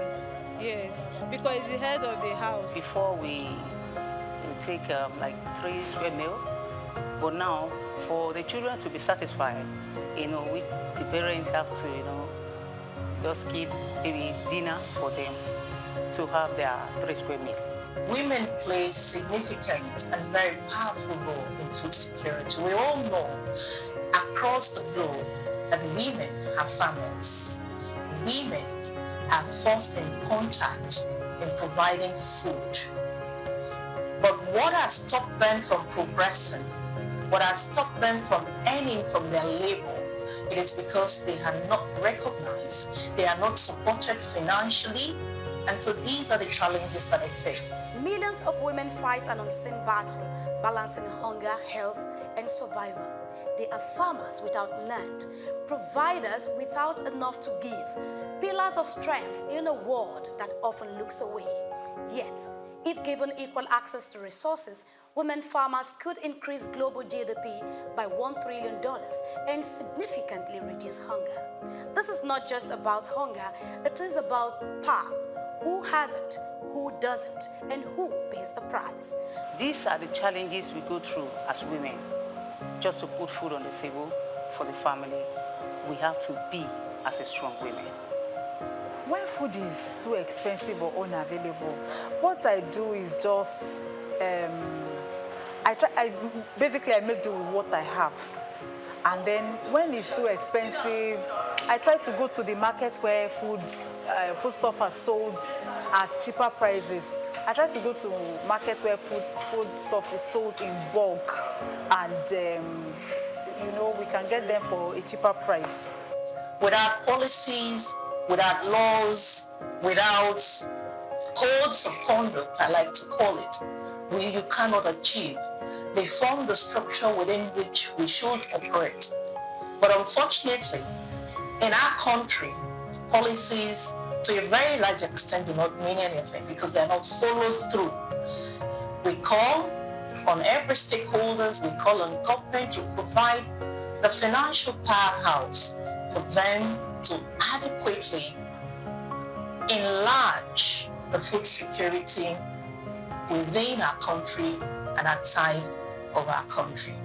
Policies exist, interventions happen, but while they work, women must be at the center of food security planning, not just on the margins.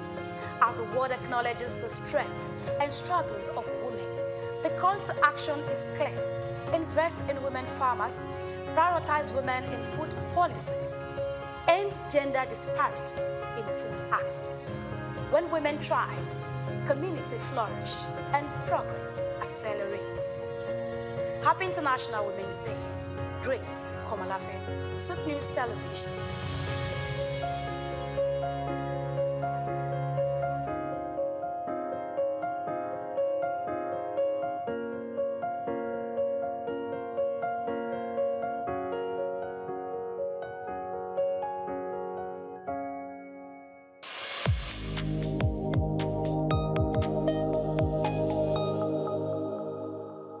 Hello Nigeria, hello Africa.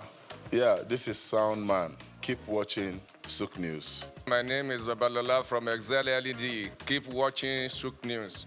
My name is Shepherd Michael Adewale Onofuye. I enjoy you all to always watch Souq News TV. Hi, I'm Tom Bogaballs, and please keep watching Souq News. Wale Seriki, SLG Lagos Island East. Souq News, keep out watching them and keep a lookout for them. They're up and coming, and we're proudly to be affiliated with them. You alone where they make me go crazy. This your love in the cool of my brain. You're my medicine, I need you all day. Yo, it's Blackface Nigeria, and you're watching Souq News TV. Keep it locked on this dial, don't change it. You know what I say? Blackface Nigeria, love no bad.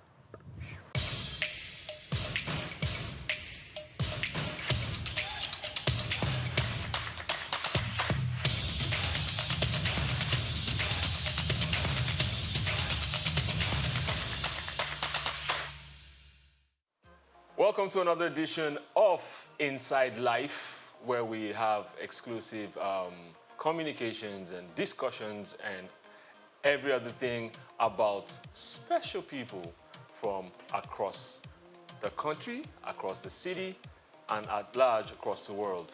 Today on the show, we have a very, very special guest. He needs no introduction. His name precedes him. His work precedes him. His music precedes him. You might know him as Blackface Nigeria. His name is Amedu Augustine. Yes. Black. Mr. BIO NRC. Welcome to... Well, good to have me. Welcome home. Good to be on this. You know, we have come a long way. We have come a long way. We surely have. We surely have. 30? Yeah, like 30, 31 years. That's a long time. That's a long time. Since the days of IMT. Right. And I see you doing big things. Congratulations, and likewise, I love how you're looking. Yeah, you too, bro. So, introduce yourself the way you want people to perceive you. Well, for those that don't know me, my real names are Amedu Augustine. And as a singer, I have a stage name which they call Blackface Nigeria. And I used to be a member of, I'm still a member though. I used to be a part of... Sorry, before you proceed. It used to be Blackface, so come from that Blackface story before it became Blackface Nigeria. Blackface Nigeria. Yes. Yes, so many people were very Blackface. And I wanted to be recognized and remembered as the Blackface from Nigeria. So if I added Nigeria to my name, that would make it sound good. So I was like, okay, well, not just Blackface, where there are several imposters. Let me just have Blackface Nigeria, which I will be the only one bearing the name. And that's the reason why I decided to add Nigeria to my name. Because I love my country so much, and my country people. So I wanted to rep for my people and say, I'm repping for Nigeria. So it's Blackface Nigeria. Hate it or love it, that's Blackface Nigeria. So I hope there are no lawsuits, because I know some other people that had name changes and from common sense to common and all that stuff. Yeah. I know they had lawsuits, they had court things and all stuff. Yeah. They wrote him and they said, listen, stop using this name. If not, ... you know. Maybe there was a common before. Yeah, that's what I'm saying. The people that were common sense. They were common sense. Oh, so you're saying common didn't have that? No, so he had to take out the sense, and he became common. So I hope that's not what happened that's with you. not. It's just totally different from mine. So you were going on with your introduction, please. Yeah, so Blackface Nigeria, and people know me as the leader of the band Plantation Boys. You know, I started the band from way back, from when I was in school in IMT in Enugu, where I met you, where I met Easy Chi, where I met Don Hill. I met several people, and these people are just musically inclined and creative people, and they're still doing their creative work till date. So me, I've been doing what I've been doing since the time I started, and I'm still on my biz, still doing what I know, or what my passion drives, how my passion drives me, which is making music and trying to impact people's life one way or the other. You know, that's just my... Blackface Nigeria, you have done this so long, so I'm going to ask you some pertinent questions about the music. Okay. Some intricate questions. Okay. So I'll start with, what is missing in the Nigerian music scene? Is it enough that we have this global attention that our music is making? Do you feel there's something missing, or you feel we have picked that we are where we are supposed to be, where we are planned to be, because it's easy for people to throw us out there and be like, yeah, we're running things and all that. So is there something missing with this global attention we're having currently? Well, there's some things missing. Talk to us about that. And the first thing is that the attention is good, because once there's attention on you, it is going to put you on the spotlight to do good or show that you're doing bad. Because you can be praised from your vicinity, and when they compare your works with people's outside, they find out that either you're jacking off them and you're not being creative, or you are still way below par from how the level and the standard of music making, music writing, music production should be. You know, so I feel like we still have some gaps to fill. And there are several people that have tried to fill these gaps, but you know, it's not that easy for people to just come out and bridge this gap, because the real musicians are not heard. And the real writers and singers are not being patronized. So you're going to have an industry that is shaky. You'll be like, are we good enough? Can we really make it? Because you're having people that really don't. When you say they're not patronized, how do you mean? Shed some more light. Yeah, like the real artists. The real artists are not being patronized. The real artists are not on the social media like they should. You know, because music is a kind of profession where you stay away from the regular. You stay away from the crowd. If the social media is a crowd, the real artists would not want to be in that crowd.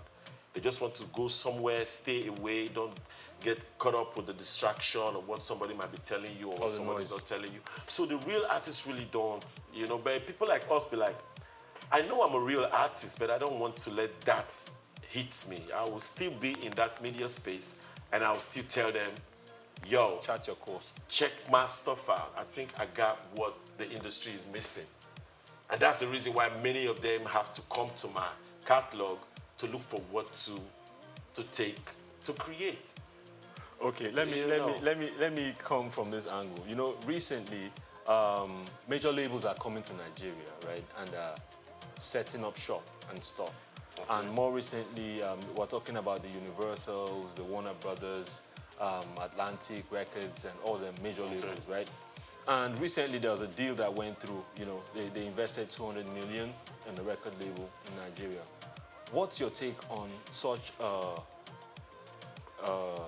combination, such a collaboration, or such an investment? What do you think about that? Do you think that the West might be colonizing Afrobeats? Let me put it like that. Or make it theirs and stuff. What are your thoughts? Because this has come from several quarters. Well, you know, where there's a fallow land, people tend to, you know, try to look to that side. And our industry is like a fallow land right now, just trying to grow. And we have the populace. And, you know, so these people have seen it that the industry has developed to a level that people are really ready to patronize what the artists are doing. So if it's a fallow land and it's a virgin land, they're definitely going to be thinking about trying to invest in the sector. If the government is not giving the small record labels grants and giving small record labels, you know, or even invest in themselves. You know, if they're not doing that for the people, they're going to see that there's a space here.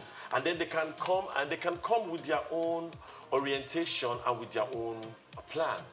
You know, I listen to some big artists who used to sing about liquor, who used to sing about different things. But these people really don't do those liquors. They don't drink and they don't smoke. But they're the ones writing, making music about drinking and about smoking. And when you find out that they don't do these things, it tells you that the labels are probably telling them what to rap or sing about. So if they are coming to invest, I hope they're not going to be telling our people what to sing about, because our people have their own pain and their own plight and their own direction that they should be independent to create. But if they come in and they support the movement and support the heritage of the people, they will understand what I'm saying. But if they are here to make people buy into their own product or buy into their alcohol, buy into their drugs, buy into their stuffs, then they will have the artists in Nigeria or wherever they invest in to promote those things for them. And that's my only fear. Because if these labels are big and independent enough, they'll be able to say, this is what we want from our artists, regardless of who is paying the piper. Hey, you understand. So that's just my own take. It's a welcome development, but the artist and the label have to stay on their feet and stay strong on their aims and obligation to give entertainment to the people and educate the society. How many artists actually know that? Well, it's the label's responsibility to pass that to the young artists who are growing When up. you're on the right label. Right label. Okay, That's so like Loud House so- Entertainment. so- Come to Loud House. So there's a conversation, ongoing conversation about what Nigerian music is called across board. So everything is being collapsed unconsciously into Okay. Afrobeats. Everybody's calling, our music Afrobeats. What are your thoughts? Should we care about what the music is called, or should we be focused on the substance, on the content? Well, Because right now, we see people, anyone gets an opportunity, they give their music a name. They fuse all sorts of things. So in a week, you would hear 10, 15 different genres of music. But in the long scheme of things outside, were called Afrobeats. Wow. What do you think about that? Well, I said this before when I went to one interview and they were talking about Afrobeat. And I was like, the music that people are making these days is not Afrobeat. Like most of the people are making these days is not Afrobeat. But they're using the name Afrobeat to sell it. They're just trying to sell the music by using the name Afrobeat. And then when you go back to how far Afrobeat has come, you get to realize how authentic these guys that have been doing Afrobeat before, these legends like Fela Kuti, Kola Ogunkoya, you have all those people that are Afrobeat artists. You will now see their originality and how they've come. Now, since the new guys didn't come with no originality, they had to take the name Afrobeat and put it as their own for people to... Let's remember to separate it. There's Afrobeat and there's Afrobeats with the S. Okay, if we no, I'm trying to clear on what you. you're breaking down, Yeah. so that people that are listening will understand that there's a line. Yeah, of course there's a line. And the music itself separates it. The sound of the music separates the genre aside. You cannot be singing a song and what song will I use? And you're telling it Afrobeat. You don't just do that. But it's because they want to cash in. It's just like somebody say you want to sell a Peugeot, and Peugeot is not selling anymore. Maybe a Mercedes is more in vogue. And you turn your car Mercedes just because you want to sell it. And that's not right. I see what you're saying. And that's not right. And that's why I'm saying that stick to your genre, stick to what you know how to do. Be proud of what you're bringing. Of course, you don't have to go following other people because that's what they know how to do best. So you now want to join in the greats and water down their music. No, painful. We have to. That has to be some Watergate case or something. So when you came in, what was the music called at the time, and what was the music on the scene? And talk a bit about that. Yeah, when we came in, basically there was really no particular genre that was like, because there was rap music was also in vogue. There was reggae music, rap music because of Felix Amozis and Junior Pretty and all those people. Mode 9 at the time. Mode 9, yeah, Mode 9. You yourself. Really, yeah, but I'm talking before we came. Okay, before we came. So we had those. There were different genre. There was Raskimono, which is reggae. There was Magic Fashek with his own reggae and his own style. There was Abami Eda with his Afrobeat. There were different people with different genres. So we didn't have to say. There was no reason to stigmatize all Nigerian music as one. Yes. Don't forget when you go to the East, you're going to see the likes of them, Oliver the Coke, and Sadebe. They were not doing Afrobeat, but they were making high life music. Just like everybody tell me Nigerian music not to be high life music. How would that sound? Exactly. When I'm rapping, Kini big deal, mini big deal. I'm cruising through the hood with big wheels. Is that Afrobeat or high life? I'm doing rap music. So there's rap, there's Afrobeat, there's R&B, there's dancehall, there's reggae, there's different genres. So I don't feel good when they try to term all Nigerian artists as Afrobeat artists. They don't even make Afrobeat. It's sad. So at the point that you came into the game. So let's backtrack. Okay. A few years back. When did you decide that it was music for you? I'm not talking Plantation Boys now. Yeah, I'm talking before pre-Plantation Boys. Then tell us the Plantation Boys story and how it went. So when did you decide that, listen, it's music? Yeah, I decided it was music from when I was going to, when I went to Shevu nightclub. Where's that? Shevu nightclub. Shevu is in Onisha. Really? Yes, Shevu nightclub. When was this? Shevu, that was like in 1980. That should be 1989, 88. Damn. Around that time, you know. Wow. That's Okay. very, very long. Okay. You know, and then while I was in school, I used to go to, you know, Enugu, you know, go there, perform, come. Even in school, we used to go to all this normal inter-house or whatever. The school sports. And we go and make music and all of that, you know. Correct. So I started seeing that, man, if people like my music that much, so why don't I take it serious? And so I decided to take it serious from that time. And when I also started taking it serious was when I started going to Rap City Jams. And with the microphone out, we could rap for hours. I found out that, man, please explain what Rap City Jams is. Well, for those that don't know, I know you know Rap City, but there are people that don't know Rap City Jams. Rap City Jams was a store, a musical store that was in Enugu, and there we all used to go there. And from DOH, definition of hip hop, to adding to Corporate G, and everybody, we used to go there. It was a place where we all used to rap and pass the mic. So then I was like, man, I think I can keep doing this, because what am I going to do again? And I just fell in love with music, and so many people being involved.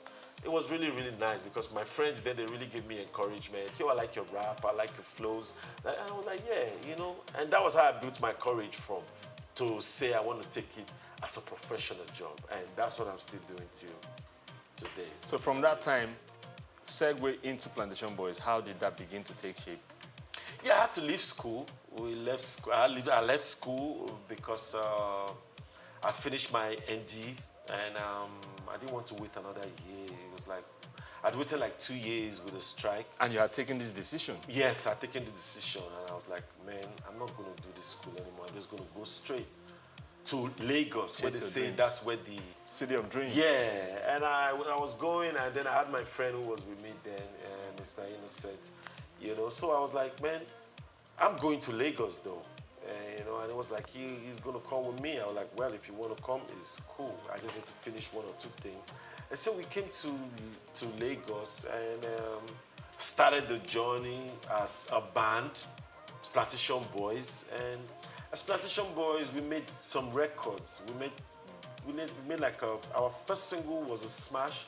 Our first album was a smash. At least we changed the mindset of the Nigerians, thinking they can't make that international sound. Although there have been people before us trying to do it, respect to them. I'm not trying to downplay their effort. But I know that the moment I came in the game, I know what I brought in, because I've been prepared for me to bring my contribution in. And it wasn't like I was just caught up, I was surprised about it. No, I knew. So that's the reason why when they give shower praises, I'm like, no, I know where I'm going. I don't really take it to heart. Like, yeah, maybe they felt I was too pompous because of that, but they don't know that.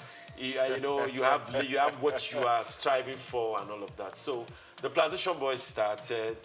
I made Face to join the band, and we became a trio. We made some records, and we parted ways. So people went to different record labels. You know, just like talking about different record labels. Do you remember that time? I think it was Christmas. You were in Enugu with your brother. Innocent, one other person. You had was it a Supra? Yeah, my Supra. We had a problem with my car on the road. No. You guys were in Enugu at that time. You were talking. That was the first time you talked about leaving Dove. Was it Dove? Yeah. So you talked about leaving Dove, and that when you get back, you were going to shop for new labels and stuff. Yes. At the time, Dome Workers was in Enugu. You know we had a meeting Yes. in Jerry at Chris's house. If Dome had tried to make you an offer, would you have taken it? I don't know, depending on what the contract would have stated then. But then, you know, when you're ambitious, you're just looking for that headway, you know, and it's good for you to be sought after when you're already aware of who you are. Because sometimes you might not be aware of who it gives you you are. a negotiating power. Yes, because then you can negotiate. But then, there wasn't really total cohesion about what we really wanted to do because there were individual preferences. Some persons wanted to be on the label. I wanted to be independent. I wanted to be independent, like start up my own label, start up my own publishing house. I wanted that. But I couldn't do that with the beginning. I had to, first of all, be able to work with some other persons, learn the process, learn how this thing works. So that's why I was open to working with anybody. But not just anybody, because I turned some people down to work with them, you know. And can you divulge one of those people? No, everybody knows. It's not like it's, you know, they offered me their contract, but I didn't accept, you know. Like Kenny's Music offered me their contract, I didn't accept. Because I was the witness to Tenny Tutila's contract. And I told Tutila that if it was me, I wouldn't be signing this contract. But I was his witness on the contract. But he wanted to come out, so let him go out. Yeah, do it. Even though I wrote some songs for him then, it's okay. But let him come out. It's his choice. So I had to let that go. Awesome. Yeah. So, personal question. Your relationship with Innocent, right, is well documented. Everybody knows, right? Well documented, like did a movie about it or something? Because it's been online. It's been okay. The media the whole talks. back and forth. Yeah. And so one other name that has featured in the story is Efeomorbe, right? So it was recently said that they split up. Efe used to manage Innocent, right? Yeah, I heard they split up. Do you have any thoughts on their working relationship and how it concerns you? Well, I made my views very, very open and clear the moment I heard that news. I said, I hope he left my Let Somebody Love You behind. Really? Yeah, because he put his name on my song as a writer. No, but I thought that had been squashed. Nothing been when squashed. there was we had that, but they mediation. They didn't go all the way to finish what the mediators said they should do. They left it, they abandoned it. So what are you doing about that? I've not done anything yet. I'm still waiting for them to get their senses together. And I'm still waiting. Because I know you both were in courts, you had your lawyer. Yeah, they decided to settle out of court. Then, yes, I know about that meeting. Yeah. So what, are you able to speak about that meeting? Because I know NDAs were passed. Are you able to speak about it? Well, there's nothing to hide about it. It's just the fact that they didn't go to the extent that they were supposed to do. What was said give at the me meeting? credit for what my works were. And it was agreed upon? Yes. But they've not done that. From then till now? How long has that been? That's been some time. That's been some time. 2-3 years? Yes, that's been about 2-3 years. And I'm still patient. Still waiting for them to wake up in the morning and say, I'm supposed to do the right thing. I don't So, really, so the question now that this poses for me is, being that they agreed at the mediation to do the needful. Yeah. It's a rhetoric. Why all the hula balu all these years? It's been set up that you didn't know what you were saying, that it wasn't, you didn't like the music. Why did all that happen? They only just try to discredit me. They only just try to discredit me and discredit my personality and put me down like I'm not somebody they should be listening to. You know, that was all they tried to do. Why do you think they would want to do something like that? Why would they want to try to do something like that? They should try to do something like that because it's like taking out competition, quote and unquote, right? Of course. So most of the niggas don't want no competition. Similarly, play my video for television. You know, it's competition, and they're not ready for the competition. Right. Okay, so do you feel misunderstood by sections of the audience? Because I'm asking this coming from Hard Life, smash hit. Yeah. I'm coming from Ahead of the Game, smash hits. Yeah. So how does the things that happened around that period differ from now? Do you feel the audience, let me ask it again, do you feel the audience misunderstands you? And if so, why? Well, I don't think it's the audience that misunderstands me. I don't think it's the audience. I think it's a set of people with their agenda trying to make it seem like the audience don't like my music. So that they can have a reason to downplay me when they are on the table with entrepreneurs and investors. That's just the reason. It's not because I'm a bad guy. It's not because I'm You look like a bad guy, though. No, I may look like a bad guy, you know? Yeah. But inside, I'm that guy to make it happen. Like Eclairs, right? I'm that guy. Just say, what's the issue? That's the reason why you can see me doing the Plantation Boys project on my own.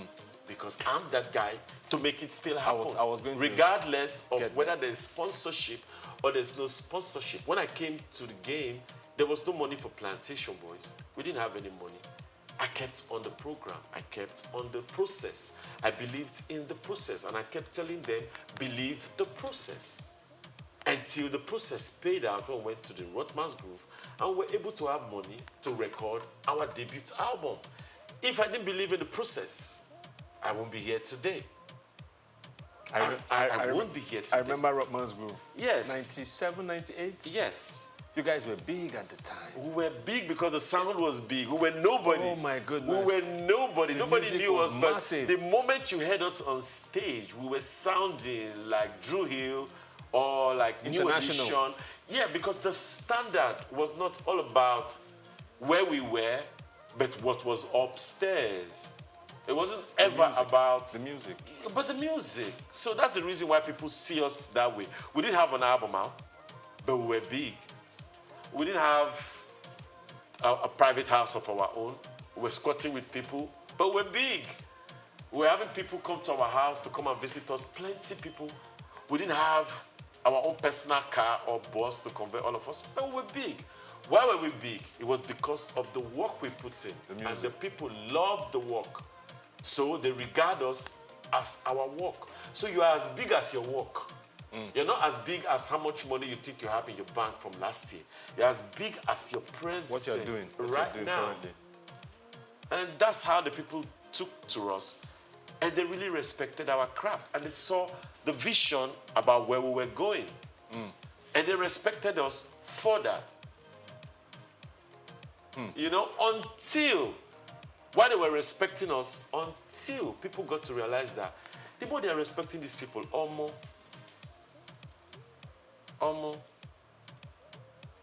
that guy, we have to make sure nobody talks anything about him. And that was how they started targeting me. Again, I'll ask why. As then, yeah, because they don't want no competition, bros. They don't want no competition. You were actually ahead of the game at the time. I told them I was ahead of the game in 2005. I told them I was ahead of the game in 2005. And I was even asked to take that song down, and I refused to take it down. Whoa, please speak on that. Yeah, I was asked to take it down. I was asked to take it down. I was actually approached. Take the music down. By whom? I was approached by the owner of Hip TV. Okay. I was approached by him in Abuja. I was not approached in Lagos. I was approached in Abuja. Like they traveled to Abuja to meet me in Abuja. Why would he ask you to do that? Because they didn't damn hip hop world, me to check my profile, say me better than you, let them got myself signed. Mediocre, time to resign. I knew they'd be mediocre since 2005.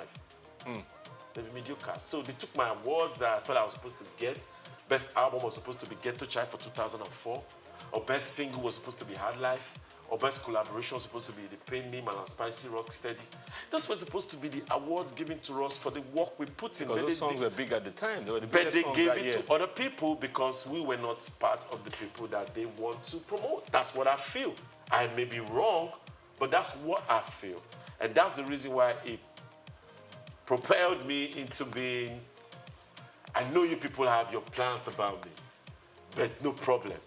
Keep doing what you're doing, and we'll see who's going to last long in this game. Because they say, I'm nothing without the press. The beginning will be the press, and the ending will be the press. I said it's a lie. The press can't press me. I like the sound of that. That's what I told them. I said the press can't press me. And this is me 2023, 24. I'm still here, bros. The press have tried to press me for how long? Go to my Facebook page. They're all there. What are they doing there? Just talking about me wrongly.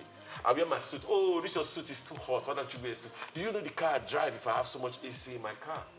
Oh, this your glasses. Why don't you change it? It's my glasses. Oh, you should, because they always say that once they want to cancel you, they always have a reason to complain. And they send people to your page and to complain and complain and complain. Even if I've heard that thing, right? That people are actually engaged to sit in a room and do that and type. Yes. Either to promote a song or promote person, an agenda or a person, yes, or to take or discredit. Yes. I've heard that. Yes, they do that. And see, I got songs for this. Wait till I release it. But I have a line that I said, I've been a victim of it. So many times they try to take my peace. Some of them wish make a RIP, trying to separate me from my family. But I kept my head up, I stood strong. Court cases for what I know not. Eviction from houses I paid for. Deleting my works from my catalogs. But now, fake friends with them evil agenda. And when you die, then go post you for media. But now them be the architect. They fit even sponsor your burial. So these people are there. They are there with envy and hate. They are there just looking at you like you can't be more than them. You shouldn't go further than where they go. You shouldn't set a standard more than what they have done. The moment you're setting a standard that is more than anything they've achieved or tried to do in their life, you are a problem for them. They're going to always get at you to tell you to stop what you're doing. I can relate, totally. So I tell them they shouldn't play that. I can relate. I'm not going to listen. So talk to me about Chibuzo. I love Chibuzo. Chibuzo, how did he get onto the Plantation Boys? How did he get in? And just tell me Chibuzo's story. Chibuzo, I virtually I heard him. You know, we actually went for. Why did you feel you needed a third member? Harmonies. Harmonies. The more the merrier, right? The more the merrier, bros. Correct. And we had gone to Ray Power. So shout out to Ray Power. We had gone to Ray Power to go and do 10th anniversary for Ray Power. So when we got there, we met Kenny Ogungbe. And Kenny was like, you guys should do a jingle. It's Ray Power's 10th anniversary. I was like, okay. We went to the studio, there's an additional studio. Right there? Yeah, right there. And Byron and Park. So Ray Power history is a 3rd anniversary. Ray Power history, and it's going down in the history. Ray Power history. It's a 3rd anniversary. And that's how we wrote the jingle for Ray Power. And then FaZe heard it on the radio. Okay. And then he came to the house in Festa. I heard what I heard, I love it. I'm like, wow, well, thank you. And he was like, he sings too, blah, blah, blah, blah, blah, blah, blah. Like I said, I'm that guy. Yes, you are. So I said, come. You say you make music, let's go listen. And then we left the house. He was singing for me. And I found out he really has skills. Oh, yeah. And I told my friend, my partner then, that this guy has skills, Benny. That harmony would he talk. I said, this guy not get the harmony. Make this guy for joy. That was how the conversation to bring FaZe into the picture started. And then I took him to the karaoke competition at, what's it called? Ademola Tokumbo or something, something, VI. Yes. I paid for his fees to compete. Only that they didn't know that I had plans to make him a Plantation Boy. So we went there, we won the money. Really? We wonder who's going to win FaZe. Oh, true. Nobody's going to win him. True. I already, in short, when FaZe was singing, it was Backstreet Boys, because Backstreet Boys was hot.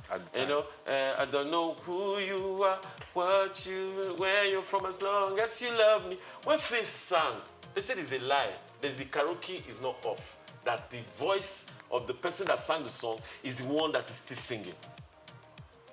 What did they do? They put it up and I told them to do a cappella. That's the only way out. They should off the music, let the guy sing live. And he sang live, and they believed. You know what intrigues me with Faze is he hits Mariah Carey notes. No, the boy is good. I just say there's one thing about Faze. I wish he can understand, come to realization that you are who you are, and you are who you aspire to be. You're not who people tell you to be, but you are who you want to be. So you have the skills, you have the talent, you have the looks, you have all the projections, you have people around you to push you, you have me. So what's the problem? What if who you say you are is not positive and is not enough? Then you have to believe in people. You have to believe in, because sometimes... The person that believed to take you. The person that believes in you will tell you Correct. you can do it. Correct. And that's the encouragement. You know, like I said, I like to be a football coach someday. You're one of those people. Yeah, I'm one of them. Trust me. I'm like Alonso. See, Alonso went undefeated in his whole league. That's the kind of coach I like to be. Or maybe train a boxer. I'm that guy. I can't do it. Like, I know it's at the back of my head. All I have to do is, what is our obstacle? What are we up against? And how do we beat that? Then we go. We plan it. We discuss it for hours, days. We come to a solution. We move towards the... Where's Faze right now? I wouldn't know. Maybe he's in Abuja or he's in Lagos. Does he have new music?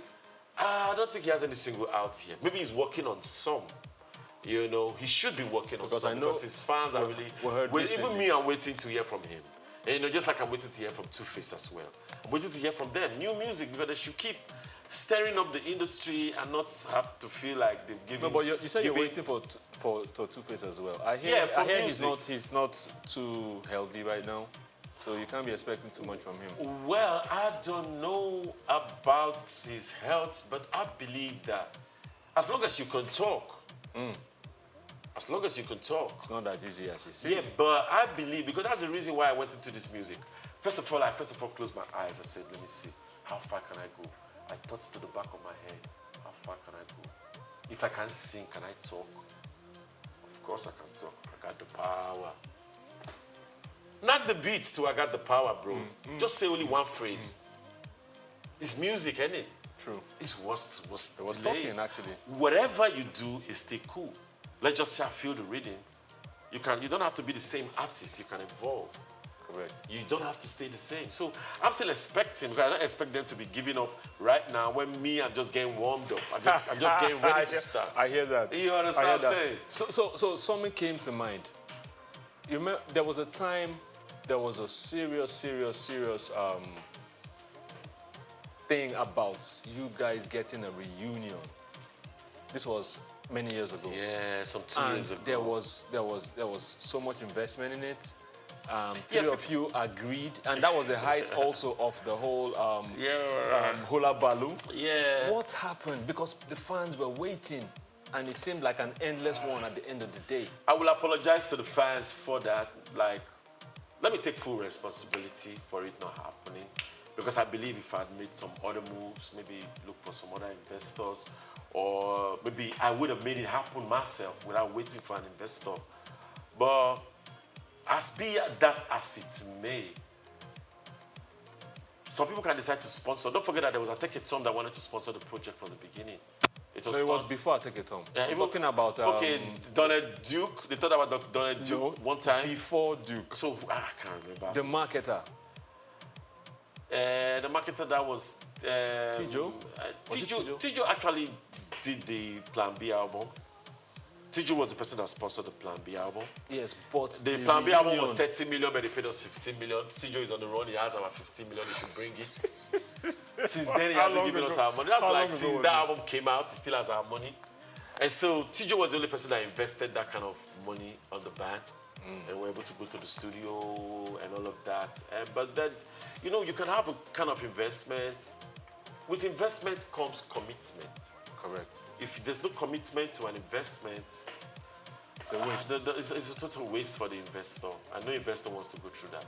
And I think that's what Tijo went through, and that's the reason why he didn't worry. He just straight up went to P-Square straight, and he went to get us, they do me. Abroad, he shot the video, bam, history. I know he made more money to cover. I know he made more money from P-Square to cover for the Plantation Boys loss or anything that happened during that period. Yes, because he invested, bro. So where was the non-committance coming from? Was it from you, the artist, or was it from him after? It was from we, the artists. It was from the artists who were not committed to going to the studio. Some wanted to be in the comfort of their hotel room, making music. Some wanted to lie down and have microphone brought down. They be sleeping and they be singing. You know, say now they run the show. You know, those kind of things. But you got to go where the game is. You can't just. You know, so they didn't want that. And TJ felt like, that's why the album, the Plantation Boys' last album, Plan B, was released when it was not yet totally finally mixed and finished. But the investor has the right. But the right reversed to us after some time. Right now, Plantation Boys have the right. And I am the plantation. So I have the right. So is that a good thing or a bad thing? Because the 15 million is not coming. It's not coming. Because it's not coming. Because the project didn't finish. The project didn't finish, and the person might have his reasons to say. But then since he released the album, he's still indebted to the band. True. Regardless of sales or no sales. Or if it was finished or not. If it was finished or not. Because he shouldn't release it if it was not finished. Correct. Exactly. But he had his way, he has his own way on why he did what he did. So why didn't you follow through?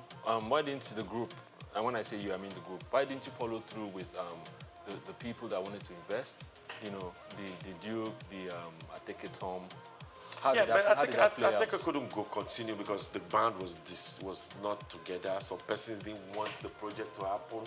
So we're giving excuses. They don't want to be around. So we're like, they want to travel. So we're just giving unnecessary excuses. That was not necessary.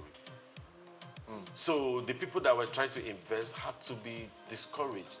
Like Ochacho was discouraged, I believe so. You know, so they just be discouraged and they'd be like, man, I don't think these people are together. But then the plantation is working regardless. And I'm going to put the album So what's happening with the plantation right now? Because I know there's new music out. New music been out for a while. Yes, some new music coming again. What's the plan for the Plantation Boys? Well, the plan for the Plantation Boys is the name is going to stay. But there'll be features. Different people will come and feature for the band and go. If you write for the band, you get your royalties.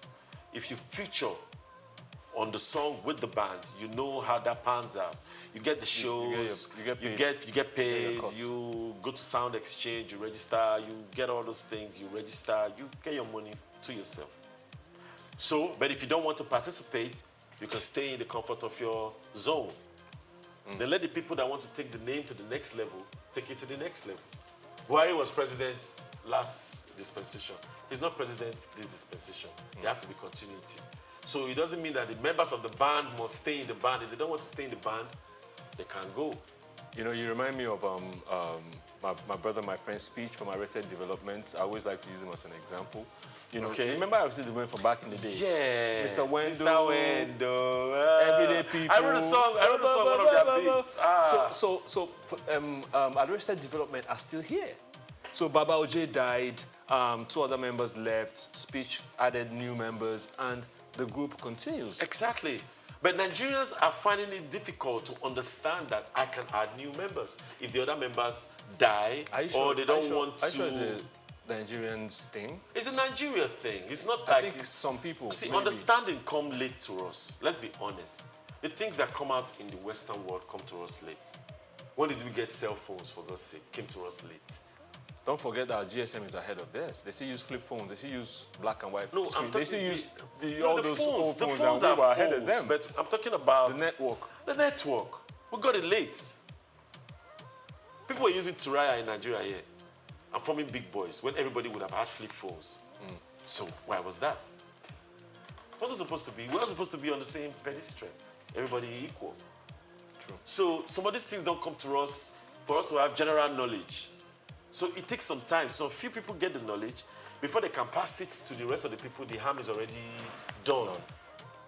So that's where the media has to help in sanitizing the society and send information to the society on time for them to be aware.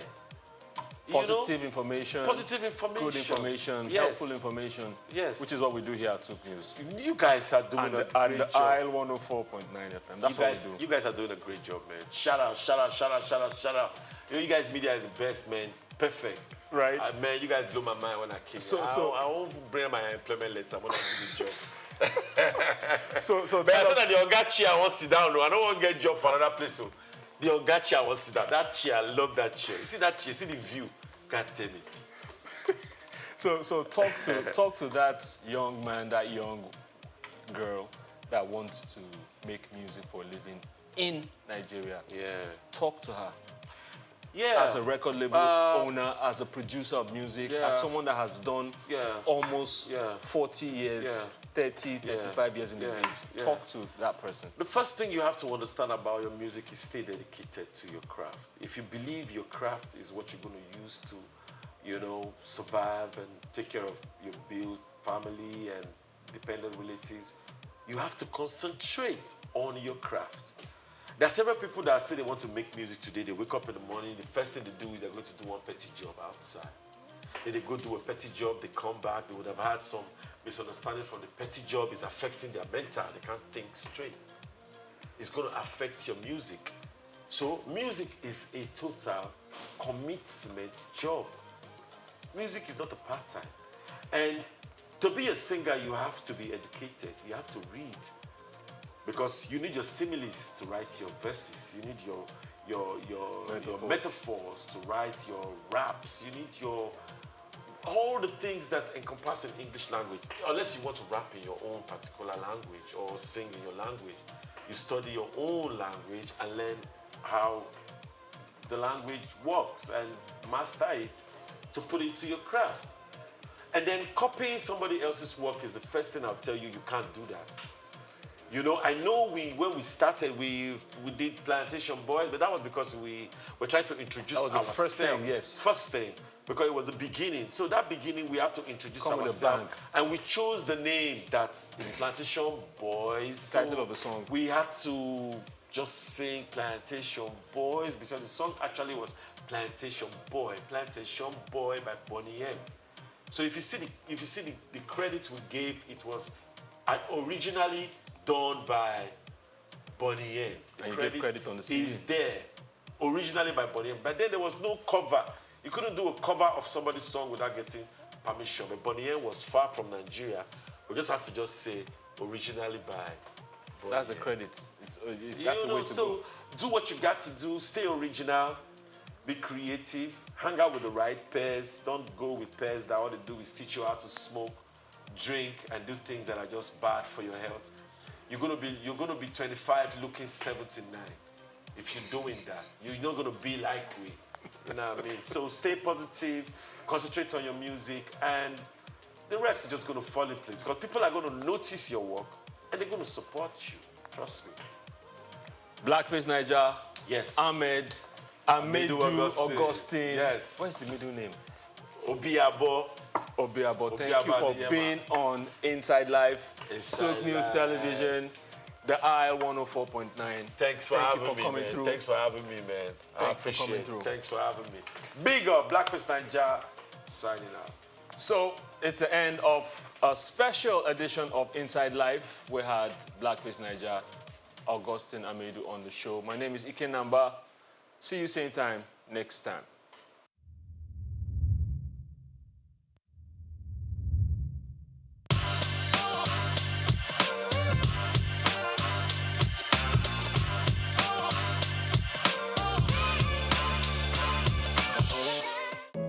Teach us to number our days that we may apply our heart unto wisdom. This ancient phrase isn't just scriptural, it is a guiding principle embraced by people from all walks of life, whether for fun or for genuine wisdom. 60 is indeed a remarkable milestone, and today we join the world and the Methodist Church in celebrating the Diamond Jubilee of their very own Secretary of Conference, the Right Reverend Dr. Babatunde Abiodun Taiwo, popularly known as Papa T. Hello, my name is Grace Komolafe, and this is Souq Podcast. Like I would always say to you whenever I have the opportunity to do so, I would say that I would take it right from our studio to your very destination to make sure you have a more special moment.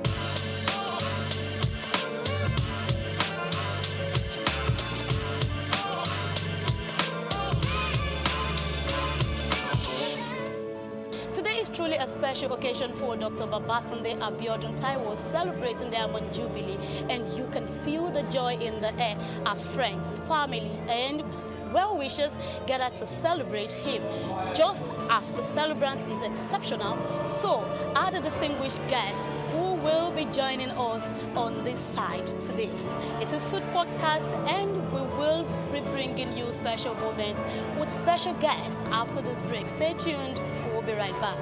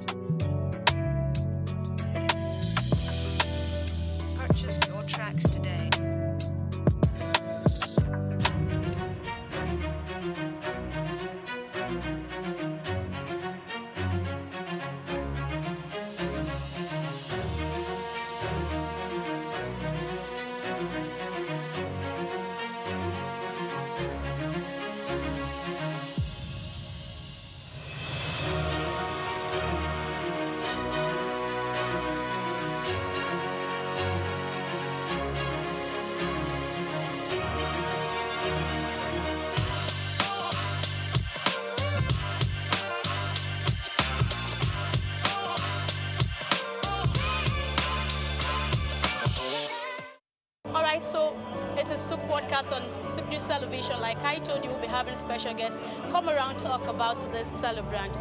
It's a pleasure having you here today, sir. He's the Right Reverend Dr. David Adekoya. I would like you to tell us more about yourself. About myself, by the special grace of God, I'm a Methodist bishop. Before becoming bishop, I served this church as the income monitoring coordinator for several years. And even as bishop of the Diocese of Elekuro, I am currently the conference income monitoring advisor. I served for years as bishop before his election or elevation as the secretary of conference. And we find out that at the time of contemplating of whom to select as the secretary of conference, we discovered that the former prelate, His Eminence Dr. Chukwuemeka Kanushe, really did his research very well to pick somebody who is capable for the assignment, the best person for the assignment. Apart from that, I have a relationship with him this way. I succeeded him at Elekuro. He was the bishop of that diocese, and I took over from him. Immediately, he was elevated as secretary of conference. I was also translated from another diocese to take over from him. All right, thank you. So you talked about capability, that he is capable. So would you say in selecting secretary of the conference, would you say that experience counts? Experience counts. You must have served as bishop for some years. And I think with that, he got the experience before being elected into that post. And apart from that, we look at capability, look at the zeal, the passion for the job. And I think he's in possession of all this. So what are you wishing the celebrant today as he celebrates his 60th birthday? Wishing him well, that he will celebrate more and more. 60, another milestone will be 70, 70, then 80, 90, 100. Then the Lord can do whatever he wishes to do after 800. Thank you very much, Right Reverend Dr. David Adekoya from the Elekuro Diocese, Ibadan. Thank you so much for your time. Bless you. Thank you. It's a pleasure.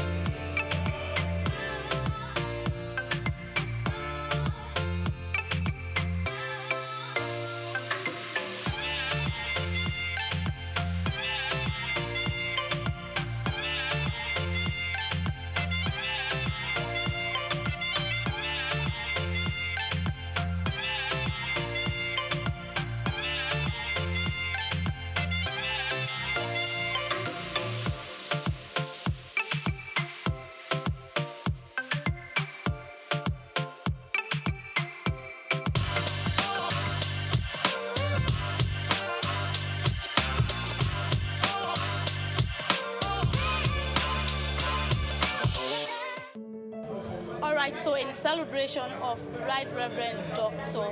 Babatunde Taiwo, we have another special guest who will be telling us about the celebrant for today, and he is Right Reverend Dr. Kolade Fadamsi from Ibadan. So I don't mix it up, can you tell us more about yourself? Thank you very much. My name is Very Reverend Kolade Fadamsi. I'm the director of the Institute of Church and Society of the Christian Council of Nigeria, based in Ibadan. Great. So celebrating the secretary of the conference. So tell us, how can you measure his work so far in the period he has, taken that position? The Right Reverend Dr. Babatunde Taiwo was my tutorial master when I was in the seminary. He was then the presbyter of the Methodist Church, Bodhicha, in Ibadan. So then he was a thorough person, fine person, personality, a refined gentleman, a brilliant scholar, a leader by excellence. And he served at the time as the bishop of the Diocese of Elekuro, based in Ibadan also. So I've been following him for these years. Eventually became the secretary of conference for the Methodist Church Nigeria. And that gives him the opportunity to refine the administrative structure of the church. So he is the chief administrator and works closely with the prelate of the church. And he has given his best. All these years, he has been able to carry the church to a position of enviable status. And also, he has been able to redefine the job of Secretary of Conference in a more refined and beautiful way. All right, thank you. So it is good that you have known him for a very long period of time. So I want to ask this again. You've mentioned so many things that he has done, but what is that thing, just one thing that sets him apart, from numerous men of God that you already know? Reverend Dr. Babatunde Taiwo believes in anybody that he comes across, and he can work with anybody, and also can mold people. And even if you make a mistake, he corrects you in a subtle way and bring out those mistakes for you to become a better person. Wow. So, in selecting the secretary of conference, would you say experience counts? Definitely, because Methodist Church Nigeria is a church that works with experience and also look for people with quality to stand in the helm of affairs of the church. And the position of Secretary of Conference is not just a status that is going to be handled with levity or that the church will just take just because we want to appoint someone. It has to be someone that has candor, brilliance, and the ability to manage a very beautiful and wide church like Methodist Church Nigeria. Remember, we're the first church in this country, so we have challenges. Okay. And so, anyone that will be the Secretary of Conference must be someone that will fit into that status. So, as he celebrates his 60th birthday, what do you wish him? I want to join others to wish him long life and prosperity. Prosperity not in financial times, but prosperity in earthwise, prosperity in more wisdom, prosperity in total commitment to God, and prosperity all around him, beautifully for him to be able to advance the kingdom here, and also for him to also enjoy the labor that he has put into his service. Thank you very much, Reverend Dr. Kolade Fadamsi. Thank you for your time. Thank you very much.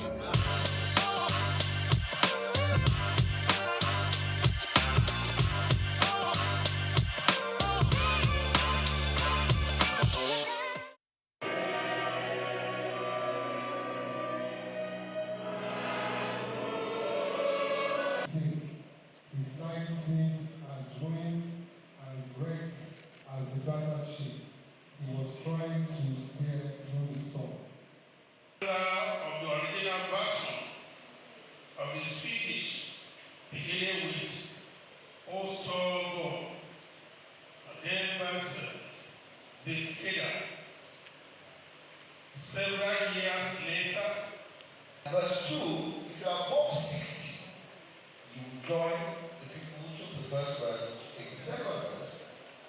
If you are below 60, you will take the third verse by principle.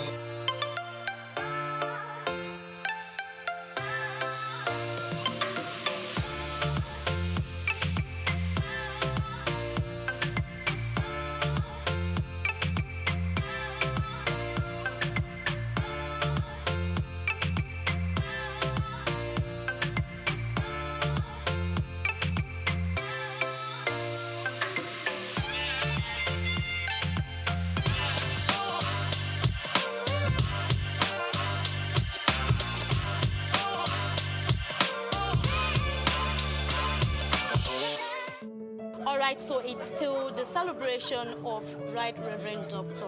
Babatunde Abiodun Taiwo. And here we have Reverend Oladapo Daramola. He is the minister in charge of the Ikeja parish, if I'm not mistaken. It's a pleasure having you here. Always a pleasure to be here. So tell us, what's your relationship with the celebrant? Well, on a personal note, is what we call is an egmont to me. Okay. And in the ministry, is my boss. The ministry is your boss. Yes. Great. So we have a dual relationship. I see. So we have the one, he calls me Aburo, and we have the one that, it becomes a formal relationship. Great. So as an Aburo, right, what do you admire in him? I think it's courage. It's courage. And the passion he has for the ministry. But more importantly, it's courage. I know some experiences he has had, and I saw the way he weathered those experiences. I call them his own storm within the ministry, and how he weathered the storm. It's quite motivating. It's quite, for those who are coming behind, it's quite encouraging.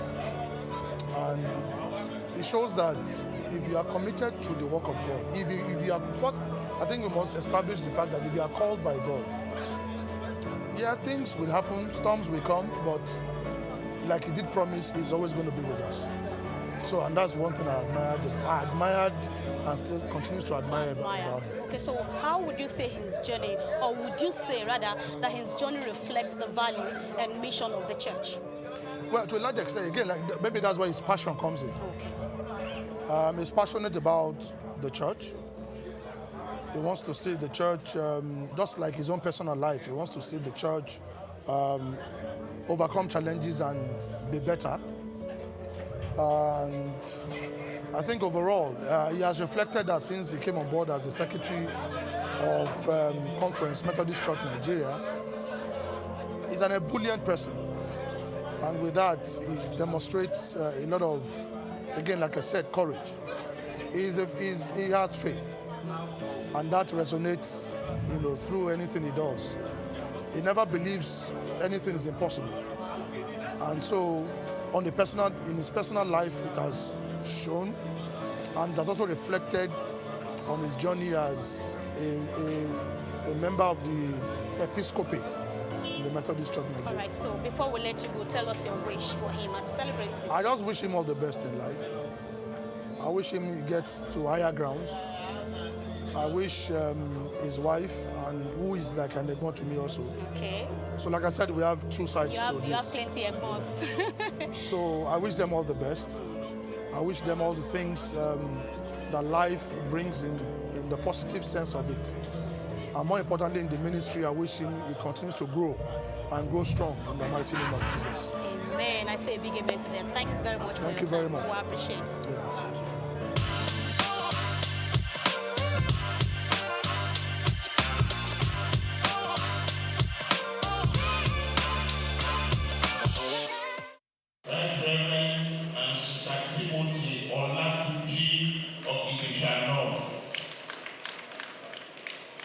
Right Reverend and Sister Koika.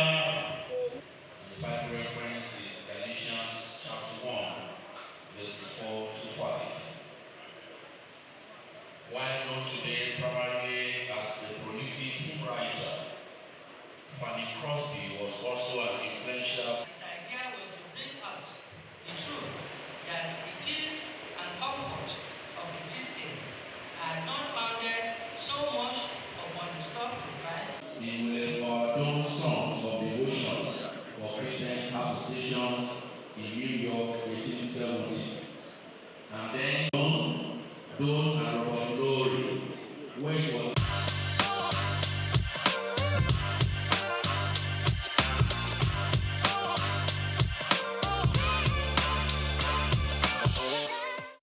All right, it is still the Diamond Jubilee of Right Reverend Dr.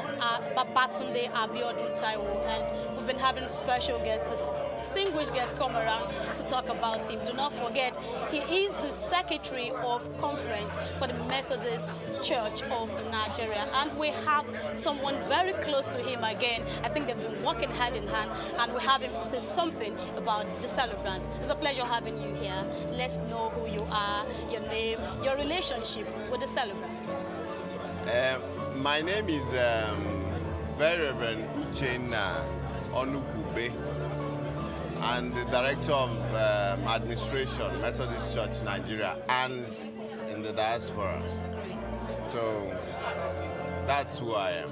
Okay, so we had a conversation, I think, earlier before this, podcast started, and you mentioned that you are his deputy. So, as his deputy, how would you say what would you say rather his birthday represents to you as a member of the church? His birthday, marking 60, it's a big achievement, especially in our climb, and it's worth celebrating. And I believe that today we are celebrating a man that is focused, is very focused, a man that can be loving, a man that also can correct you in ways that you never even thought he could do it, but at the end he wants the best for you. So working closely with him, it has afforded me the opportunity to understand him as a man of many parts.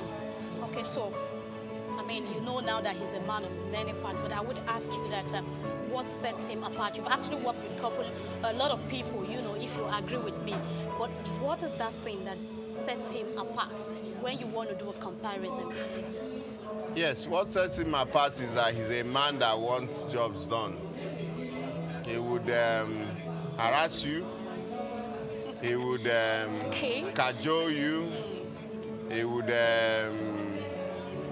try to encourage you, but just get the job done. So at first I saw him as somebody that is very difficult to work with, but at the time I understood him as somebody that wants the job to be done, and just let's cross the line and finish and get the first position. So the moment I understood him as that kind of a person, I tilted towards that focus. Okay, great. So, would you say that his journey so far reflects the mission and the vision of the Methodist Church of God? Yes. One thing about the Methodist Church is that anyone that is in a position is fitted by God. Because we have so many persons that are qualified, so many persons that could do wonderful things. But God has a way of narrowing it down to our persons. You might be surprised when a verdict is given or a name is mentioned and you say, in your own myopic understanding or your own little understanding, you say, this person is not worth it, this person shouldn't be here, this person should be here. But God has his own way of putting people in the position he wants, and it has been so for Methodist Church Nigeria. And when you take time to understand why God put such a person, you see that yes, God is wiser than man. All right, thank you very much. I want to ask you your wish for the celebrant. I wish him long life, good health, more wisdom, and above all, money in his bank. Yes, money in his bank, and I agree to that as well. Thank you so much for your time. We appreciate you. Okay. Thank you. Thank you.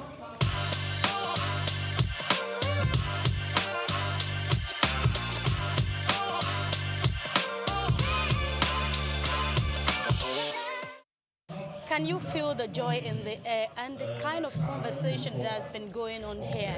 Yes, obviously you would agree with me that Right Reverend Dr. Babatunde Abiodun Taiwo is a special person.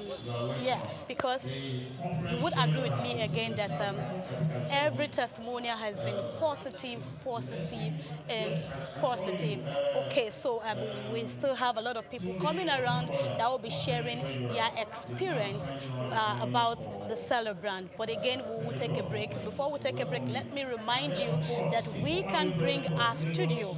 Yes, literally. I am saying that we can move Souq podcast from our studio to your destination anywhere in the world. It doesn't matter. Just reach out to us and we will be right there to make your event more memorable and fun. Let's take a break, and when we come back, we'll be having more of this conversation. We'll have more special guests come around to talk about the celebrant. It is his Diamond Jubilee celebration, and it's no joke. It's no joke. It is the grace of God for him to have lasted this long, and we know that he's still going to spend many more years on the planet Earth. We'll be right back.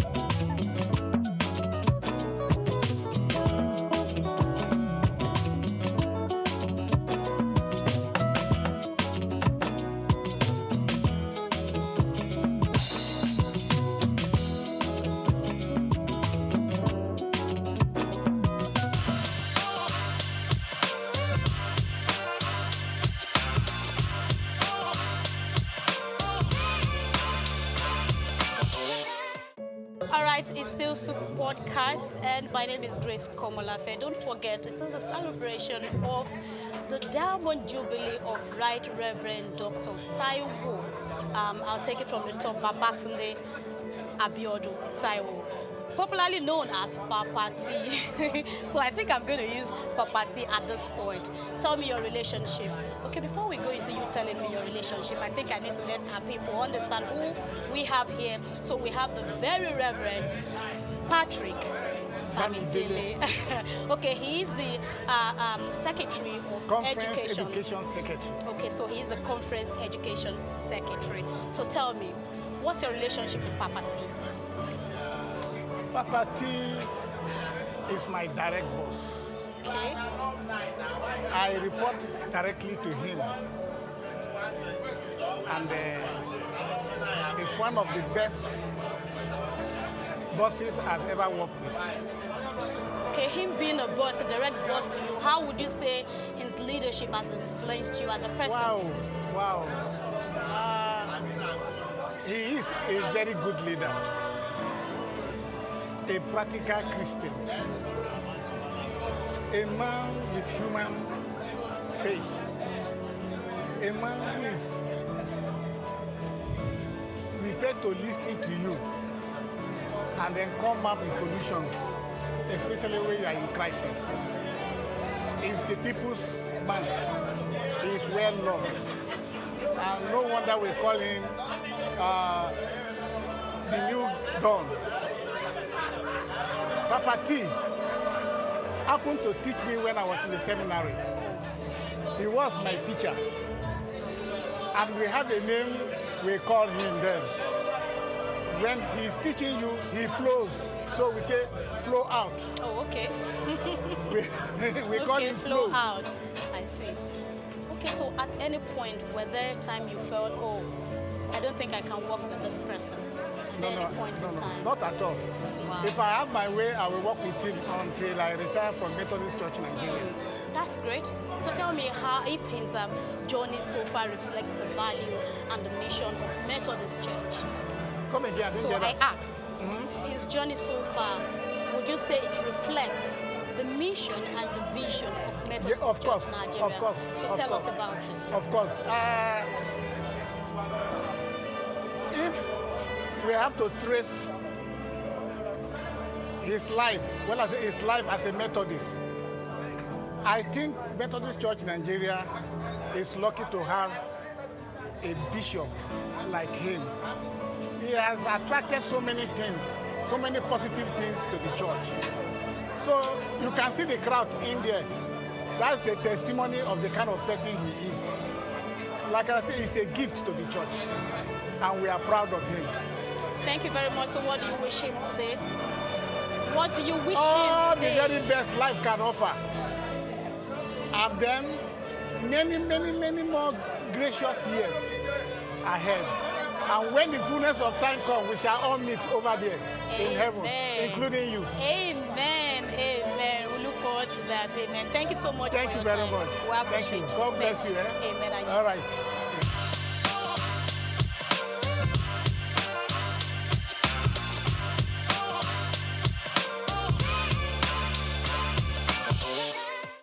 So again, we have someone special right on this side, and he will be shedding light into the life of today's celebrant. And he is the Right Reverend Eneche Godwin Ojobo. It's a pleasure having you. Very reverend. Okay, very reverend. Pardon me. So you can tell us more. Let's meet you again. All right. I am very reverend Eneche Godwin Ojobo. Okay. Head Media and Communications. Okay. Methodist Church Nigeria. Great. So tell me, what's the relationship between you and the celebrant? Yes, he's my boss, my direct boss. Okay. In fact, he is one of the arrowheads God used to bring me to the media office. And he had been a close ally and friend, so that he will give me counsel and advice based on what to do in the office. And he's a father, he's a mentor, he's a pragmatic leader. He's very, very, very eloquent and very, very widespread. In fact, he is the only Yoruba bishop who had traveled through the East and also to the Middle Belt and have been a bishop of the Igbo people. So I see you people call him Papa T, so let me call him now. Papa T is celebrating 60. What does that represent to you as someone working close with him? Yes, like I said, Papa T for everybody means a different thing. Okay. For us, we copied it from his equals because he always tried to play the role of a father even while he was young. And then he has a baby face. Of course, you can see that at 60, he's still looking more like someone who is around 40, 45, 50, you know. So I call him Papa T because I feel it very comfortable for me because he plays the role of both father, boss, friend, and everything.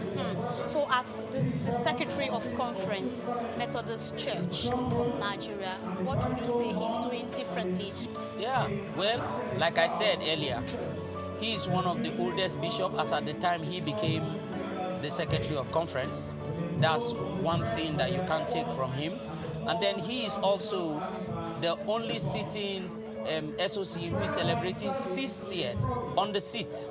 And then, like I said earlier, he is the only Yoruba bishop who had pastored the Igbo people in Umuahia East and had been in Edo Delta, and then he's also a bishop here in the city.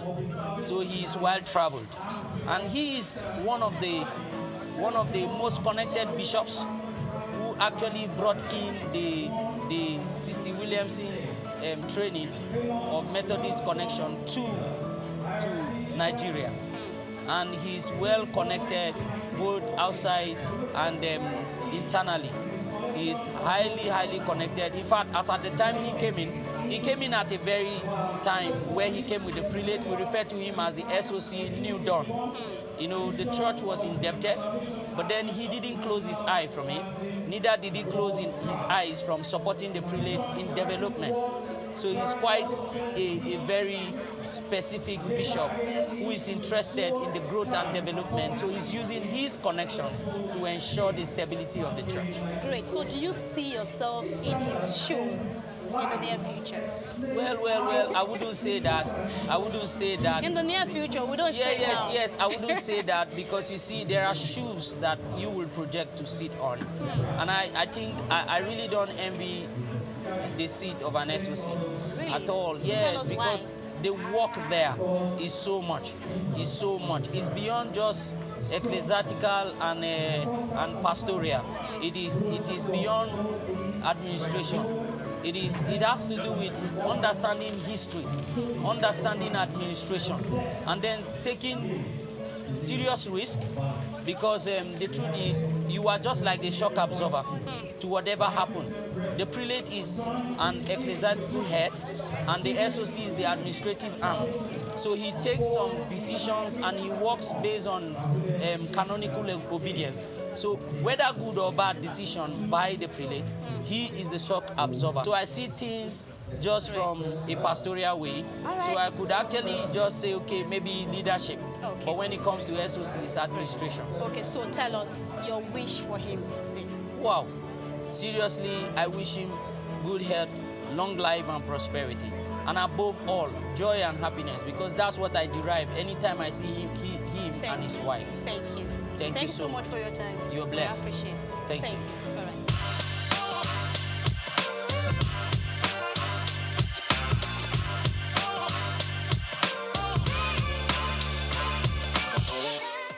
Alright, so we have another special guest with us here, and she will be telling us more about this celebrant. We have Dame Mowumi Shotubo. It's a pleasure having you here, ma'am. It's my pleasure. Great. So tell us, what's your relationship with the celebrant? The celebrant is a brother to me.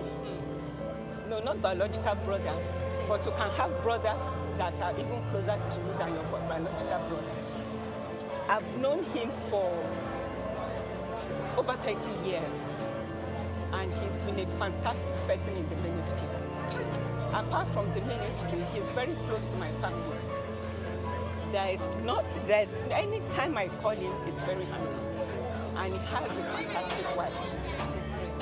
I thank God for that. Great. So as the secretary of conference for Methodist Church, what would you say are those special things that he has been doing? Special? Yes, those special things he has been doing as a secretary of the conference. Well, as the secretary of conference, I think it coordinates all the ministers under him.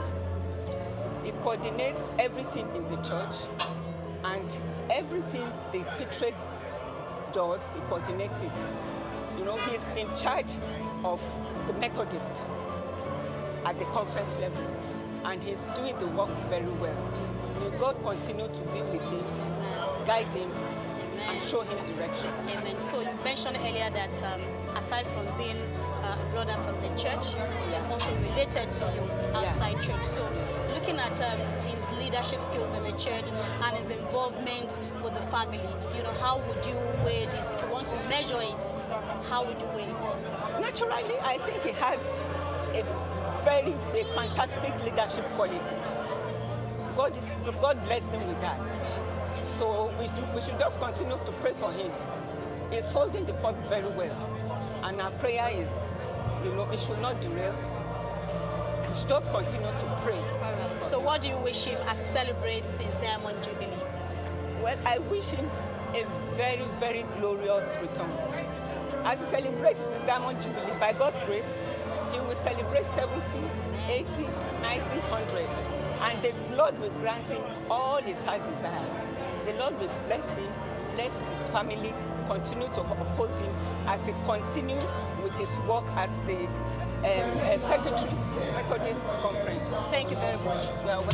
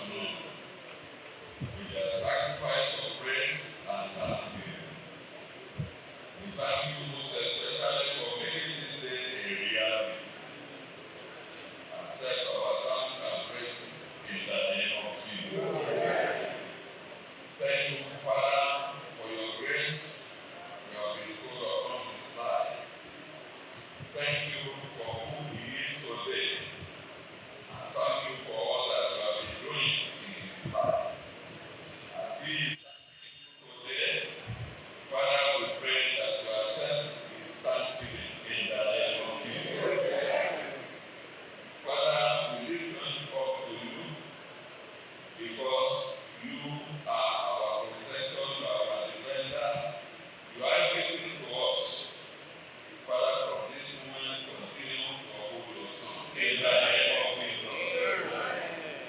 As you have spared his life to see this day, Father, we pray for longevity. We pray that your peace will reign supreme in his life, in his family.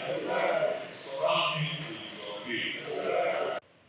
Continue in you, the author of life, in the name of Jesus. We pray, O Lord, that all it takes to succeed.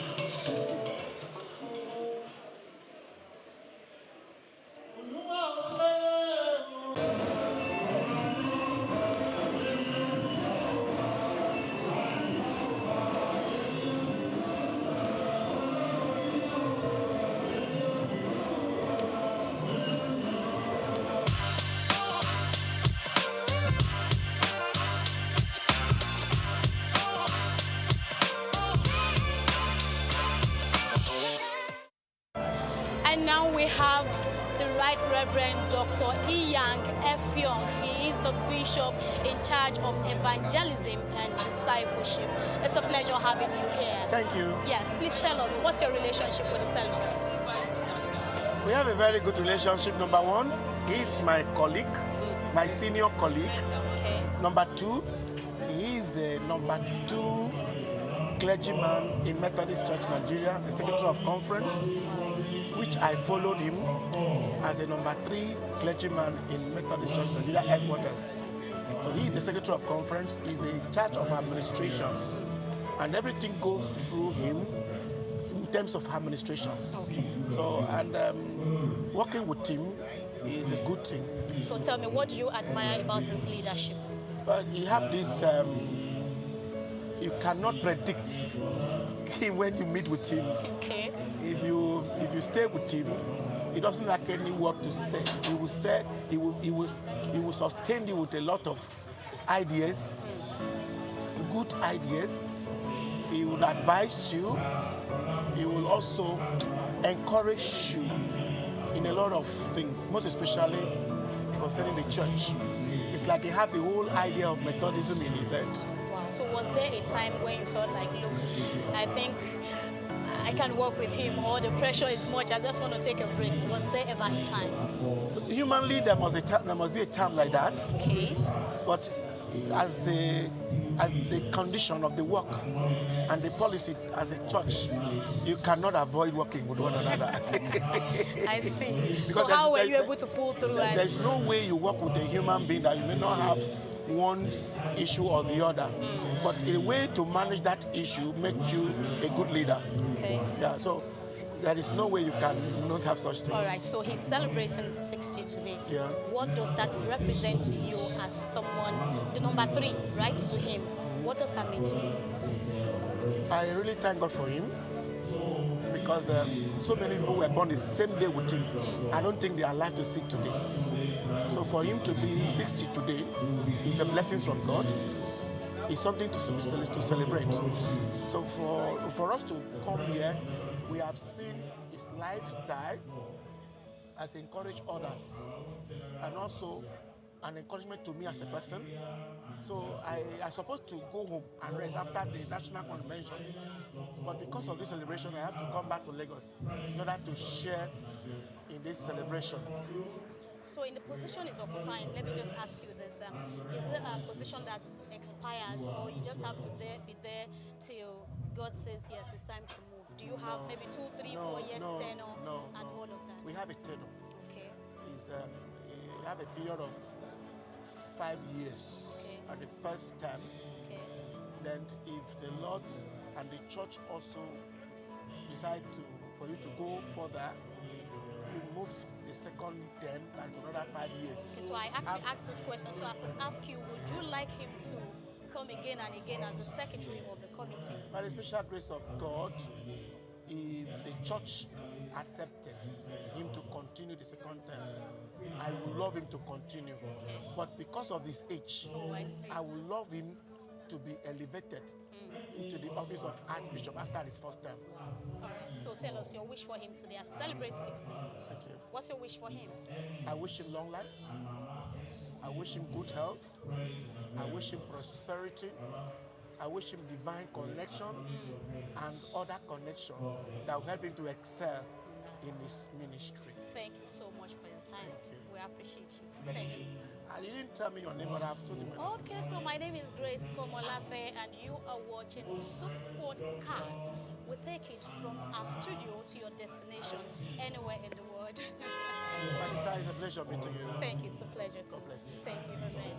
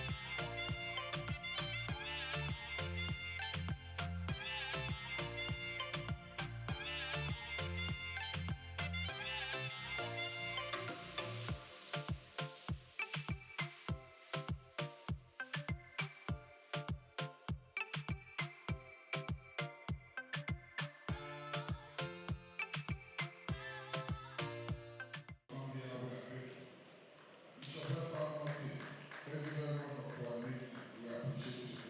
The Bishop of the Secretary General of Christian Council of Nigeria, we are very grateful. All other bishops, I salute you and God bless you in Jesus' name. Bishop of Evangelism, thank you so much. You should be resting after this convention, but you did not rest. I hear this God honor us and the Lord honor you in Jesus' name. Let me thank all the presenters. They have done so well. All the presenters of our meeting today, they have done very, very well. May God bless all of you mightily in Jesus' name.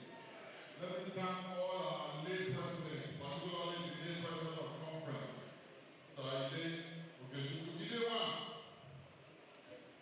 Today, thank you so much, sir, for making this work easy for me. Because without your support as the lay president of conference, there's no way I'll effectively work with the prelate and turn this church to a better church. Thank you so much, my brother. I love you. I love your family in Jesus' name. Let me thank all our past lay presidents that are here, including Sir Lanabutola, who is formerly president of Remo.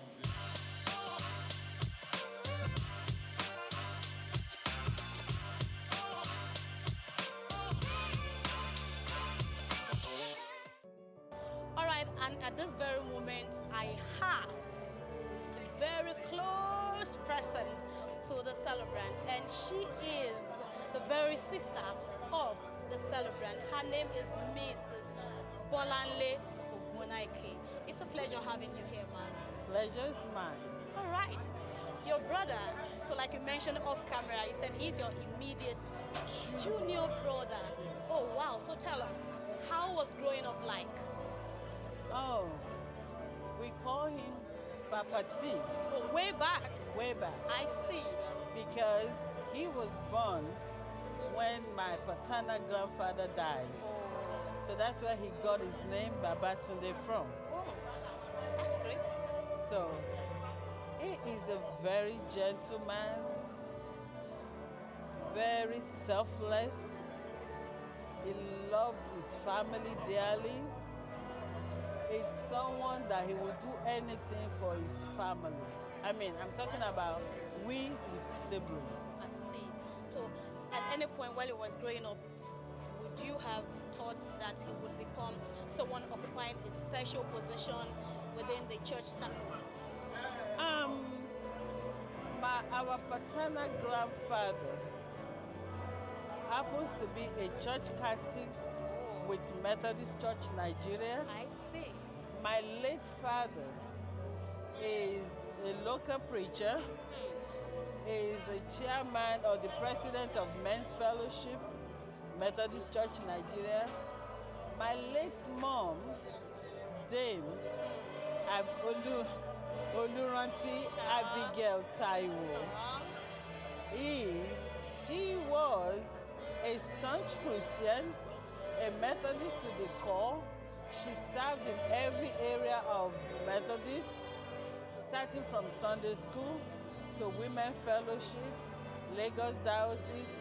We are originally born and raised in Ereko Methodist, and same with my brother. So, he has, just like I said, Tunde has always been a very gentle one. He is the number 3 in the family. I'm number 2 and the first daughter. Okay. And he is one of the peacemakers when things are going rough. He's the one that will stand in gap and say, oh, please, let's be peaceful about this. So he has always had the trait of being a reverend. I see. And he loves to pray. He loves to pray. So I honestly know that he didn't make any mistake when he decides to be a reverend. I see. So obviously he has been so grounded looking at the history of your family. So, I mean, it's in the blood. It is. It's in the blood. But would you say at any point in time you saw him, probably you've ever seen him being downcasted and maybe feeling like, oh, we can't do this, or I can't do this at any point in time? Or do you see him as someone that is always, you know, up on his feet and no dull moment at any point? So Babatunde, well, I will call him Babatunde because he's my baby brother. Okay. So I have the right to call him by his first name. Even though he's the bishop, he is very pessimistic. He's a go-getter. I remember him telling me one day that in our family, nobody has read up to being having a doctorate degree, and he's going to get it. Wow. And he worked hard, and he got it. Wow. So I give him kudos for that. He's very focused. When he wants to do things, he gets it done. Irregardless of what it's going to cost him, he will get it done. Wow. So he's celebrating 60 today. What are your prayers for him? My prayers for Babatunde and his family is to continue doing what he knows how to do best. Serving the Lord. Embrace his family. Never forget his background. Because oftentimes, men of God, because they get overwhelmed with this work of the ministry, they kind of, not intentionally, neglect their family. So he needs to maintain a balance, a good balance between ministry, home, and his siblings. So I live in the United States. I see. And I came for this. All the way. Wow.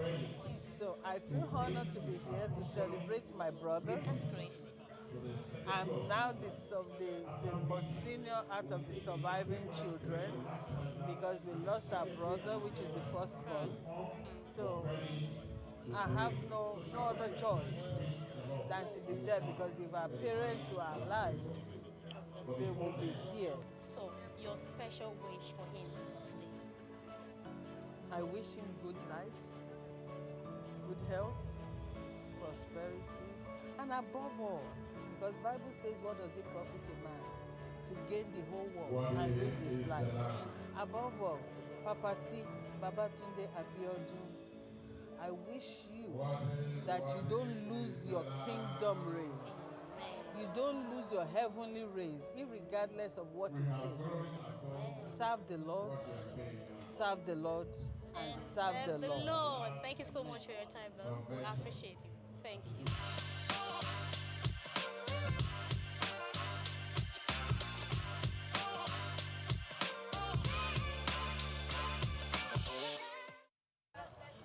so we have very Reverend Godwin Onovo seated here with us today, and he will also be sharing moments with us about the celebrant. It's a pleasure having you here.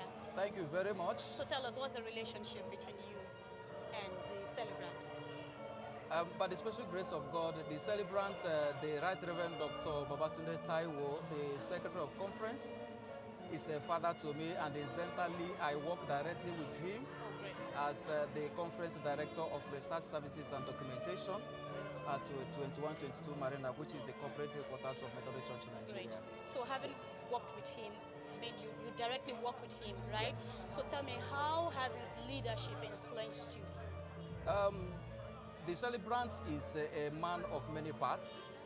He's an astute administrator, and is a motivator, he's a galvanizer, he's a strategist, and he's a philosopher, a theologian, a pastor, and he's been a wonderful father. And his style of leadership has been very, very impactful. He's a man that is result-oriented, a man of action, and is a gift to our church. Okay, so you mentioned his style of leadership.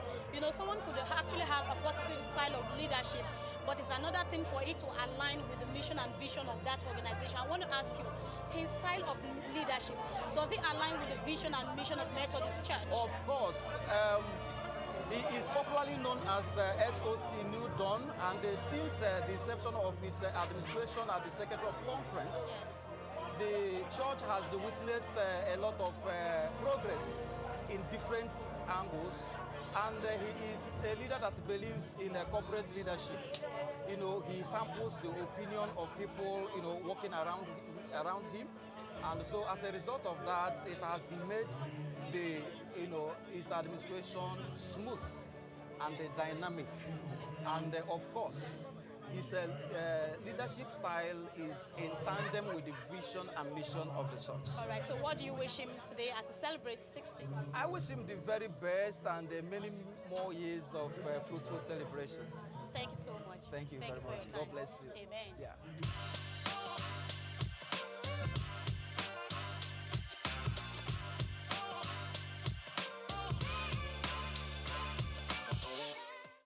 The chat here has been super amazing, if you would agree with me. Well, for me, it is what it is. There's no doubt about that. Look, celebrating 60, it's no small feat at all. That's a huge one, I must say to you. Looking at the environment and a whole lot of things happening around the world, it's no joke.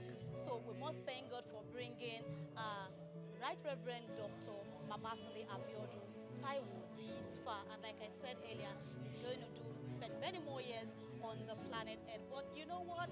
We need to go. I wish we can take more interviews. I wish we can hear more, testimonial about the celebrant.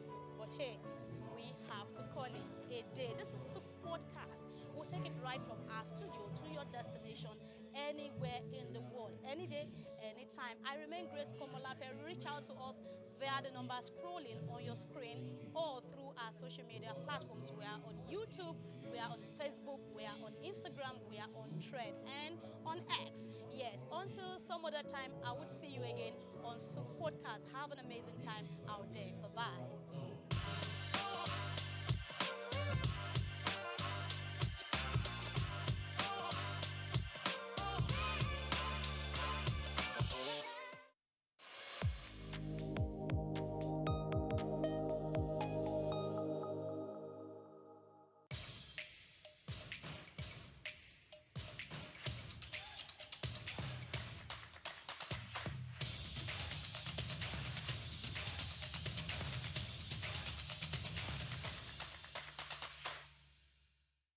Welcome to the show once again this week on the amazing and lovely Inside Life, the show where we talk to our veterans, we talk to our pioneers in the music game and catch up with them with what's going on in their lives, and also, more importantly, take stock of how these icons have set the pace ahead of whatever it is that is going on right now. We'll get into that conversation But before we do, we'll have an extra special guest in the house. When we return, we'll be introducing you to them. Stay here, it's Inside Life. Don't go nowhere.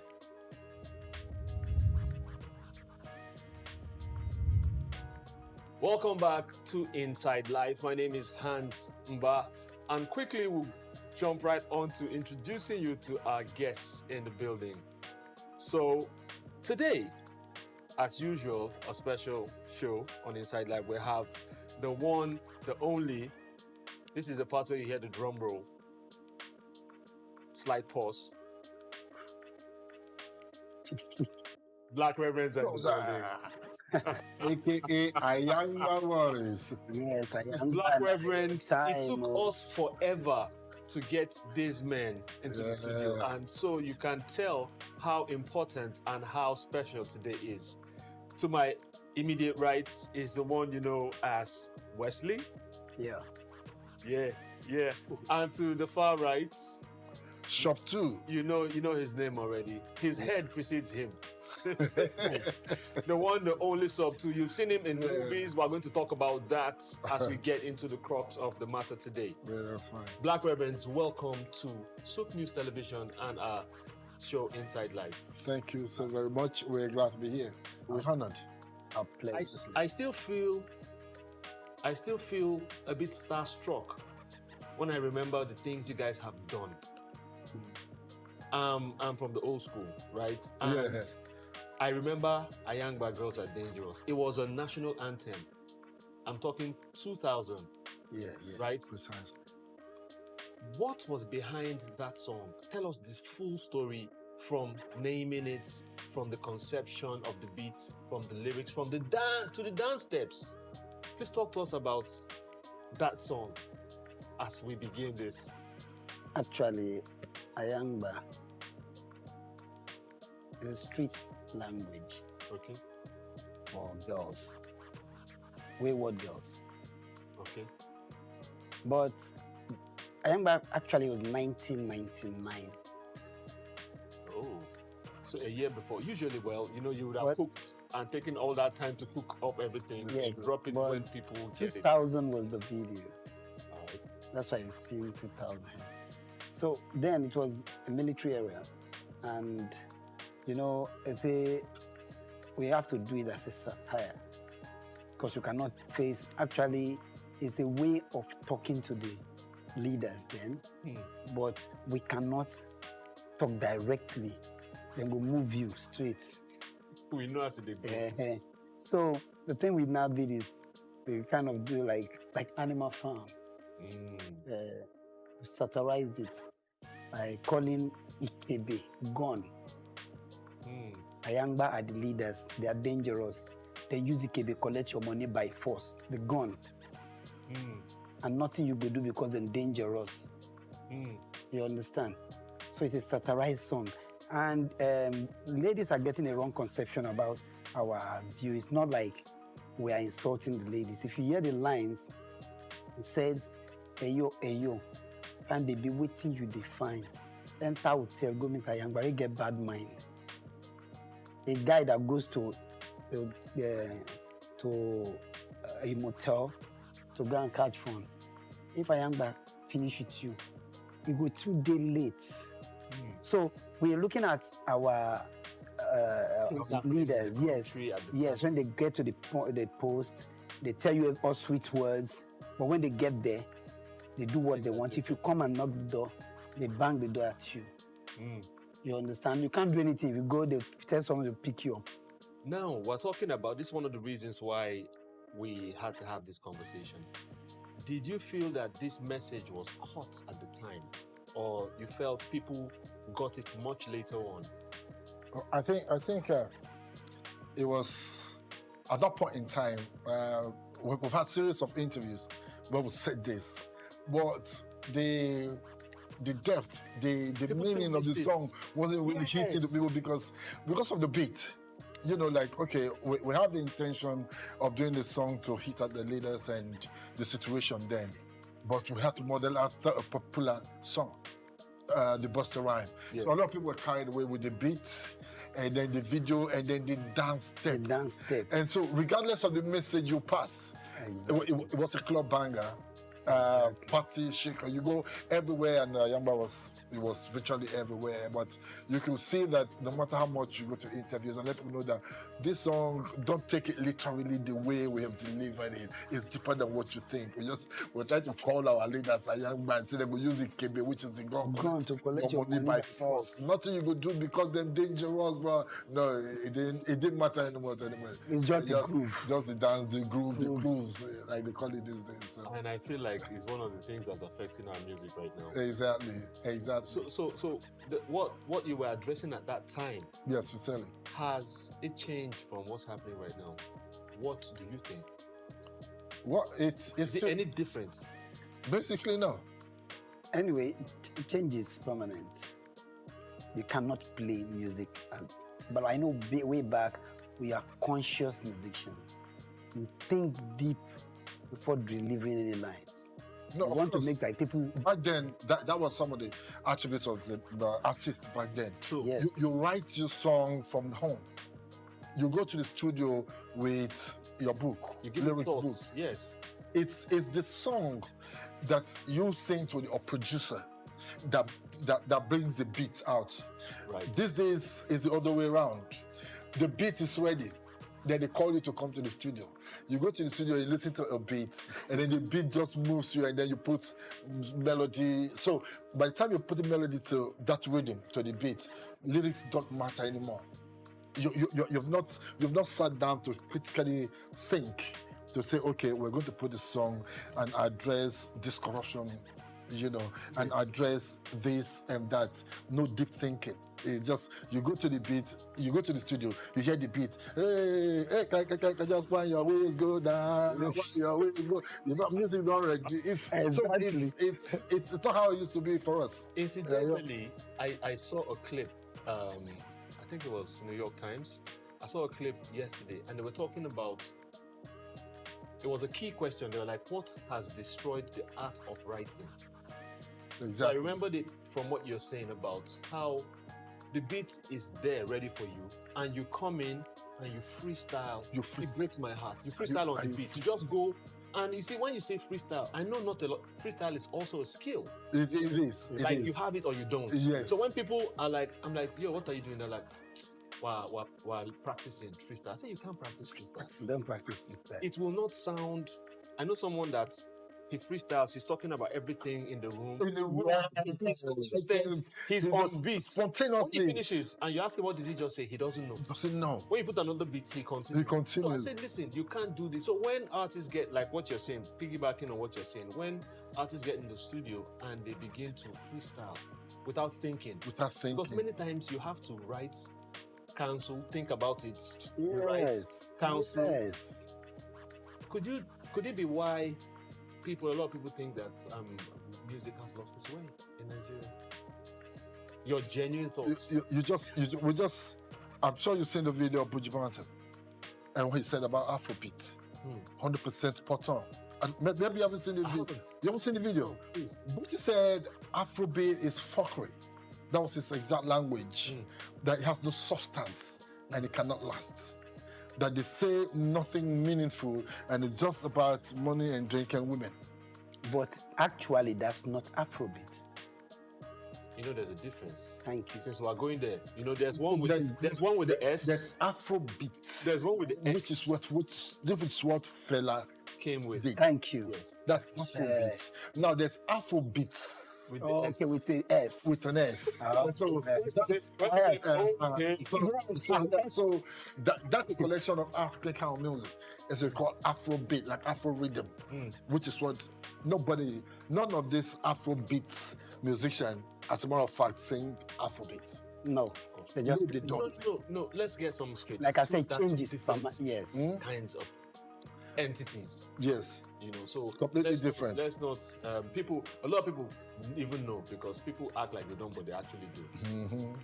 Let's go to what happened to you guys what happened in 2007 when I fight. If I say when a woman went on this band, you went into movies. So too, you went into movies, and Wesley, you got serious with your record label and your studio. What happened? Nothing. You can't say nothing, you can't say you really, cannot say. Nothing really. You can't say you cannot say. No, nothing really serious. Just at a point in time, the record. Let's say this was even start from the record label.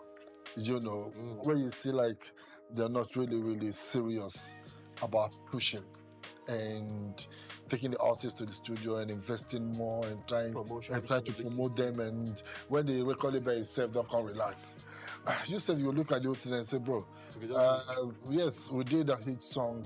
It was everywhere, but commercially, how has it paid us?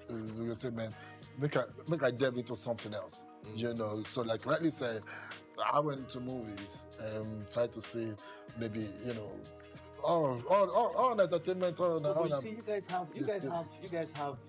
have it. Because as you went into, after Youngba did what it did, you went into movies, Silver Spoon, yeah? Silver Spoon. We were both in Silver Spoon. And you guys, Silver Spoon hits. Wait, sorry. We went into movie. That's why I can't picture it. We are movie actors before music. Really? Yes. Our first movie is called